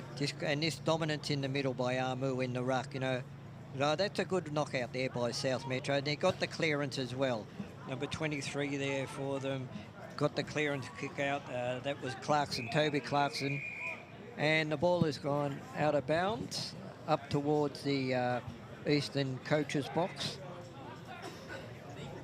Waiting for the throw in. And it goes, up go the rucks, Amu again. Going to be a free kick to Amu. The big ruckman there from South Metro was holding him. Amu's kicked a short one down the wing here. His teammate plays on. He's kicked it down. They go to the corridor, but it's too short, and a mark has been taken there by South Metro. He's gone out to the wing. Contested mark there. Nobody got the ball. Eastern have picked the ball up. They're controlling this ball at the moment. They've kicked it out wide to the wing where they seem to have a lot of run every time it goes out there. He's tackled, got the hand pass away. That player is tackled, call play on by the umpire. They're still hand passing backwards and forwards without getting a lot of meterage. Finally, they got their foot to the ball. It goes forward. And the defender comes out, well played. He showed vigour to go and get that ball. He steadied, he kicked it out to the wing. Unfortunately, it's gone out of bounds. But that's the sort of play the South need to do. Someone there on their back line, lead the way and show a bit of vigour. He attacked the ball when there was 3 or 4 opponents around him. Waiting now for the throw in, right on the outer wing here at Walker Park. Up it goes. Once again, the tap down by the South ruckman. but it's gone to the advantage. No, nobody's got it yet. It went to the advantage of Southern, of Eastern, but they've given away a free kick, called advantage by the umpire. The ball's gone down. Schrucker's down there. He's kicked it a left footer from 40 metres out. Wow. Right through the middle. Far Left out. foot. That is just absolute class there. He's the third youngest brother out of 3 brothers. They all play at the Roval Football Club. The other 2 play in the senior side, who are the reigning premiers, and they are just class footballers. I think they spend a bit of time at Box Hill as well. He's got some power on that left foot That as well, was, doesn't yeah, he, left Ray? footer, yeah. As I said it to you earlier, Chris, left footers are so elegant when they get on the run like that. Schruck's third of the day. Yeah, third As of he's the been day. dominating in With Armu midfield. getting the knocks out. The Djordjevic was good early. They've got good players all over the ground. But then when you've got a class player like Schruck, South have been caught out with the 6-6 rule. Very undisciplined when that happens. You can't afford it. So the centre clearance goes to Eastern. Kicked it high. And a good mark there by the defender for Southern. He's played on. He's handballed out wide to a runner. He's played on. He's kicked it way up to their inside their forward 45, which is good. The ball's in dispute. No one's got it clear. A couple of hand passes there by Eastern. Back, turned it over. Hand pass again. A kick out of nowhere by Southern. And that could be a goal. Yes, that is a goal. Number 45, I think. 48, Lachlan Gumley. Lachlan. Oh, Lachlan Gumley. That's a good kick out of nowhere, and that's a goal that they needed. If they can get a couple more like that. But I like the way that they, from the half-back line here, they run the ball wide and they were prepared to play on. And when it was in dispute over there near the new scoreboard, they just did not give up. They smothered hand passes and eventually one come to them. And that's what you got to do, just make the most of your opportunities. And they've shown that they can convert when they're inside their forward 45, but it's just the sheer volume of entries that Eastern are getting is very, very hard to contend with. As Eastern currently leads 71-18, as we have just over 5 minutes left in this second term. Ball up in the middle. Armu's off the ground, so it will be another man in the ruck for Eastern. He's wrapped up. So we'll have another ruck contest. And Eastern will get it. Maybe look like a throw, but Zamet, quick hands. Got it off to his teammate. He's got room to run. Inside the forward 45. Kick towards goal. It's been shepherded, but just bounced into the post. Zane Adams, it wouldn't drop for him. Yeah. But that run and gun, I believe, was from Harper McCullough, who's looked promising so far. So South Metro look long down this member stand side. Ball comes to ground. They've got the footy. They get it out of 3v1. Great work by Archie Dean Johns, who got floored after the kick, but he did very well to get it. And he's limping a bit, but it was a job well done. So we'll have a boundary throw in just next to the Eastern dugout, as we're in Southern Metro territory here, and they'll be looking to get something on the ball because they need it so desperately at this moment. The tap out came to ground. Eastern got foot to the ball. It's popped out to 41, Josh Press, who looks into the middle, off hands. South Metro players are there, but he's swarmed immediately by Eastern players. So no space. It was, I believe, Riley Stratford who picked up the ball there, but had 4 Eastern players on him immediately. As you get another ball up here, about 55, 60 metres out from the South Metro guys. They go inside 50. But it's about as easy as a mark as you can ask for from the Eastern defender, who's in space, uncontested. And he looks to switch play down the far wing. That's a good mark under pressure. There's a great mark there from Krosic, who got clobbered after he took it, but he stood up strong and brought it down with him. As he looks down the far wing, long kick, looking to take territory. 1v1 contest down there. South Metro player got hands to the ball, but it's come to ground. As they're scrapping down that far side of the oval. And it's come out through Eastern. They'll stay down that wing through hands. Zamet. Kick goes higher than it goes further. Schruck picks up the ball. Sells Candy on the left. Goes towards goal. Yes. And it's a behind. Was another bit of magic there. Looked like he was going to hit up an open man with his left foot, but just dropped the shoulder. Took it inside, another shot on goal. Not accurate there, but he's already got 3 majors for the day. So we know he's got the quality. South Metro look long down the far side wing. That's a great contested grab there by number 50. That's William Goldthorpe. As they now work it through the middle. Schruck was putting on pressure, enough pressure to alter the kick towards an Eastern player, but the ball's hit the deck. Still up for possession. As Eastern get it out through Mascherano. They go wide down the far end. Kick to Salopek, who was influential in that first term. Still yet to get his name on the scoreboard, though. Won't do here as he's too far out, but he look to tie out one of his teammates as he goes inside forward 45. Good contested mark by South, but it was off hands. It was touched and play on. Southern player wrapped up here. Was actually off his teammate's hand, Chris. Yeah, two of them flew for the ball. Yeah. So maybe a bit of miscommunication, but about 30 out from Eastern's goal. We have a ball up, no angle. As it comes out, Southern player gets boot to ball quickly, and he had to do so. There's an Eastern player here that's got time for it. That's McCullough, I believe. He gets it wide to Djordjevic. He throws on the right boot, put it in space, only as far as the South Metro player, which comes out. But look at the numbers Eastern have. And it's an intercept mark by Caden Kirkpatrick. As it goes inside, South Metro look to bomb it back out.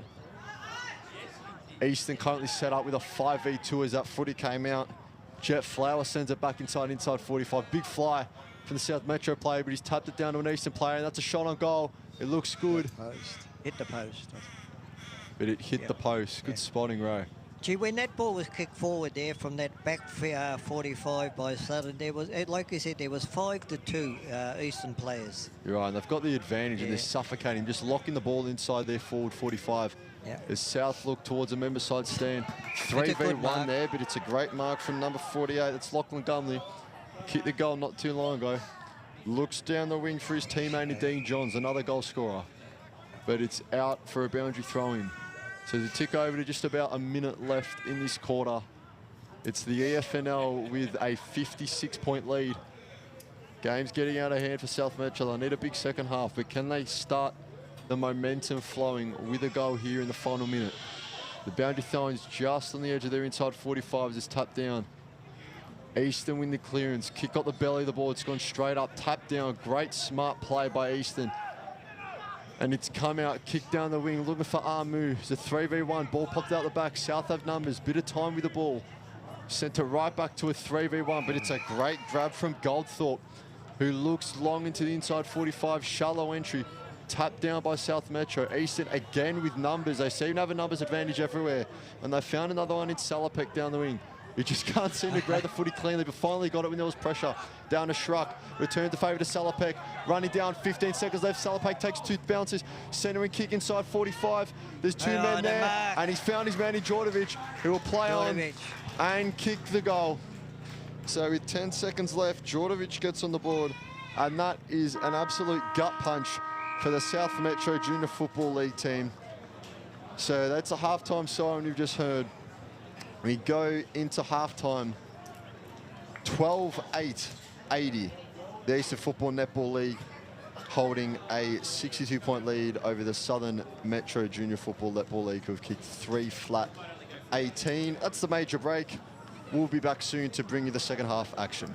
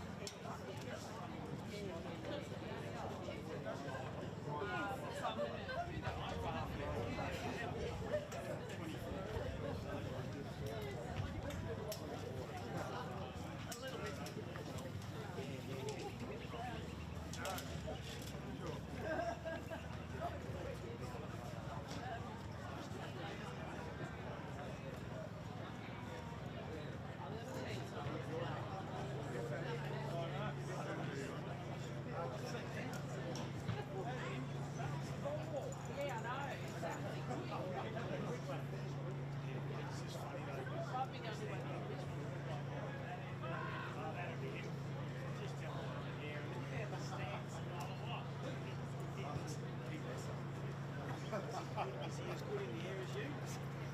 He's got a better leap. Yeah, actually, you couldn't jump, could you? Everything else, you just couldn't jump. You should have played league.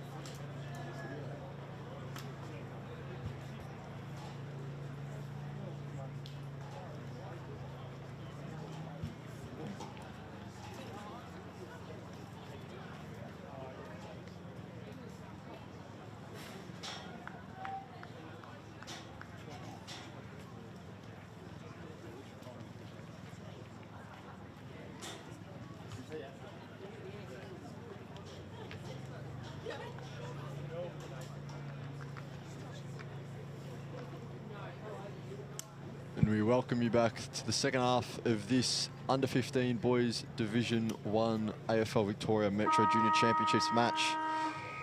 Scoreboard currently reads EFNL 12-880 to SMJFL 3-18 as we're underway in the centre as South Metro wins the first clearance and looking to get some momentum going. They're outscored 40-6 in that second term and currently trail by 62. So in desperate need of some scores here. As they look inside forward 45 to get this started. Offhand, so no mark paid. Eastern player got boot to ball, then got it out wide to cross it. He's been good so far in this game. Gets it wide to his man. And Eastern look long, it's offhand. Jordovic will pick it up. Big contributor to that last second goal in the second quarter. And there's Zamet to Schruck, the three big plays for Eastern combining. Schruck sent it on its way. And that's a monstrous kick from about 50, 55 metres. He really doesn't get much better than that at this level. So that is Baxter Schruck's fourth of the day. That was first of the term. That was kicked from the point of the centre square. That was a huge kick. That would be considered a huge kick in seniors as well, I reckon. Exactly. Yeah, no, that's right. There's a lot of power in that left boot Schruck's got, and he's not at all afraid to show it off. His fourth goal to go with what I can only imagine is an absolute bag of disposal at this stage. But him, Jordovic, and Zamet, as well as Krosic, combining in the lead up to that goal. They've been the big players so far, as well as this man here, Amu, who grabs the ball out of the ruck and is wrapped up. So we'll have another ball up in the centre.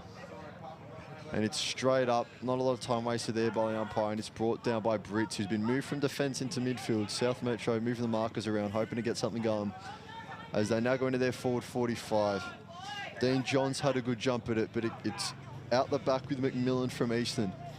And he looks wide to his teammate in Jet Flower, who looked to turn on the Jets, but he got brought down in the tackle. It was high contact though. And he plays on straight away back to McMillan, who kicked him the ball. Looks for a chip inside 45. There's men there. Drops to the bottom by Zane Adams, and the kick from 31 is on its way, but it is wide. That's Lewis Salopek. He's had a few chances to go, had a few shots at goal so far this match, but still waiting to get a major as we're waiting for the ball to be brought back into play.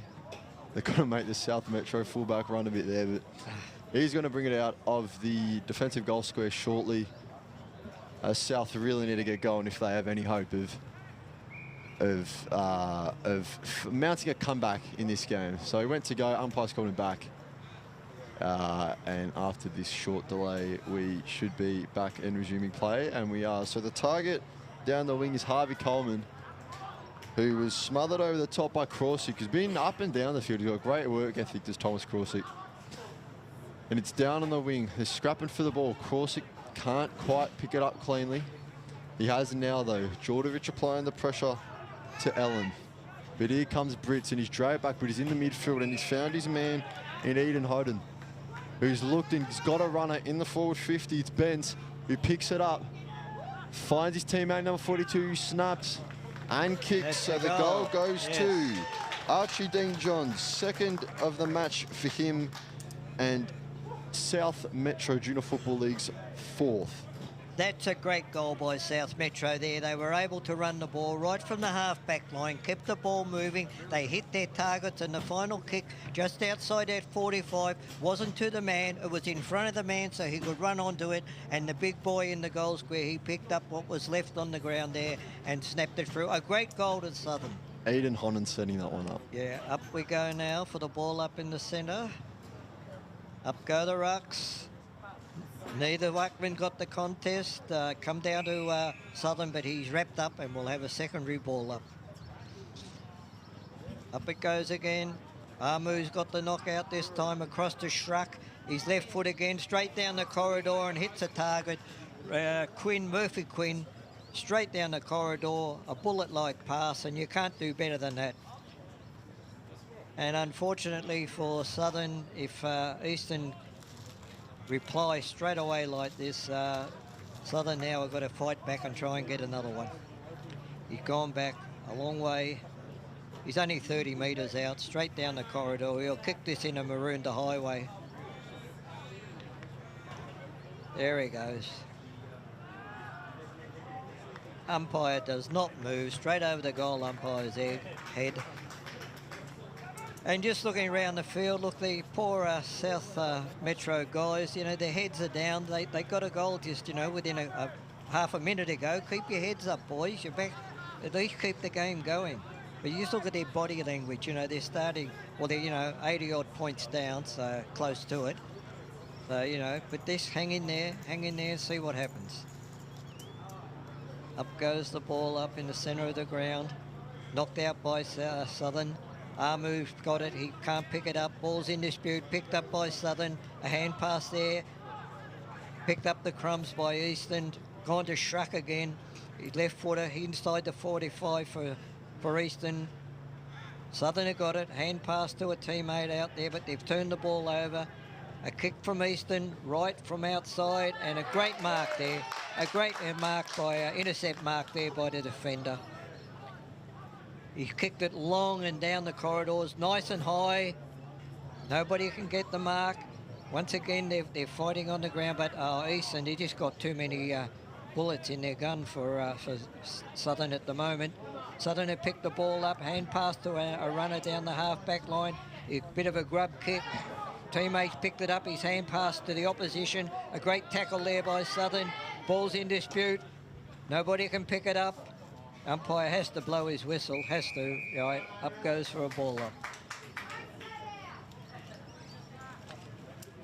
A lot of players around the contest there. Up goes the ball, up go the ruckman, knocked out by Southern, picked up by one of their crummers, hand pass to a teammate. He kicked the ball into the corridor, but a great contested mark there by the defender, right on the 45. Hand passes to a teammate, puts him under pressure. He kicks it to the midfield, picked up there again by Shruck. He kicked it 45, 50 metres, hit his forward on the mark, and it looks like they're going back for another shot at goal, Eastern. 30 metres out on a slight angle again. The writing's on the wall the way that Eastern are playing at the moment. They're just controlling the contest. Southern, they were pretty good then along the wing here. They got the ball inside there towards their 45, but turned it over and off go Eastern. Kick from there, and it's a behind. Yeah, behind just to the right of the goal post. That was a huge kick for goal too. He was a long way out. Fullback's running in to pick the ball up.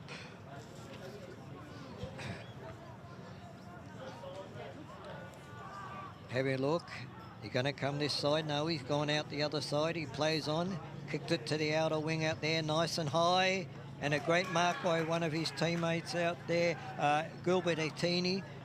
Great mark there. Plays on, kicks it long down to the half-forward line, just outside their 45. Second grab at it by the Southern player, but didn't grab it. Hand pass comes out, but it's intercepted by Eastern. A kick from nowhere hits a target by Eastern. A hand pass into the corridor to one of the runners. He's kicked it into the centre half-forward position, and a high mark there once again. They're too high and strong there in the forward 45 for Southern there. Too many high marking forwards for Eastern. He goes back, taking his time. It's going to be 56 again, Ray, the man that just had the shot. Roman Bentley, another one that was called up from the twos. He's having a second shot. He didn't quite make the dismissed the last one. From practically the same spot. And he's hit it in the same spot as well, just to the right of that goal post. So now another kick in now from full back. weighing up his options. He's gone again to the outer side. He takes his full run. He bounces the ball. As a kick from just inside the new scoreboard, kicks it right down the centre wing. One player for Southern went up half an hour before everyone else and gave away a free kick. They did mark the ball, one of his teammates, but it was a free kick. They've kicked it back in towards the 45 for Eastern. Hand pass there by Southern. They're controlling the football. Their kicker smothered the ball. They picked it up again in the midfield. Just a scrum of players around the ball there. Hand pass, trying to get it out, both sides. Hand passes come out. Nobody's got control of the ball. Southern have got now. They've kicked it out, hand passed it out to a outfielder. Dropped mark there by Eastern. Play on calls the umpire. Kick inside 45 and a mark again by intercept mark by one of the defenders. He plays on. He come across this side of the ground just for change. Down the corridor. Waiting. Great tackle there by Southern, but Eastern are still in control of the ball. Hit it out to one of their players in control. Out on his own. Once again, great work there by the defensive six. Mark again by Southern. Gone outside that other side to the outer wing. And they've gone out to the outer wing, like Ray just said. Free kick given away. It will go to Southern, who wheel off as an advantage is paid and go inside forward 45. They get it to Dean Johns, who's already kicked 2 today. He's looking for a pass, which would tell you maybe he doesn't think he's got the distance. Looking frantically for someone to pass it off to. But he'll send it in as far as he can. It looks like it's got the carry, and he does have the distance. Yeah. So as soon as he marked it, he was looking to offload it to someone else, but Archie Dean Johns gets his 2nd of the term and his 3rd of the day. You were right, Chris. He was hesitant. Looked as though he was going to be worried with the distance, but he with no problem with the distance. Once he, took control and said, I'm going to kick this. So Archie Dean Johns, one of the bright sparks of South Metro, going along with Ryder Brits, who has moved from defence into the midfield and has continued to have a good impact on this game for his team. So like we just said, that was Dean Johns' 2nd for the term, 3rd for the day. Takes South Metro Junior Football League to 5-30, trailing the Eastern Football Netball League 14-11-95. As we have the ball up in the middle, and the ruck's got it. Jordovic punches it out to Eastern's advantage. Eastern not able to pick it up though. It's actually South Metro player who picks it up and then misses the kick completely. Fresh aired it. So Eastern have the ball. That's Quinn. It's out wide to Murphy Quinn. Quinn now. Who looks inside the middle to the man that was doing the ruck work, Zane Adams. He's come to do the ruck work as a break from going up forward, and he sends it into the forward 45. Metro had numbers with the ball hit the ground. Bit of a mongrel kick right in the centre of the pitch. It's calmly intercepted by Kirkpatrick. And he sends it back inside 45. So Metro with hands on it. South Metro shooting a few handballs here. They've done well there. Oh, and he tried to take on the tackle. And there was no getting away from Lachlan Healy there. Absolutely crunched him about 50 out from Easton's goal. So he's looking back now and assessing his options. He's got Schruck leading to his left. But he's gone for a deeper option. It's a 2v1 back there. He looked for Amu. And it's tapped out for a boundary throw-in just beside the point post at Eastern's end. So we've got 7.5 left in this 3rd term. Eastern Football Netball League currently up by 65 points. As we're getting the ball thrown back in. And Amu up in the ruck. South Metro win the tap. And it's out the back, bursting up the win. Just pushed it in front of him and ran. A teammate picked it up for him. South Metro still with possession. That handball wide. And that'll be out of bounds. That number's there, but couldn't quite get it out cleanly. You can see what they were trying to do. They were trying to run the ball out, but unfortunately the last hand pass was errant and it didn't hit the target. That's exactly right. So just on the edge of the inside 45, we have the boundary throw-in. Eastern win the tip. It's down on the ground, a bit of a scramble, but there's been a holding free kick paid to South Metro, so a chance for them to get some of the footy. The non-official umpire paid that from nearly the centre of the ground, that one. Although they've given it to Eastern, I believe the first signal was to South Metro, but the free kick's gone to Eastern, so might have been a mistake on our half, might have been one of the umpires, who knows. But nevertheless, Eastern have a kick. Can't quite see what number it is, but it's about a 45-degree angle, about 40 metres out. Just going to dink it over the top to a man free. It's a great sport by South Metro. They'd originally just switched off, expecting the shot on goal. but they recovered well. So the ball up the far side wing. Intercept mark taken by Lachlan Healy. He's had a couple of those this quarter. He finds a target cleanly. And they're calling for it on that far side, but they go members stand side. 28 is there in Thomas Crawsick. But it comes out with Ryder Brits for South Metro. He's got room. Kicks it to a contest. There's a few flyers up there. Eastern have numbers. Dropped out the back to South Metro, and they've got a bit of room to run. Kicks over the top. They've got a man now. I believe it's Dean Johns. Can it stay in? No, it's gone out of bounds. So they had a bit of momentum going. Went quick. Did well. Ryder Brits involved in that as he runs off for a quick rest. He's been everywhere. Chris, I really liked that play by Southern then. They had endeavour about their play. They were coming, they attacked the football and were able to carry it way down inside their 45. They did. They were definitely on the front foot there, which was good to see. Just didn't quite pay off for them. As a boundary throw and about 40 metres out from South Metro's goal, hits the ground. Contest around the footy, no clean take. 43 picks it up, snap on the right boot, and it's wide left. Riley Stratford with the behind there. Good bit of roving work, but just couldn't get the major score. So Eastern will bring it out as they look long down the member stand side, right in front of us. Great contested mark by Will Goldthorpe. He's had a few of those throughout this game. He's been strong, good presence. As the kick pops up, it's brought to ground.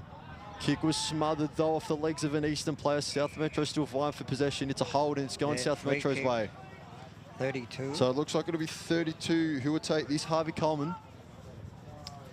And he'll wind back. He looks confident that he's got the distance. Well, he's looking around, and he looks like he's finally decided on taking a shot. So it's quite a bit of a pack forming around the goal square. Kicks on its way. Looks like it has a distance. It's wide left again for behind. Yep. So that one from Harvey Coleman. South Metro with their first 2 behinds of the game just recently. You've got to wait for the goal umpire to signal. Yep. We've had that a few times. Charlie Cruz completing the infringement there, but he's kicked it wide to an unmarked Kostas Makris. So Makris with the ball now. He'll look down the wing. Members stand side. Few jumpers at the ball. It's been swallowed out of bounds. 21 got hands on it first for South Metro. That's Eamon Walker. He's kicked the goal already, but getting still around, trying to make something work for the South Metro side.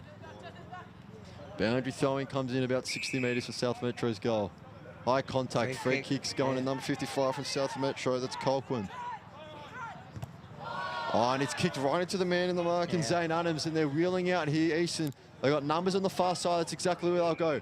Crawsick takes the mark, slows it up for a bit, wheels onto his right, looks into the forward 50. It's Benson Pettit, who had the 2 goals in the first term, our mystery number 10. Keeps the ball in play, very smart.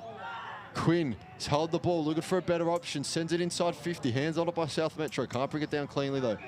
But now they bring it out, there's been a free kick, and it's gonna go Easton's way for a hold. Can't quite see who's gonna take it just yet. It was good work from Eastern. As soon as they got out of the defensive 45, they were going and they weren't stopping. To Mason Mashamanu, who's going to have this shot on goal. About a 45-degree angle. Man on the mark's probably about 30, 35 metres out. Yeah. So he'll kick this from about 40. As he's lining up. This will break the century mark for Eastern Football Netball League if it sails through. Jogs in on the right boot. Kit looks good, never in doubt. Goal umpire just stands to watch. It's a goal from Mason Mastroumano. It's the 15th of the day for the Eastern Football Netball League in what is a dominant display so far.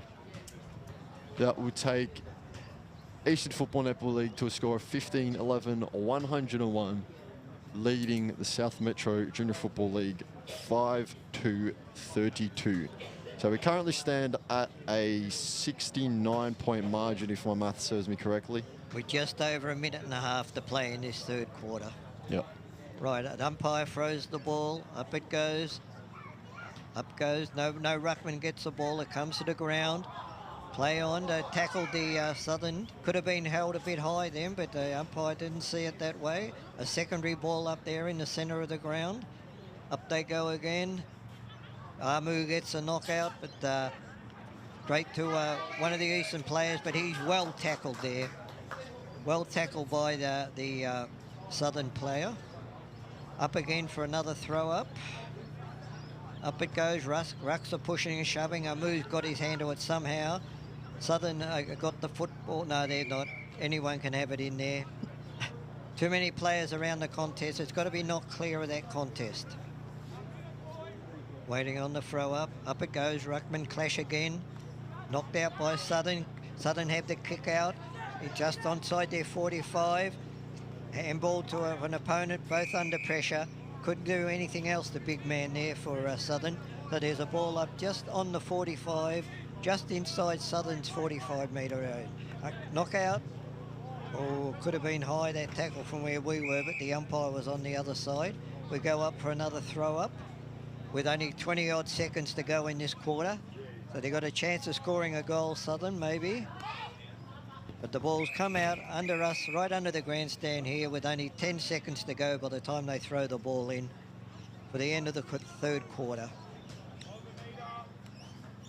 Waiting for the throw in. Up it goes. And that's it.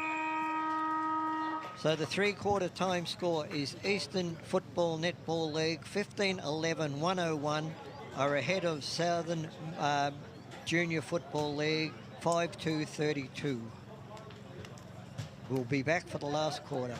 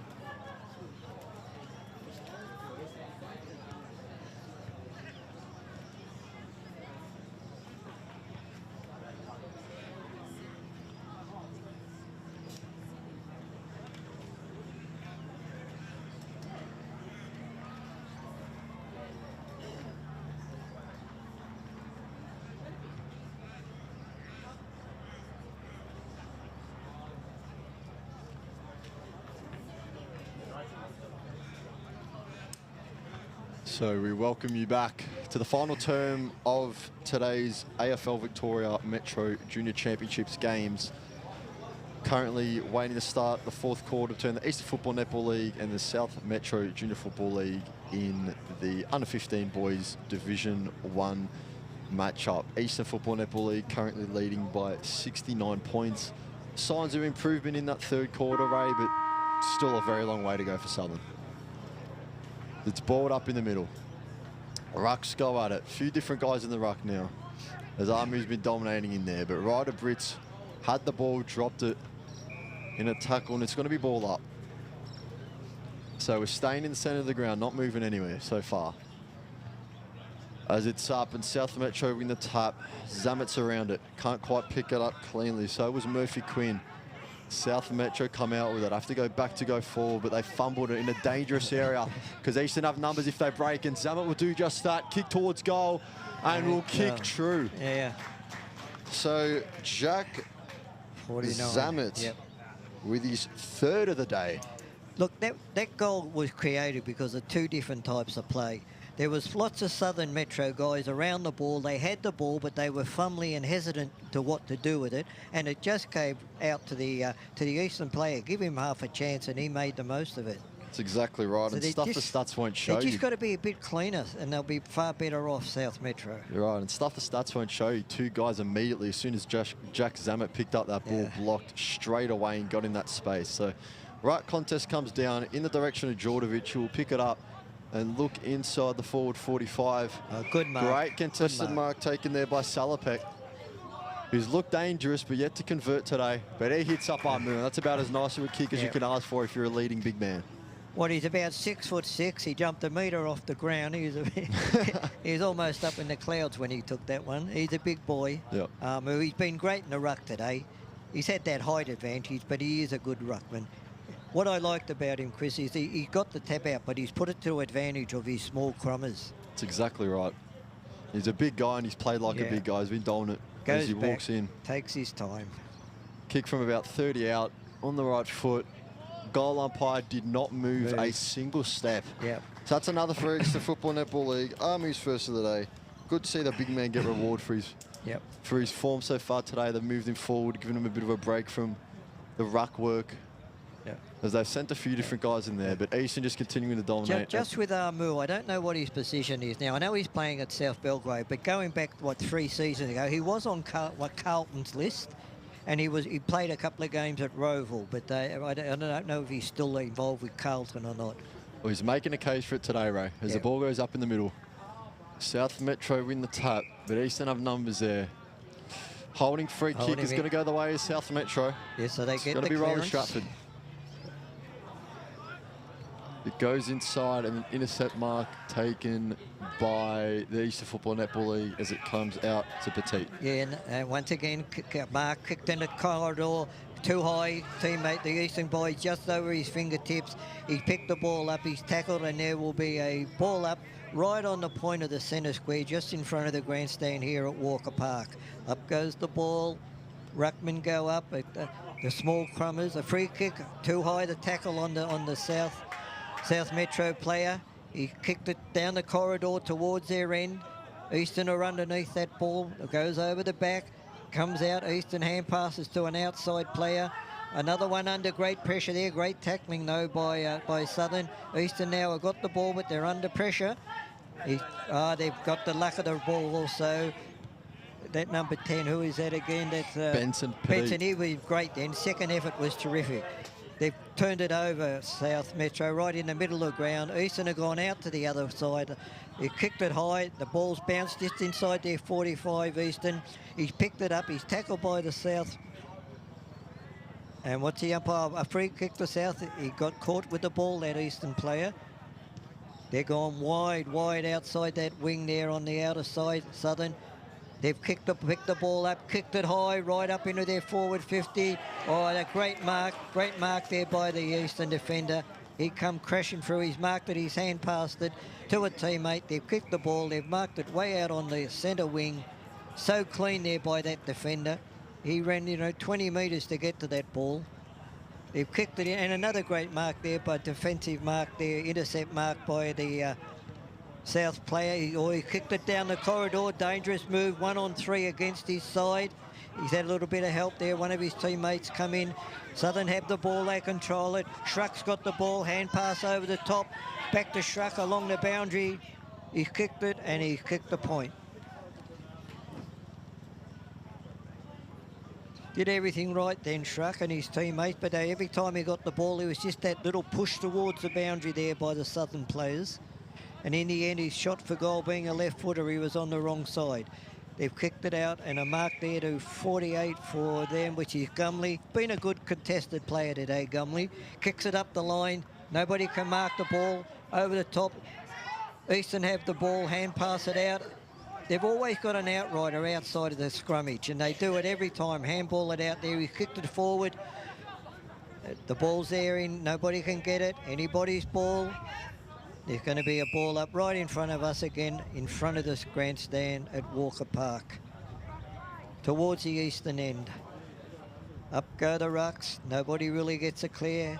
Intercept player. Well done there by Southern. Small players. Hand pass to his teammate. Kicks it up the line. Almost a mark there to the Southern player. Eastern have the ball again. Kicked it back down the line.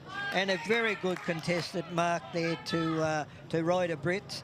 He plays on for a hand pass. Kicks it out down the corridor. They get a mark. They've kicked it up into their 45. Oh, Benelli a mark. Almost a free kick then. He was on his knees when he tried to mark that, the South Metro player, but the ball was knocked away from him. Up it goes inside their 45, up the Maroondah Highway end. They have the ball from the contested knockout, but he's tackled and it will be a ball up again. 35 metres out from the south goal. Up goes the ball. Once again, it's in dispute. The ball's come out from Eastern. They've got a hand pass out there, but I think, no, it's kept in right inside the boundary there in the forward pocket. They're able to keep the ball in. Eastern kicked it down the wing, intercepted there by South Metro. The ball's in dispute again. Hand pass to... There's lots of hand passes without going anywhere there. Handball. Well done to the South Metro player. He kicked it back into the corridor where one of his teammates has marked it. He's played on, kicked it down the corridor into his own forward 45. And there is a free kick, took his arms out of the marking contest to Harley Coleman.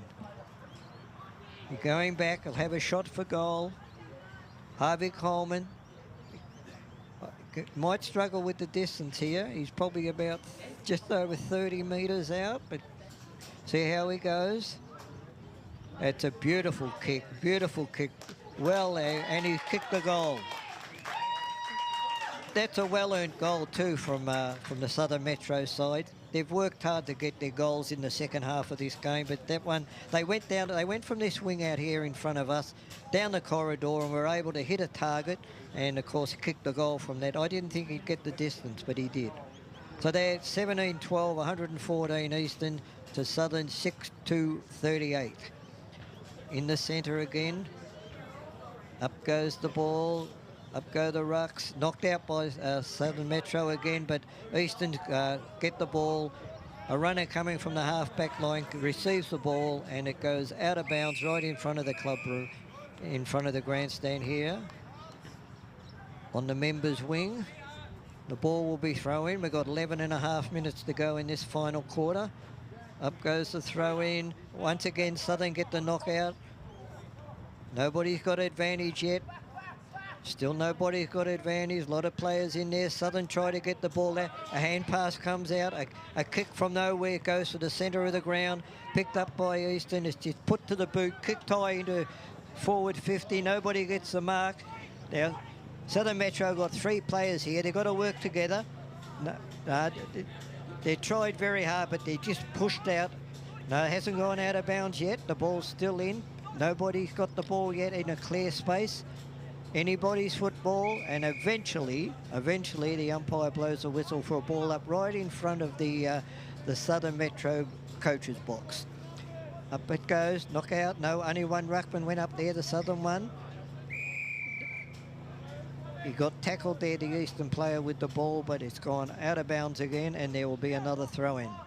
Southern have got to be careful here out the back that the Eastern don't get it over the back. There they go out the back door. Okay, Eastern mark there, play on, short kick, play on again by Eastern. And a goal to Eastern there. Just a series of small kicks that were lucky, and I think it was Zane Adams that finally kicked the goal. That throw in there was nobody out the back for Southern, you know, and there was 2 or 3 Eastern players out the back of that throw-in contest, and of course it went out the back there, and they could have raffled it which one got it. You just got to be smart enough, be a little bit smarter around those throw-in boundary throw-ins. So that takes Eastern Football Netball League to 120, decimating the South Metro Junior Football League so far, who only have a score of 38. So dominant display by Eastern as it just passed the halfway point in this final term. Ball comes at the back to South Metro. Players wrapped up. McMillan doing the tackling in that occasion for Eastern. And we'll have a ball up not too far from the first one. So Zane Adams, who just kicked that goal in the ruck now, loses the ruck contest.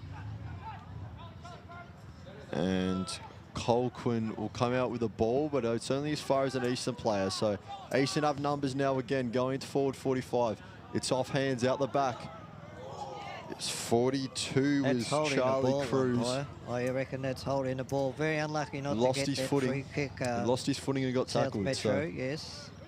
maybe unfortunate for South Metro, but nevertheless it's a ball out. That's the umpire's call. That's what we've got to go with. So out the back to an Eastern player. Ball hit the ground. That's holding the ball. So they get it eventually. As South looking for options along this members stand wing. They look deep to a 2v1. It's out the back.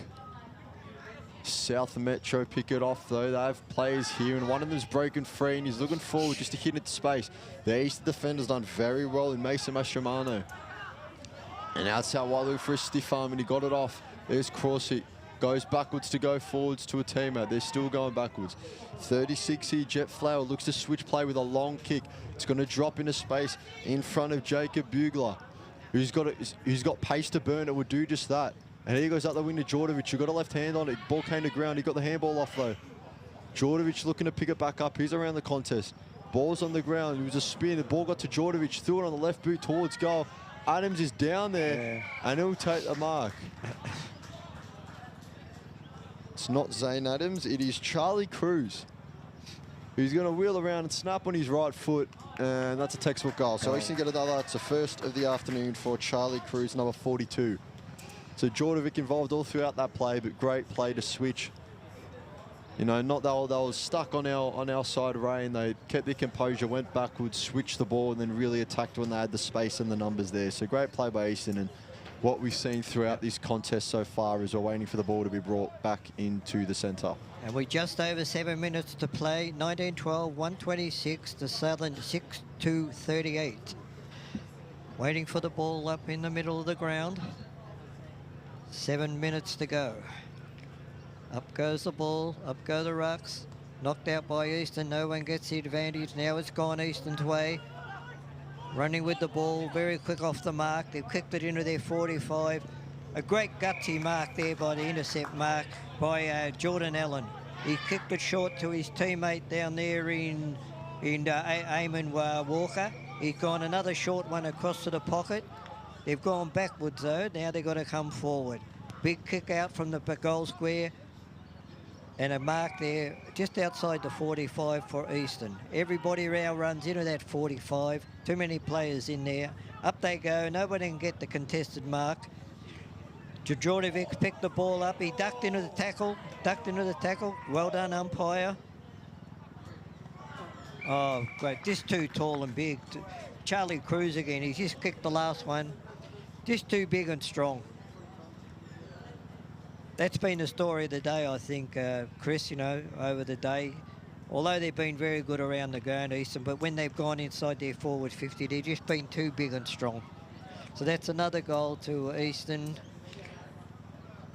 as the ball heads back towards the centre of the ground. Eastern now 20 goals, 12, 132 to Southern Metro, 6-2-38 with just under 6 minutes to play. Take it away.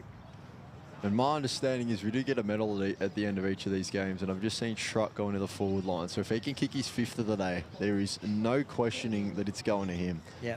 We've got 5.5 minutes just ticked by to go in this 4th quarter as the ball up hits the ground and bounces up. So footy to be won in the centre here, and still no clean hands on it. South Metro got a few plays around it, but there's a bit of a pack forming. It's piled on, and we'll have another ball up.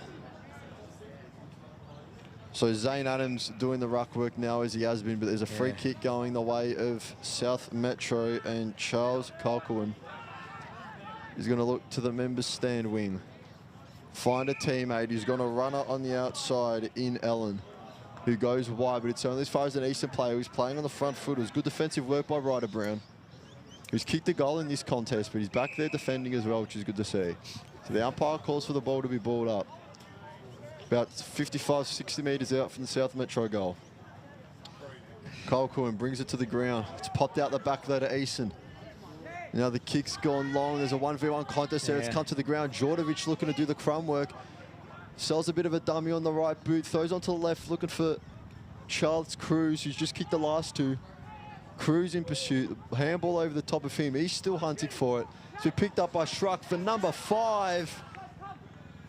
You bet. You bet.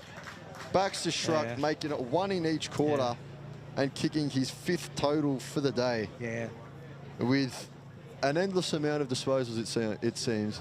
Him and Jack Zammit, who himself has a lot of touches and 3 goals, have really blown this game open for Eastern and have really put the pedal to the metal. Probably better for Southern Metro than to put that ball out of bounds and reset from a throw-in, because Eastern had players, you know, in the corridor there just waiting for the ball to come out, and Schruck on his left foot was a natural kick for him. The ball's thrown up again in the middle of the ground. 3.5 minutes to go. Knockout by Eastern. Nobody's got the advantage as yet. Eastern get the ball out. Hand pass out. Kicked outside to the half-forward flank on the outer side towards Djordjevic. Knocked away by the defender. Well played there. And it will be a boundary throw-in. 24 for Eastern has played a very good last quarter. Ryder Brown, he's had a lot of the football around the midfield. Waiting on the throw-in, just on 3 minutes to go. Up it comes, knocked out by Southern, but Eastern get the clearance, hand pass by hand pass, kicked into the corridor, nobody can mark it. Well done there by the defender. The ball's in dispute on the ground. Djordjevic picks it up, kicks, hand passes to a teammate, and who was that again that time? Wasn't Schruck, no. I'll get it in a minute. It was another goal to Eastern anyway. At this point of time, they just got too much run. Too much run, too much power, too tall in the air. Number 41, Ray, we'll give that one to Josh Press. Josh Press, a goal to him as well.